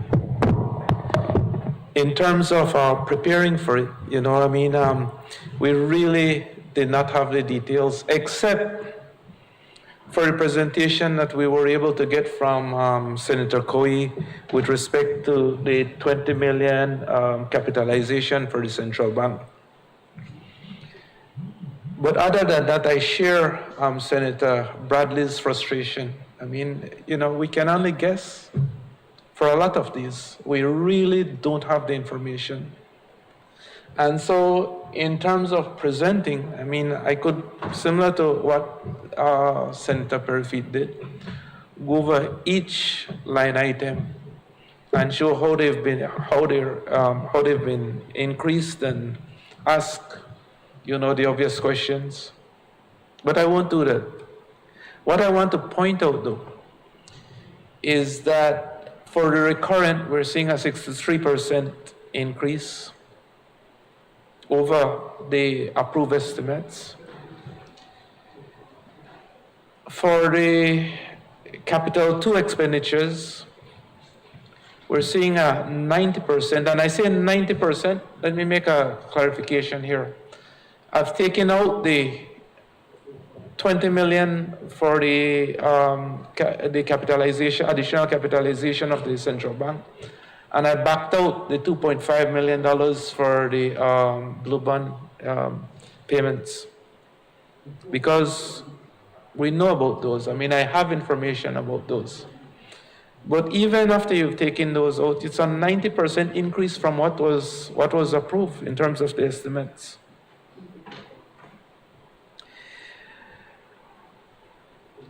And then you look at the Capital 3, and the Capital 3 is virtually 100% increase from what was approved. Again, for the Capital 3, we see a lot of grants in there, and so again, I'm not quarreling with it. All I'm doing is pointing it out. But for every budget exercise, Madam President, there's a corresponding, for every budgetary exercise, especially in terms of the outflows, we're talking about the expenses, there's also a corresponding part in terms of the inflows. Again, we're totally in the dark on that. I don't know what type of new inflows the government have run into. I understand that the economy has grown, but we haven't seen those numbers. And so when we were here doing this exercise in April of last year, there were tremendous sacrifices that we had committed to. I don't think that any of us have borne more of that sacrifice than our brothers and sisters from the unions. The private sector, because of COVID, went through a significant hardships in terms of a lot of those businesses had a very tough time. Tourism, for example. And so we were very willing at that point and still very committed to make those sacrifices. But then when we come and we see the supplementary third one, and I hastily add that I'm sure that many of these expenses are very, very necessary. But for the ones that are not urgent and critical, that perhaps they could have waited. Because even as we speak, Madam President, the population of this country are under tremendous strain with some of the in some of the areas. I'll mention fuel specifically. A gallon of gas, whether we're talking about regular or premium, is over $12 a gallon, and diesel is over $11 a gallon. In fact, if you compare premium and regular in this February to what they were last year February, we're talking about almost $3 in increase in terms of the price. When we look at diesel, it's almost $2 if we compare it during the same time. And every day, every week, we have to go to these gas stations and we have to put out that money. Businesses, workers, all of us. And so I'm saying that if government has gotten some influx of capital, of revenues, perhaps we should have been given a break with respect to the fuels and some of those other costs that we are faced with every day. It would have helped the economy.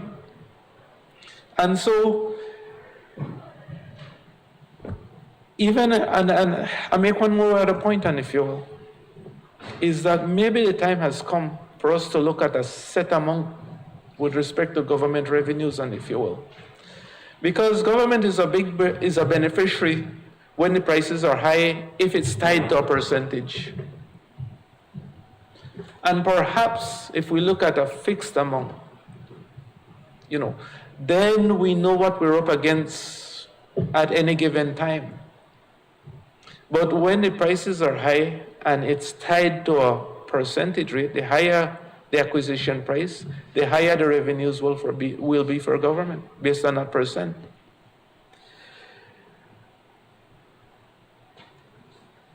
And so I'm saying that we were all willing to make those sacrifices, Madam President. And I'm hoping that the government will seriously look at how we can provide relief for the population. We're committed, but we're under significant stress, financial stress as it is. Let's work together on this. I think we're all very committed to getting things back. I know Omicron came again and it put us back a little.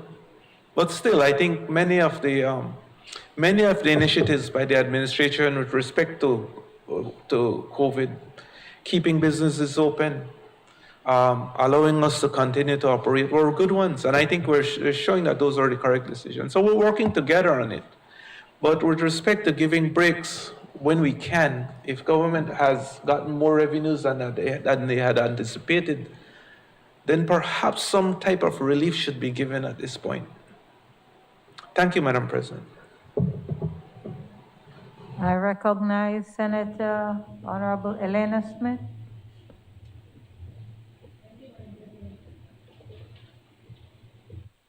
I rise to make my comments on the Supplementary Appropriation Bill number 3.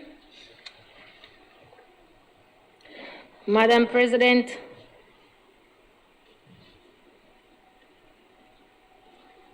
we are a year in, and we as unions are expecting a response from the government very soon as it relates to what will happen at the end of the first year regarding our cut and our increment freeze.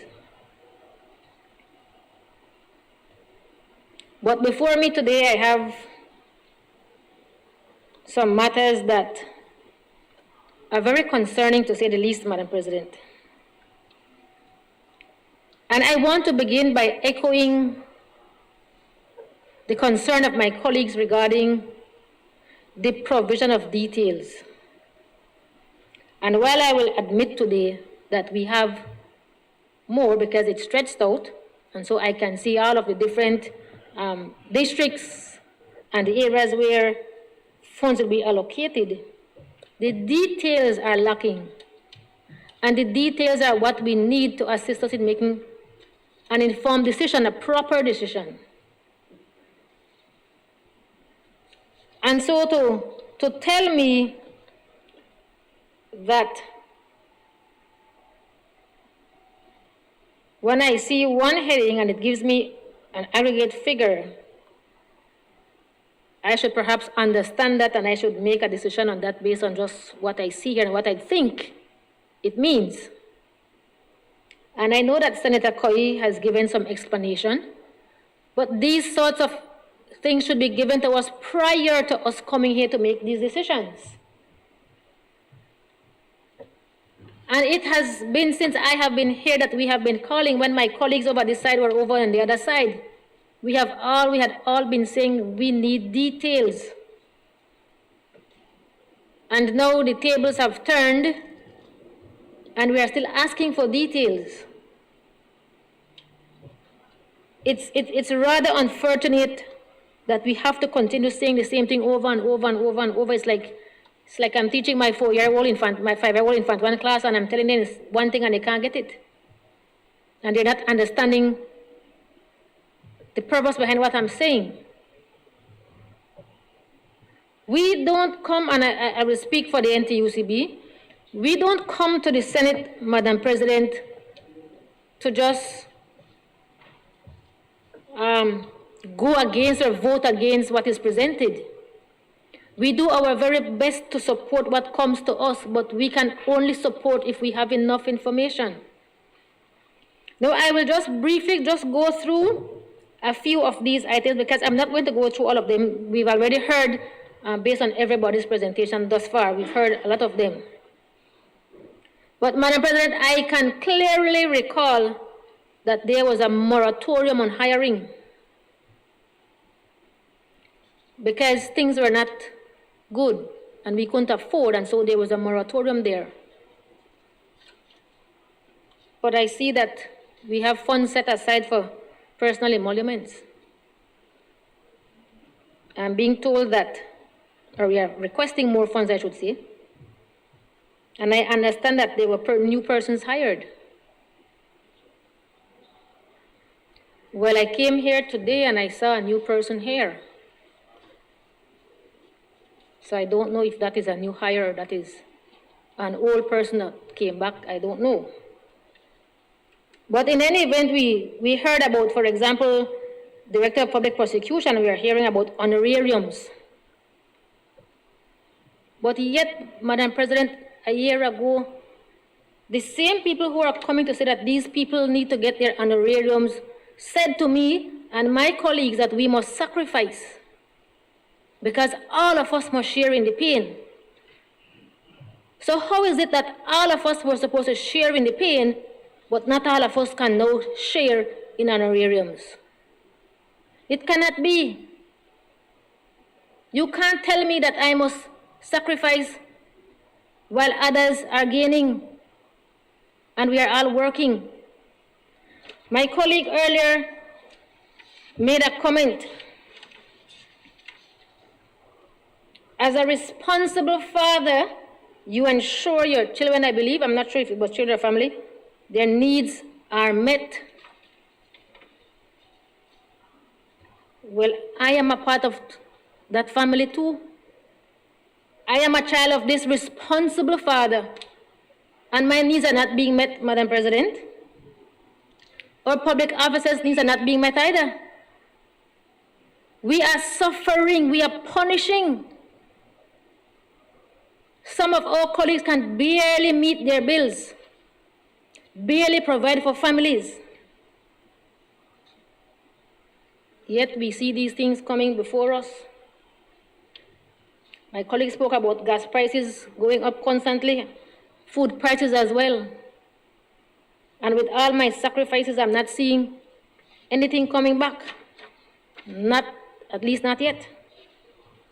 And that is why when we go through this supplementary here, Madam President, and we hear of these things such as the Prime Minister's office, I'm trying to find it, and for repairs and for furniture, upgrade of building. And as I said the last time, because I spoke to this the last time, that indeed a lot of our buildings have not been properly kept, and they do need some repairs.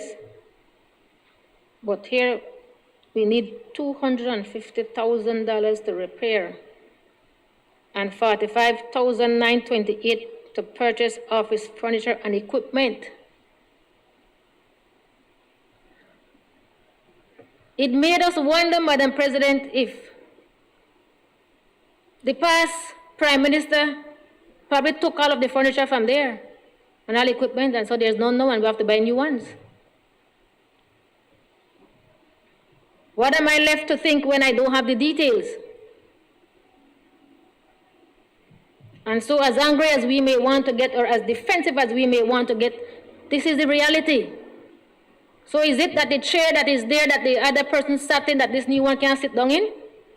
I don't know, Madam President. And these are the concerning things. And I have to say it again, we don't come here to be political, but we have to point on things when it puts us in a position where we cannot make proper decisions. And we are placed here, as Senator Bradley said, to make these decisions. How do I explain to my people that we are asking for all of these funds, but yet there's no answer to them getting back their 10% or a portion of it at least? Purchase of vehicles. We are in such dire state that we had to cut salaries and freeze increments. But now we can still go ahead and buy vehicles, buy more vehicles, because we've bought already and we're buying more now. But you are taking care of your children. You are taking care of your children, ensuring that their needs are being met. While my people are starving. Madam President, as somebody said earlier, of course we have sense and we have understanding that there are some matters in this supplementary here that are of importance. But when we lump all of these things together with the urgent matters and the furniture and the vehicles, and then you come and tell me, well, I want to see who will not support the police and who will not support the this and who will not support the that. Huh? That's not the way we make decisions. And you can't come and show that to us and make it seem as if though because we do not accept certain things that it means that we are not supporting. Madam President, we are seeing contracts. Who are getting these contracts? Who will be getting them and what will they be providing? Why is it so difficult to share these kinds of information with us? All of these health areas, the various districts, the various branches, however we want to name them, we see these contracts. Yes, of course, health is important. We all know that we're in a pandemic. But where will these funds go, Madam President? Is it a big secret that we cannot share? And then we have all of these areas for police.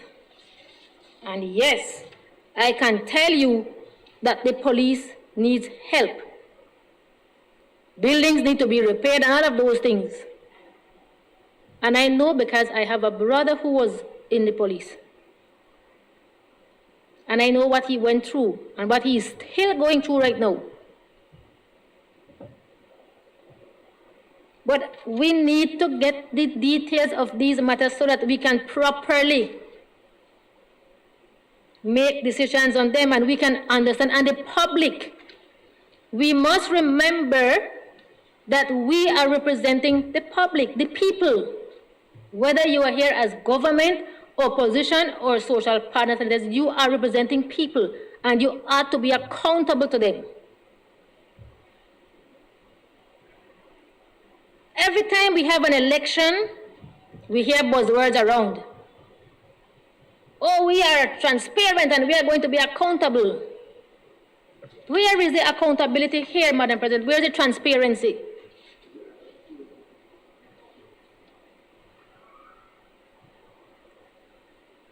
If you win on such a platform, then you must continue to operate in that manner. You must ensure that you keep those promises.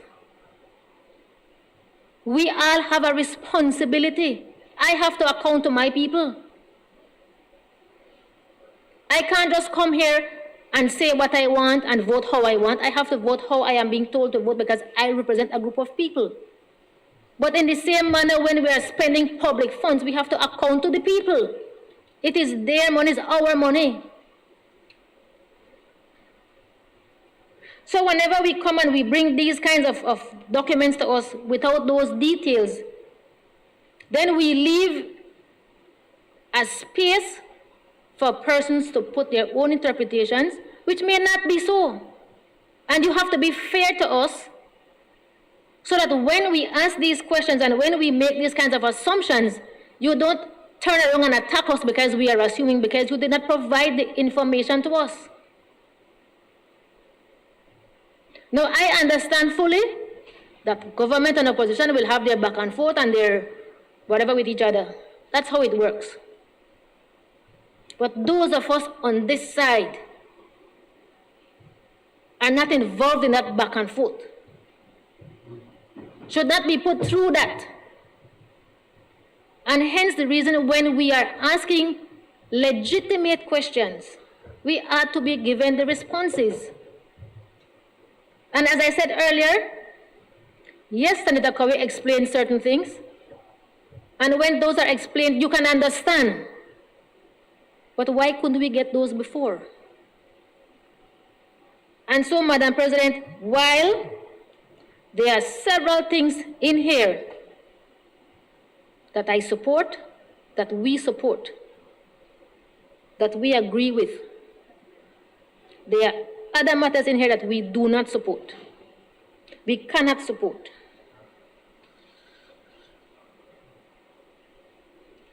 We note the matter of the central bank in here, and yes, as my colleague said, we did have a presentation and we got some understanding of what is going on. But I was made to understand that the central bank, and I don't know if I should say it here, but anyway, there was a budget for the central bank from BTL shares of 820,000, but they only got, what, 270,000? So it was way, way, way off from what they were expecting from BTL. And so, what does this semi-change from BTL over to SMART, how that affect those dividends, how that affect what they would be getting? I'm just throwing it out there because it was brought to my attention as the NTUCB rep that I should raise the matter, and so I'm raising it. But Madam President, the people of this country wanted a change. Not just a change, they wanted a change for the better. Because according to them, they were tired of what they were going through.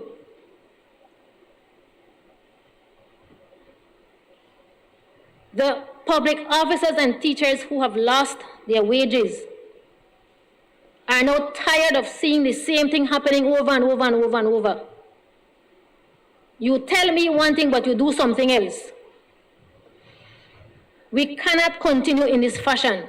We cannot expect our people to work with us, to help us, to sacrifice for nation, and then we turn around and we do these things that become a slap in the face.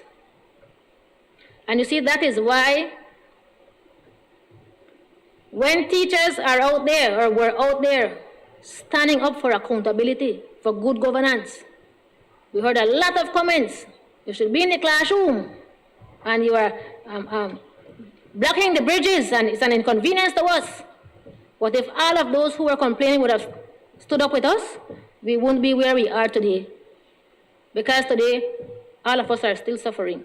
And here we are, having to spend so much money on furniture and contracts that we know not who will be getting them. So, Madam President, with that said, the NTUCB does not support this bill before us. I thank you.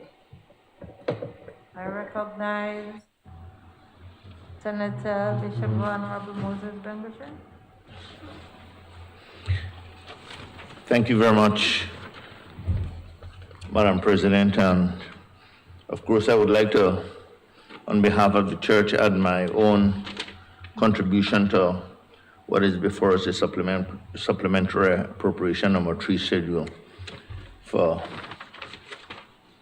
the final year. And I have listened attentively to my colleagues. And Madam President, while I would like to say a number of things, I will reserve what I'm going to say to perhaps just a few things with my colleagues having spoken on some of them. I want to say, first of all, Madam President, that I listened to Senator Herrera, and like him, from where I sit, I would have to, all things considered, perhaps begin by saying that one would have to support the supplementary appropriation, but it is with great reservation, in the sense that, and I think Senator Elena said a very important thing, that for us, the social partners, we're not in the back and forth. But there are some essential things that we need to point out. What was said before, and perhaps I reiterate, that there's some actuals that are not quite clear.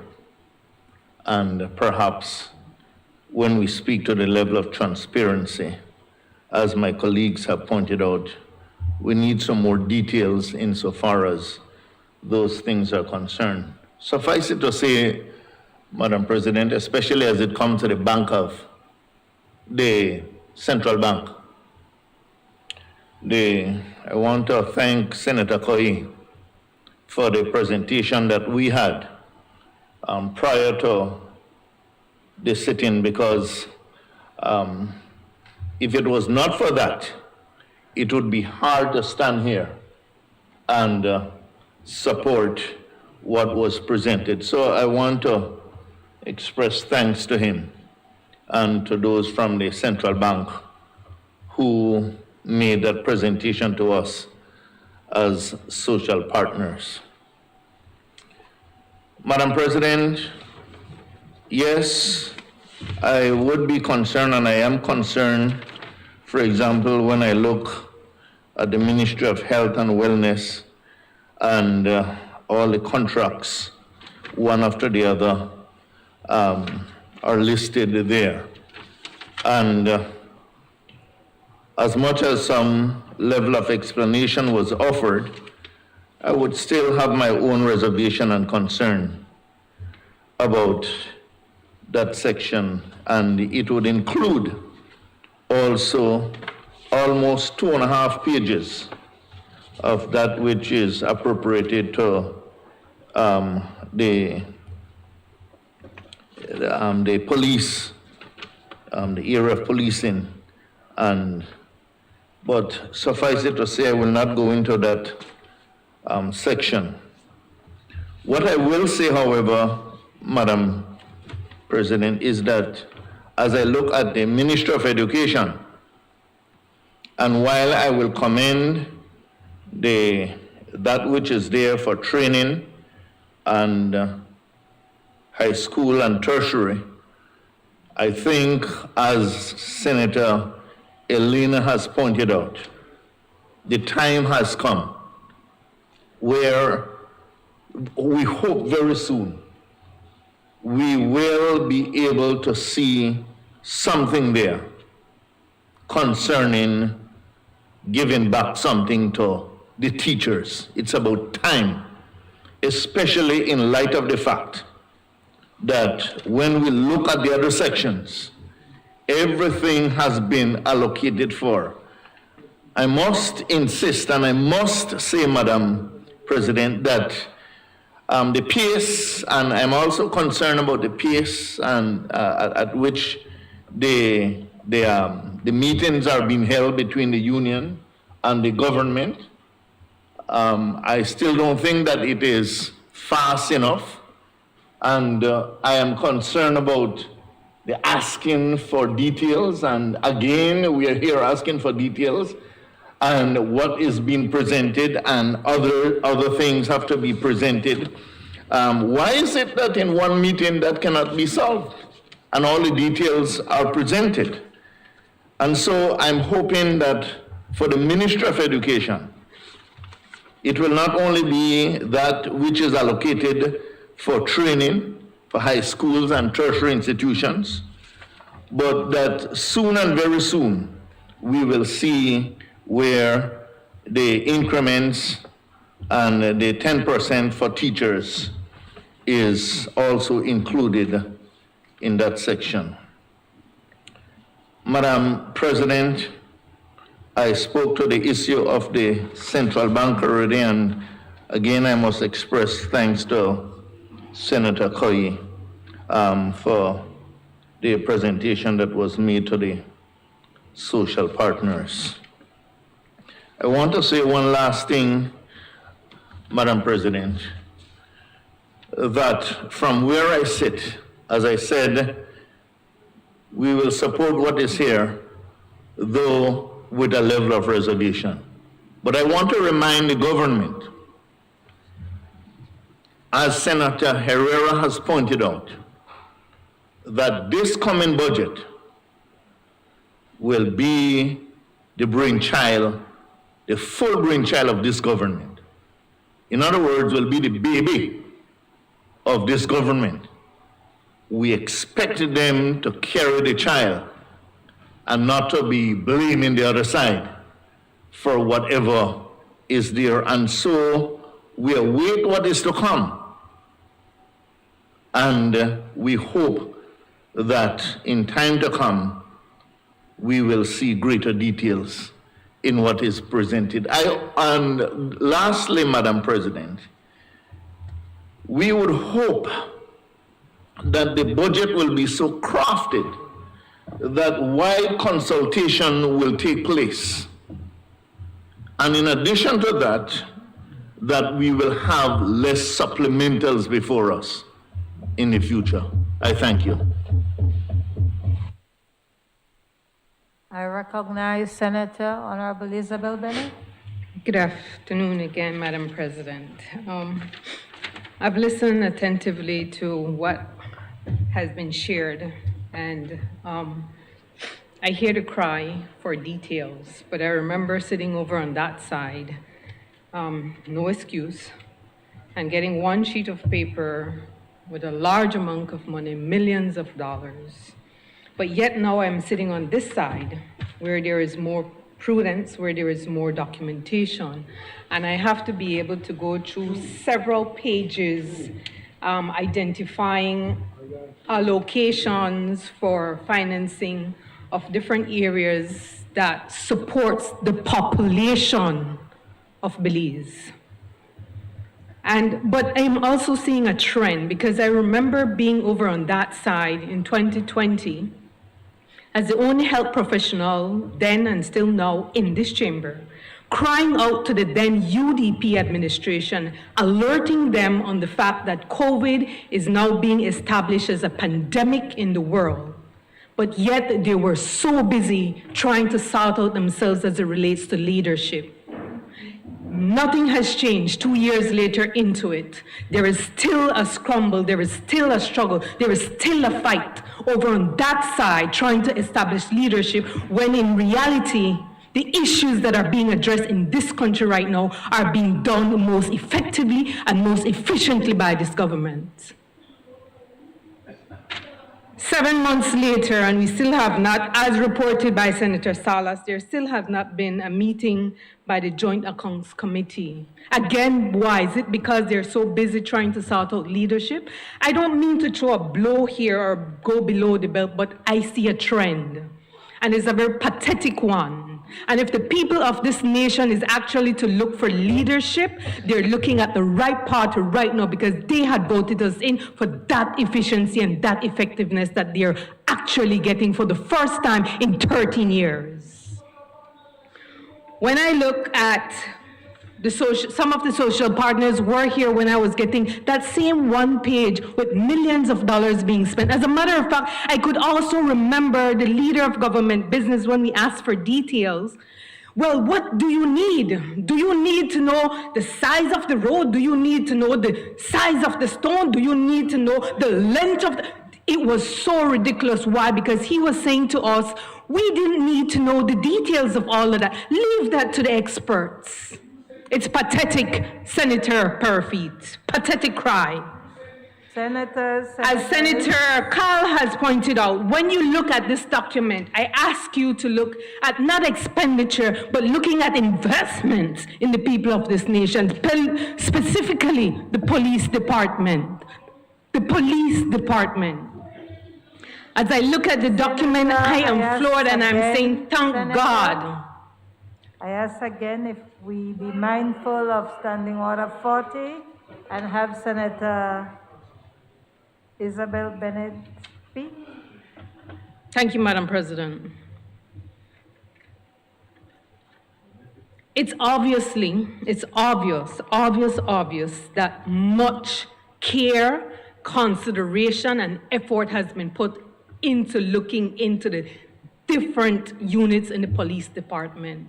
While we would have had to struggle and try to stabilize the health of this nation moving in as a new government under the pressures of COVID, we are now simultaneously looking and stabilizing the crime situation that is actually the consequences of poor administration that existed before the PUP. And that's a given. That is what we're seeing now, the social ills, Senator Perfeet, is actually as a result of the poor administration. Any sociologist will be able to tell you, if they do retroactive research in our population, they will be able to link it to the poor administration based on your person's political colleagues that you had with you, or you probably still have now. Let me focus. I will not allow you to distract me. The gangs unit. Senator, again, may I remind the police, you of Standing Order 40, if you can... For the first time in many years. Senator Bennett speak, and Senator Bennett, I also ask that if we can keep the debate to the bill. Yes. Senator... Remember, I had reminded you that I can see you. Madam President, I stand corrected. Thank you. When I look at what has been allocated to the National Defense and Border Security, isn't this for our soldiers? The ones that were left dilapidated, I had pictures of what they had to endure in their bathrooms, in their toilets, and we came in as a government respective of the service that they're delivering, and we are continuing to do that as we continue to provide the finances that they need. And as a matter of fact, Minister Koi, I know if he could have made $1 out of 15 cents, he probably would have done more, because I still would be saying at this point, World Food Day need more money allocated to that. I would still say that, you know what, maybe we should be giving more money to the public transportation reform because it is very much needed in this country. How can we say no to the fact that if we allocate certain amount of money to the Biodiversity Finance Initiative, when Belize, our beloved Belize, is home to almost 118 almost distinct species of animals? How could we say no to a budget like this? Given the international support that we're getting as we move forward to try to stabilize climate change. Come on, colleagues. Don't look at the document, as Senator Carl said, as expenditures. See it as investment in our people. I thank you.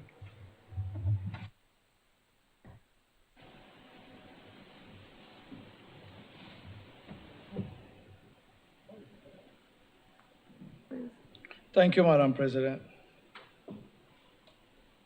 I want to start, Madam President, by responding to the matters of substance. The longest presentation didn't have any. I want to start by responding to the matters of substance that have been raised during the course of the debate. Before responding to the drivel, there has been a long-standing call for more information. And Senator Bennett is correct. And Senator Salas and Senator Smith will confirm that the details provided by this government in our supplementary is far more than we used to get under the leadership of the United Democratic Party. And nobody who is honest can deny that. Clearly, there is a concern that what is being presented is not enough. Madam President, first point, and this is merely by way of explanation.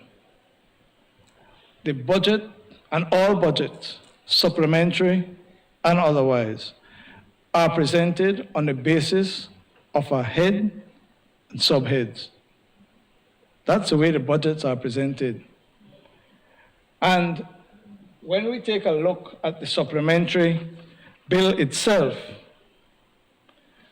I don't know, I didn't count it, but it's hundreds, I don't know, maybe 100 and something, subheads. For each ministry, it sets out the head and then the subhead. This then document gives you the details. So this is the way budgets are presented.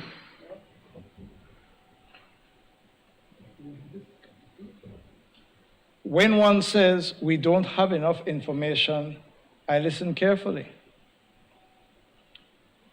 Not a single senator said that he or she sought information and was denied it.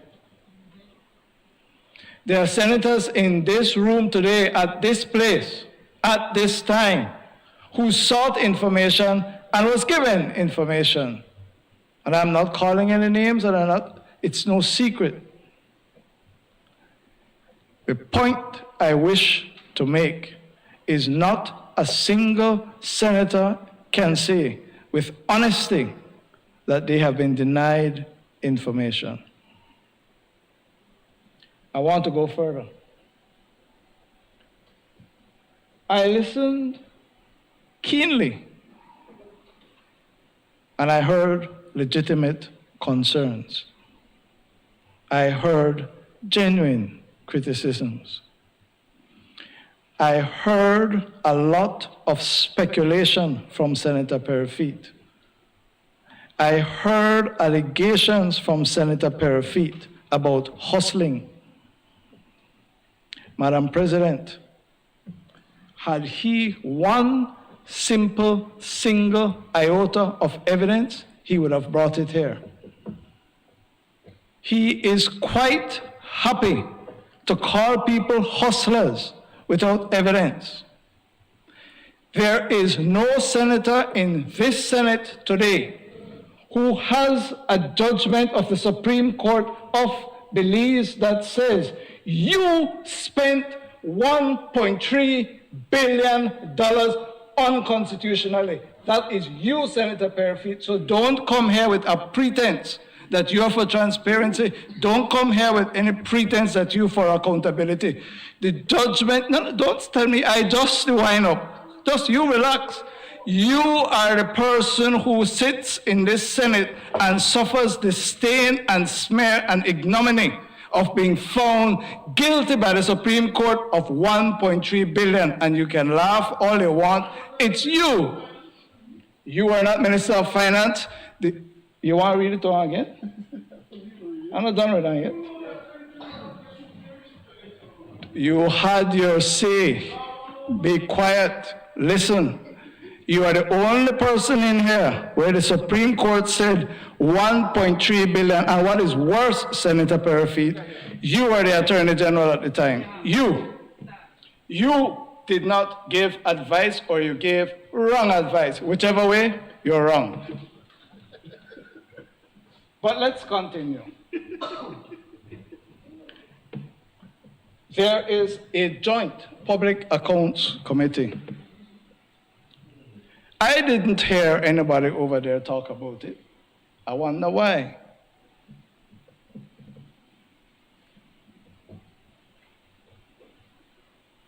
Senator Perry, do you know who chaired the Joint Public Accounts Committee? I'm sure you'll tell me. The purpose of the Joint Public Accounts Committee is to exercise oversight over public expenditure. Chaired by Tracy Tega Panton, United Democratic Party. You hear Senator Salas? 7 months and absolutely nothing has been done because you all didn't make a quorum. Now you all, yes, it's been fixed, so sit down and listen. The chairman of the Joint Public Accounts Committee is Tracy Tega, UDP opposition. The majority of the members are not government people. You all have the majority, you have not met, and you come here and hurl words of hustle. You, Senator Perry, as a chairman of the United Democratic Party, you should get Tracy Tega to do her work and call the committee to scrutinize what has been done. I don't start on that yet.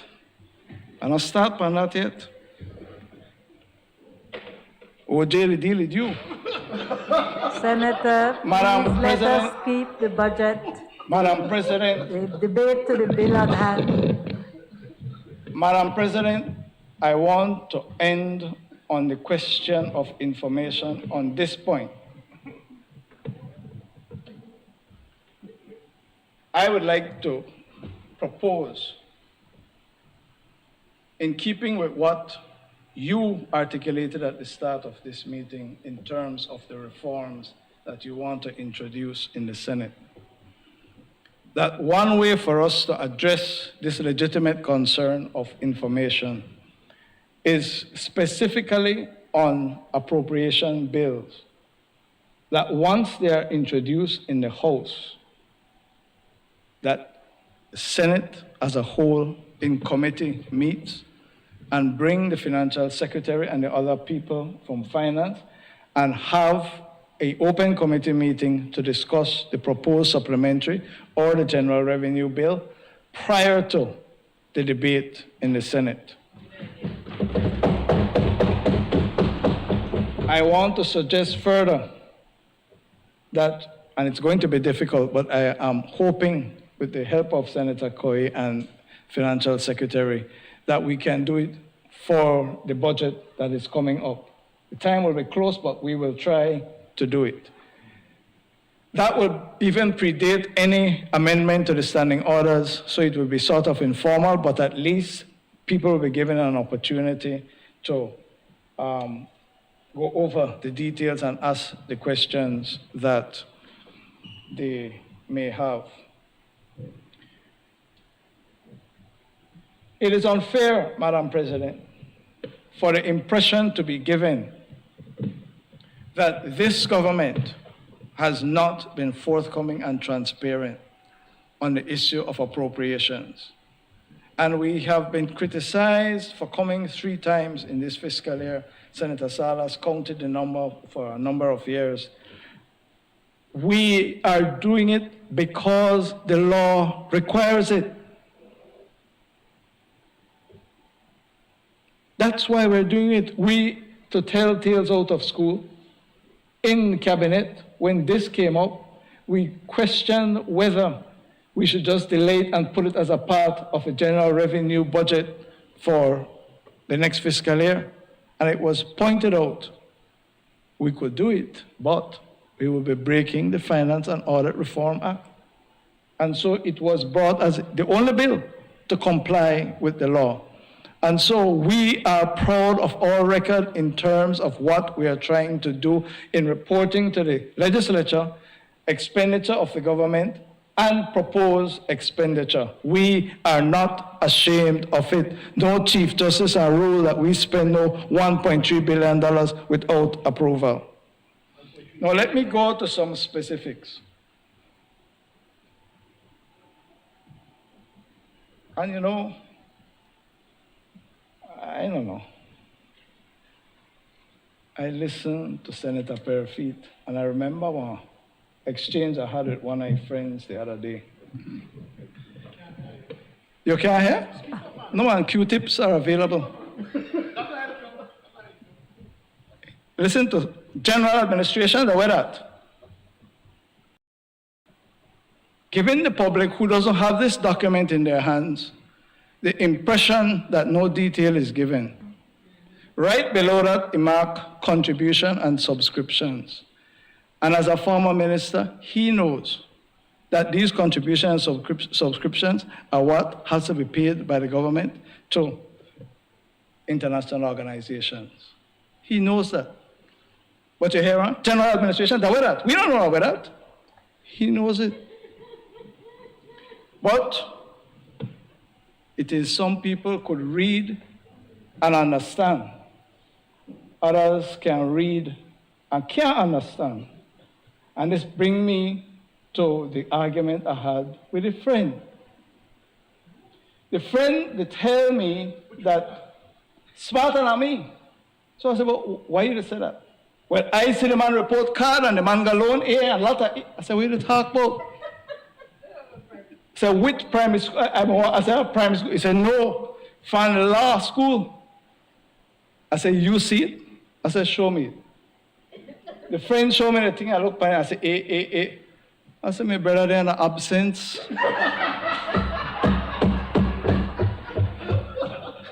Then the only A for he report card. Senator Perfeet, let me help you. I know you're not that smart from the report card. When it comes to the Prime Minister's office,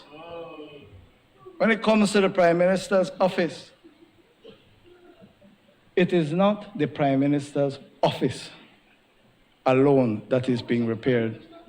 It is the cabinet room that is being retrofitted. It is the bathroom that is being retrofitted. It is the Prime Minister's office that is being retrofitted. It is the foyer that is being retrofitted. It is, most importantly, the roof that is leaking. So when we talk about $250,000 and it gives the impression that it is in the Prime Minister's office alone, it is not true. But this is the way the budget is prepared, and this is the formatting that is used. But I think it is important to recall that it is not the Prime Minister's office alone. It is work that is being done, and it is work that is necessary to be done at this stage. Why? For over a year, or approximately a year, the Cabinet has been meeting at the House of Culture in open breach of security, because we cannot fit with the 6 feet apart, socially distant, in the cabinet room. So it had to be retrofitted, Madam President. Everybody has commented on medical, Ministry of Health. And it's important, as Senator Coe emphasized, of this 15 million, 5 million is from UDP bills. These are suppliers out there who say, we will not supply the drugs unless you pay all or part of the bill. And so we are caught as a government in a catch-22, where you have people who have need for medication, suppliers saying we are ready for supply, but you have to pay. But the Malpagore never pay, and so we had to end up making the payment. The 10 million addition is an appropriation for expenditure that has to take place, that you can look and see what is going to have to pay between February and March, plus some that has already been spent. But we bring it within the provisions of the Finance and Audit Reform Act. So the simple point I make is this. When it comes to pharmaceuticals, it is for the need of the Belizean people. We go to the 7.3 million NHI and hemodialysis. You won't vote against this, right, Perfect? I'll vote against the whole budget. Right. NHI, the National Health Insurance, $5 million will be spent by this government continuing the rollout of the NHI to the people of Belize, and we do so without apology, and we come to this house for permission to do so. $2.1 million, some of which is already owed to suppliers for dialysis treatment. We have to pay. People are expecting and in need of this type of service and treatment. And this government, with no apology, has come to the Senate for permission to spend $2.1 million on hemodialysis. And Perfect, you can vote against it if you want. Put that in there like a cute. Vote take out the furniture, and I'll vote for it. You want to go to furniture, bring back the chair. No problem. Bring back the chair. I didn't get a good deal anyway.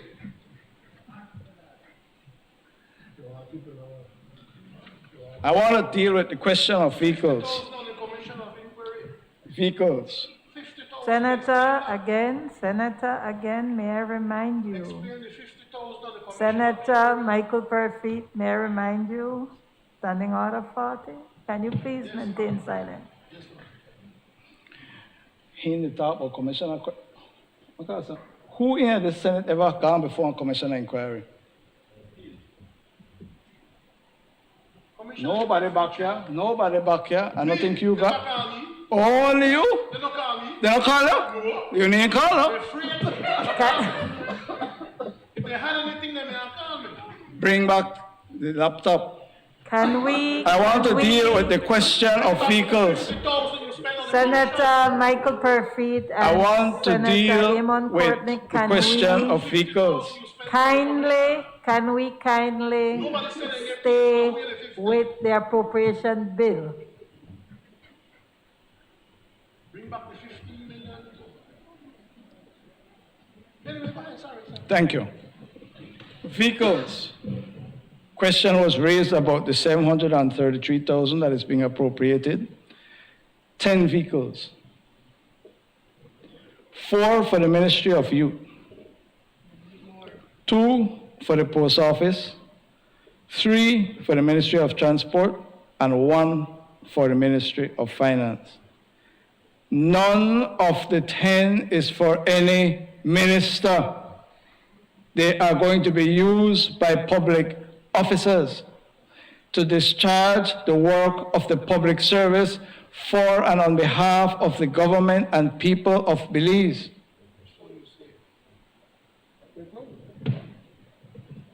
Perfect says so you say. Once again, suggesting impropriety. You not got no evidence. The question is very straightforward. on this issue of vehicles. We inherited a fleet of vehicles that are not roadworthy. The government has had judiciously to spend on some replacement vehicles in areas that are essential. For example, in the Ministry of Transport, you saw the speed guns, etc. They have to be out on the highway in order to try to reduce the inordinate amount of traffic accidents. The Ministry of Youth, they don't even know the last time they get a vehicle. And we believe in investing in youth of this country. Madam President, I want to wind up.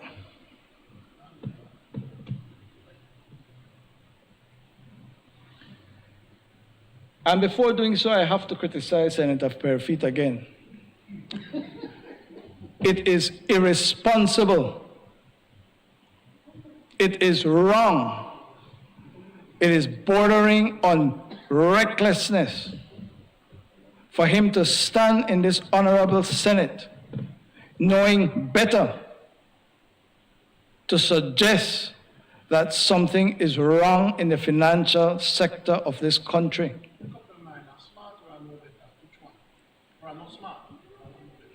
It is bordering on recklessness.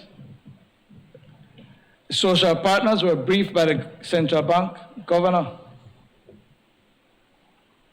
The cabinet was briefed. This is not something that we asked for. This is being given by experts in order to prepare in the event something were to happen, and to stand here and to go on and on that something is wrong is a deliberate, misguided, disgraceful attempt to undermine confidence in the financial sector and the economy. Madam President, that is wrong. We do not play games and cheap politics with the financial sector of this country. If you want to know what it's about, you are free to go to the central bank. Where they say he knows what it's about and he still makes those outrageous statements. I am struggling. United Dictatorship Party. You are the only dictator in here, Mr. Perfit.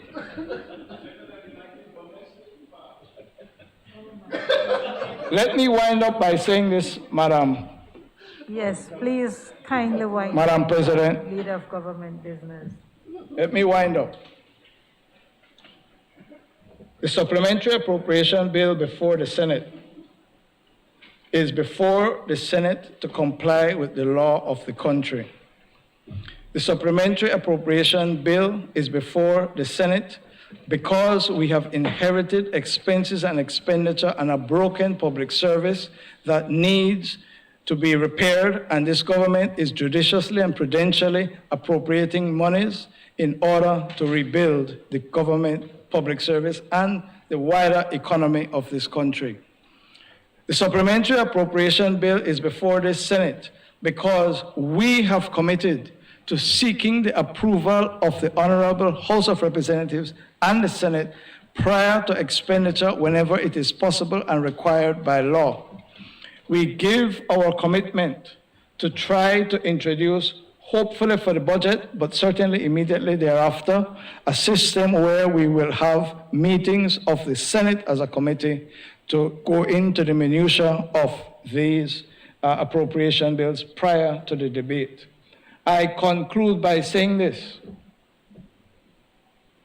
There is not a single allegation made here today of any misappropriation, any misspending, any corruption. There may have been questions that were not answered, but there has been not a single allegation, proven or otherwise, of irregularity. It is important because the impression is given that if we don't know, it means something is wrong, and that is not so. This bill, Madam President, members of the Senate is prepared by public officers. It is prepared by public officers. Monies are spent by public officers. So when people come here and talk about hustle, it is public officers that they are speaking to. We will not be a part of that type of maligning and libel. I ask senators to support the appropriation bill for the reasons that have been given by all the senators, notwithstanding there may be reservations by some. Madam President, I ask that the question be put. Honorable members, the question is that the bill for an act to appropriate further sums of money for the use of the public service of Belize for the financial year ending on the 31st day of March 2022 be read a second time. All those in favor?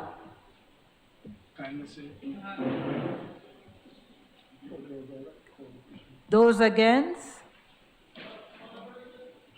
Okay. Yes. Oh, just one second. I know you like to ask me, like for me to ask it before. I was going to reach out to you immediately after.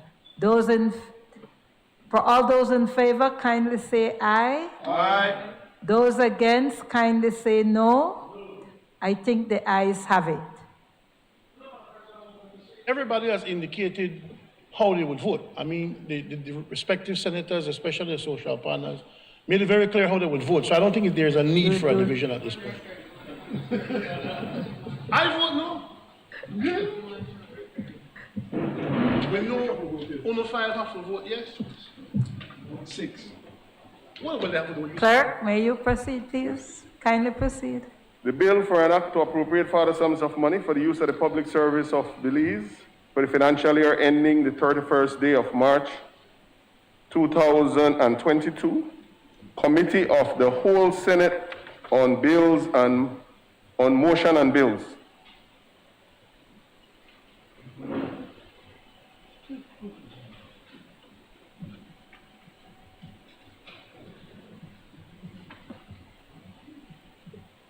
Honorable members, in accordance with Standing Order 68A, the Senate will now resolve itself into the Constitution and Foreign Affairs Committee, a committee of the whole Senate, to consider the motions referred to it and thereafter, in accordance with Standing Order 54, the committee of the whole Senate to consider the bill that was read a second time.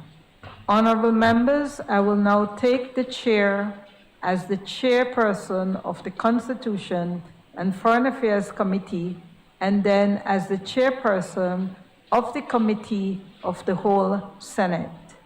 If there is anyone in the gallery, I ask that you please remove yourself from the gallery.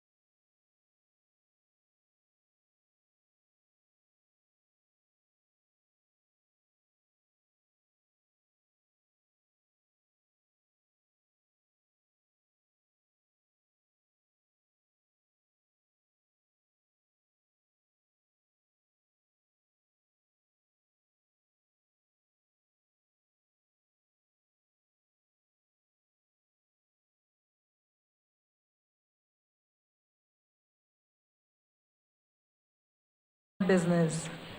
Madam President, the Constitutional and Foreign Affairs Committee has met and considered the resolution authorizing the ratification by Belize of the Multilateral Convention to implement tax treaty measures to prevent base erosion and profit sharing motion 2022 and has agreed that it be returned back to the Senate for adoption.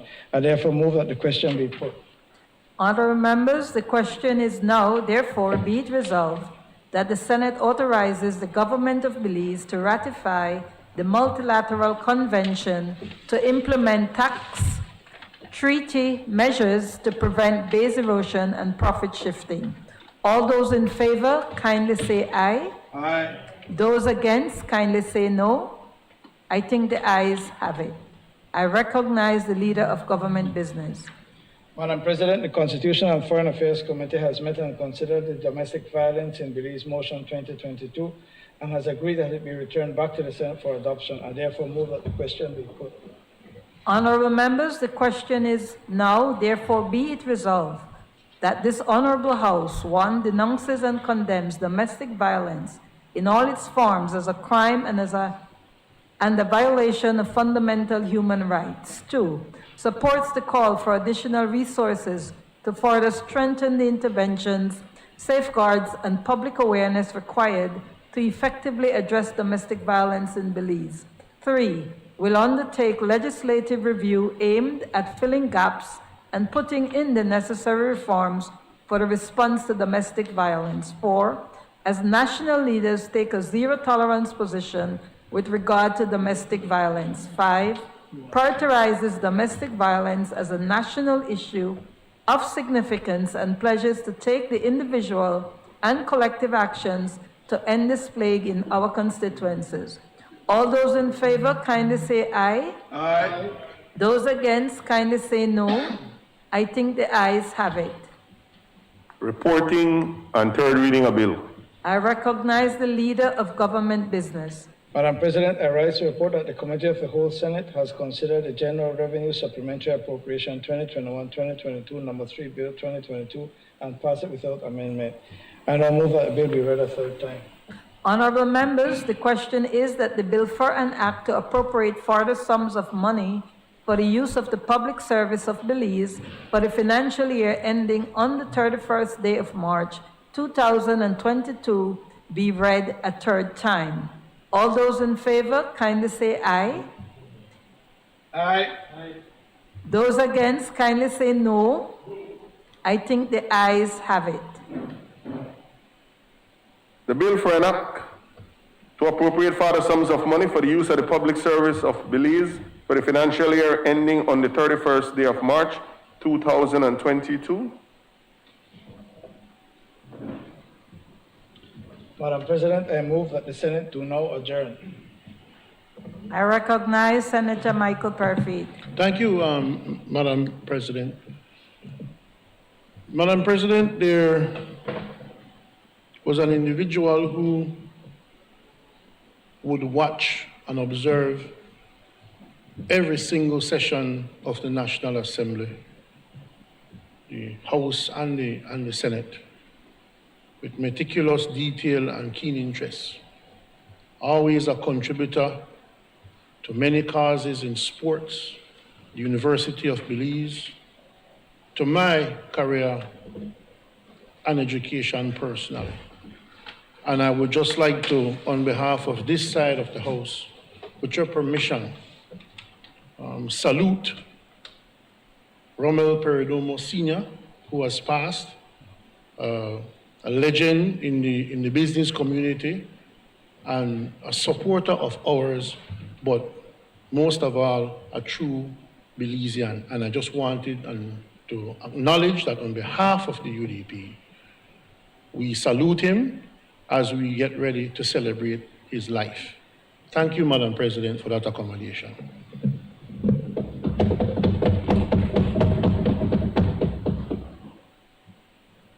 Honorable members, before I put the question, I recognize Senator Osmani Salas, who will speak in accordance with Standing Order 11 on an issue of public importance.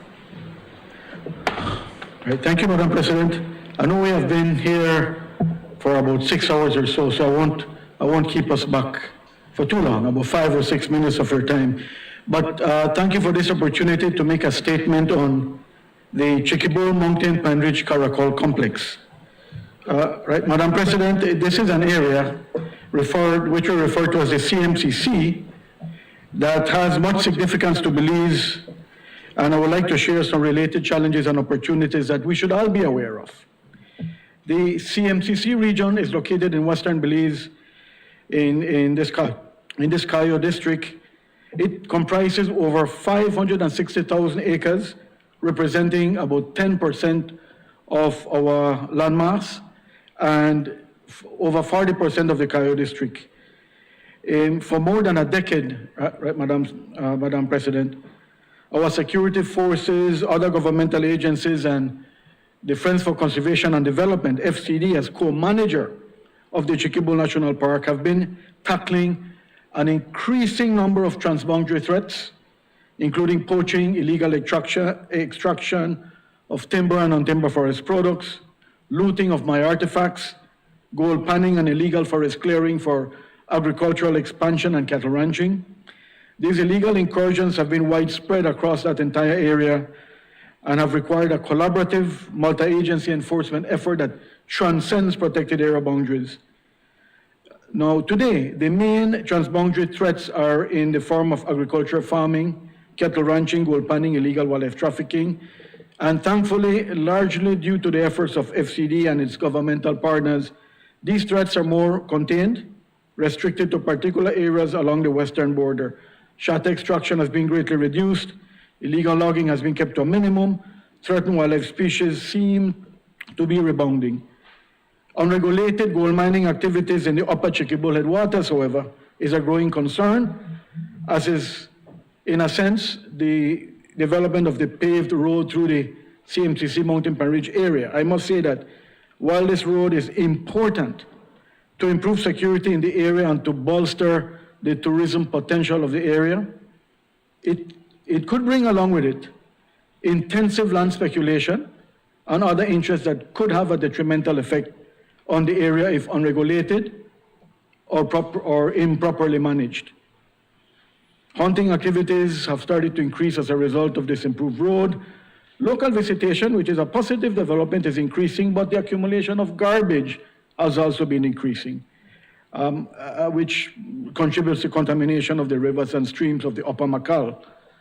As a result of these challenges, Madam President, there is an urgency to establish and mobilize the enabling mechanisms for the effective management of that entire area.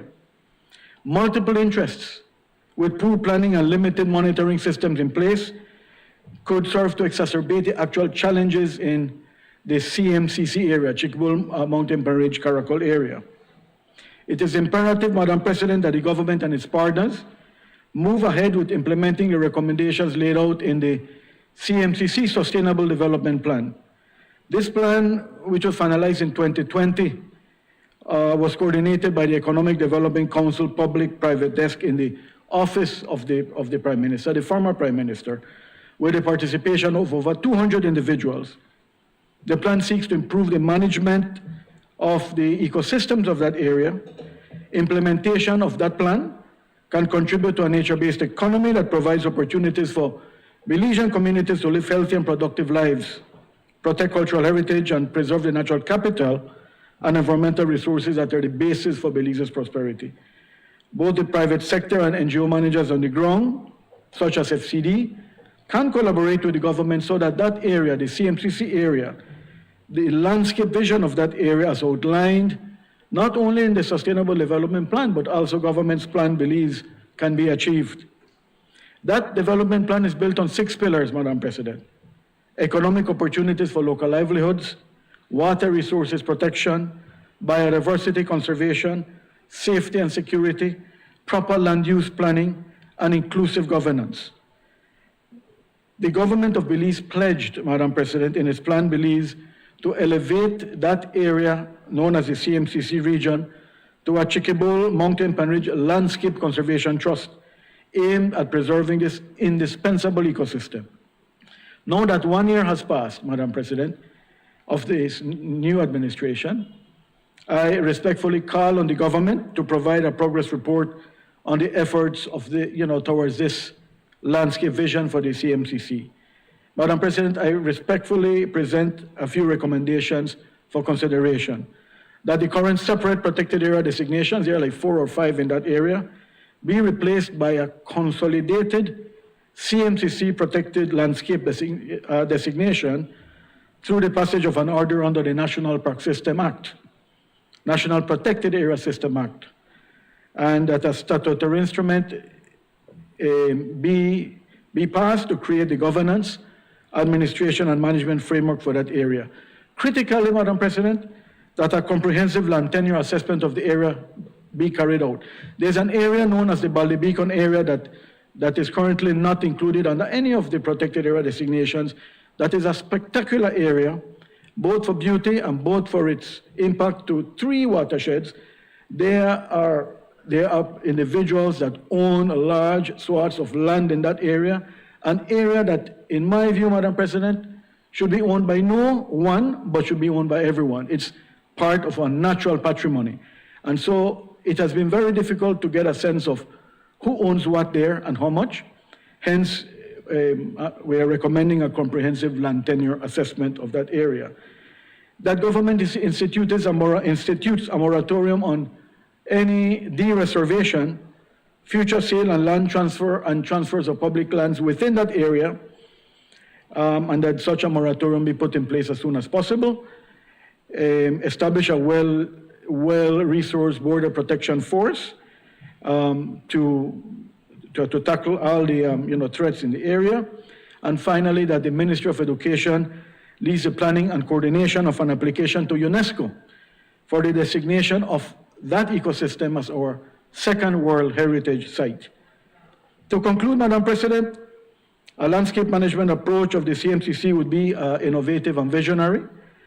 Such a framework based on sustainable development principles would provide lasting benefits to Belizeans. That landscape management approach would require a shift from a single sort of sector-oriented perspective, be it agriculture, conservation, or residential development, for example, towards an increasingly integrated landscape level management approach that recognizes that conservation is a vital component of land management, providing essential ecosystem services and building resilience to climate change. It would also focus, Madam President, on balancing competing multi-sectoral demands on land, using principles that emphasize adaptive management, stakeholder involvement, and ecosystem services such as water security and climate adaptation. Madam President, thank you for the opportunity, and thanks, colleagues, for listening. Thanks, Madam President. Madam President, could I just, for this side of the House, associate myself with the words of Senator Perry with respect to Mr. Romel Perdomo, a legendary, patriotic, and good Belizean. Honorable members, the question is that the Senate do now adjourn. All those in favor, kindly say aye. Those against, kindly say no. I think the ayes have it. The Senate now stands adjourned.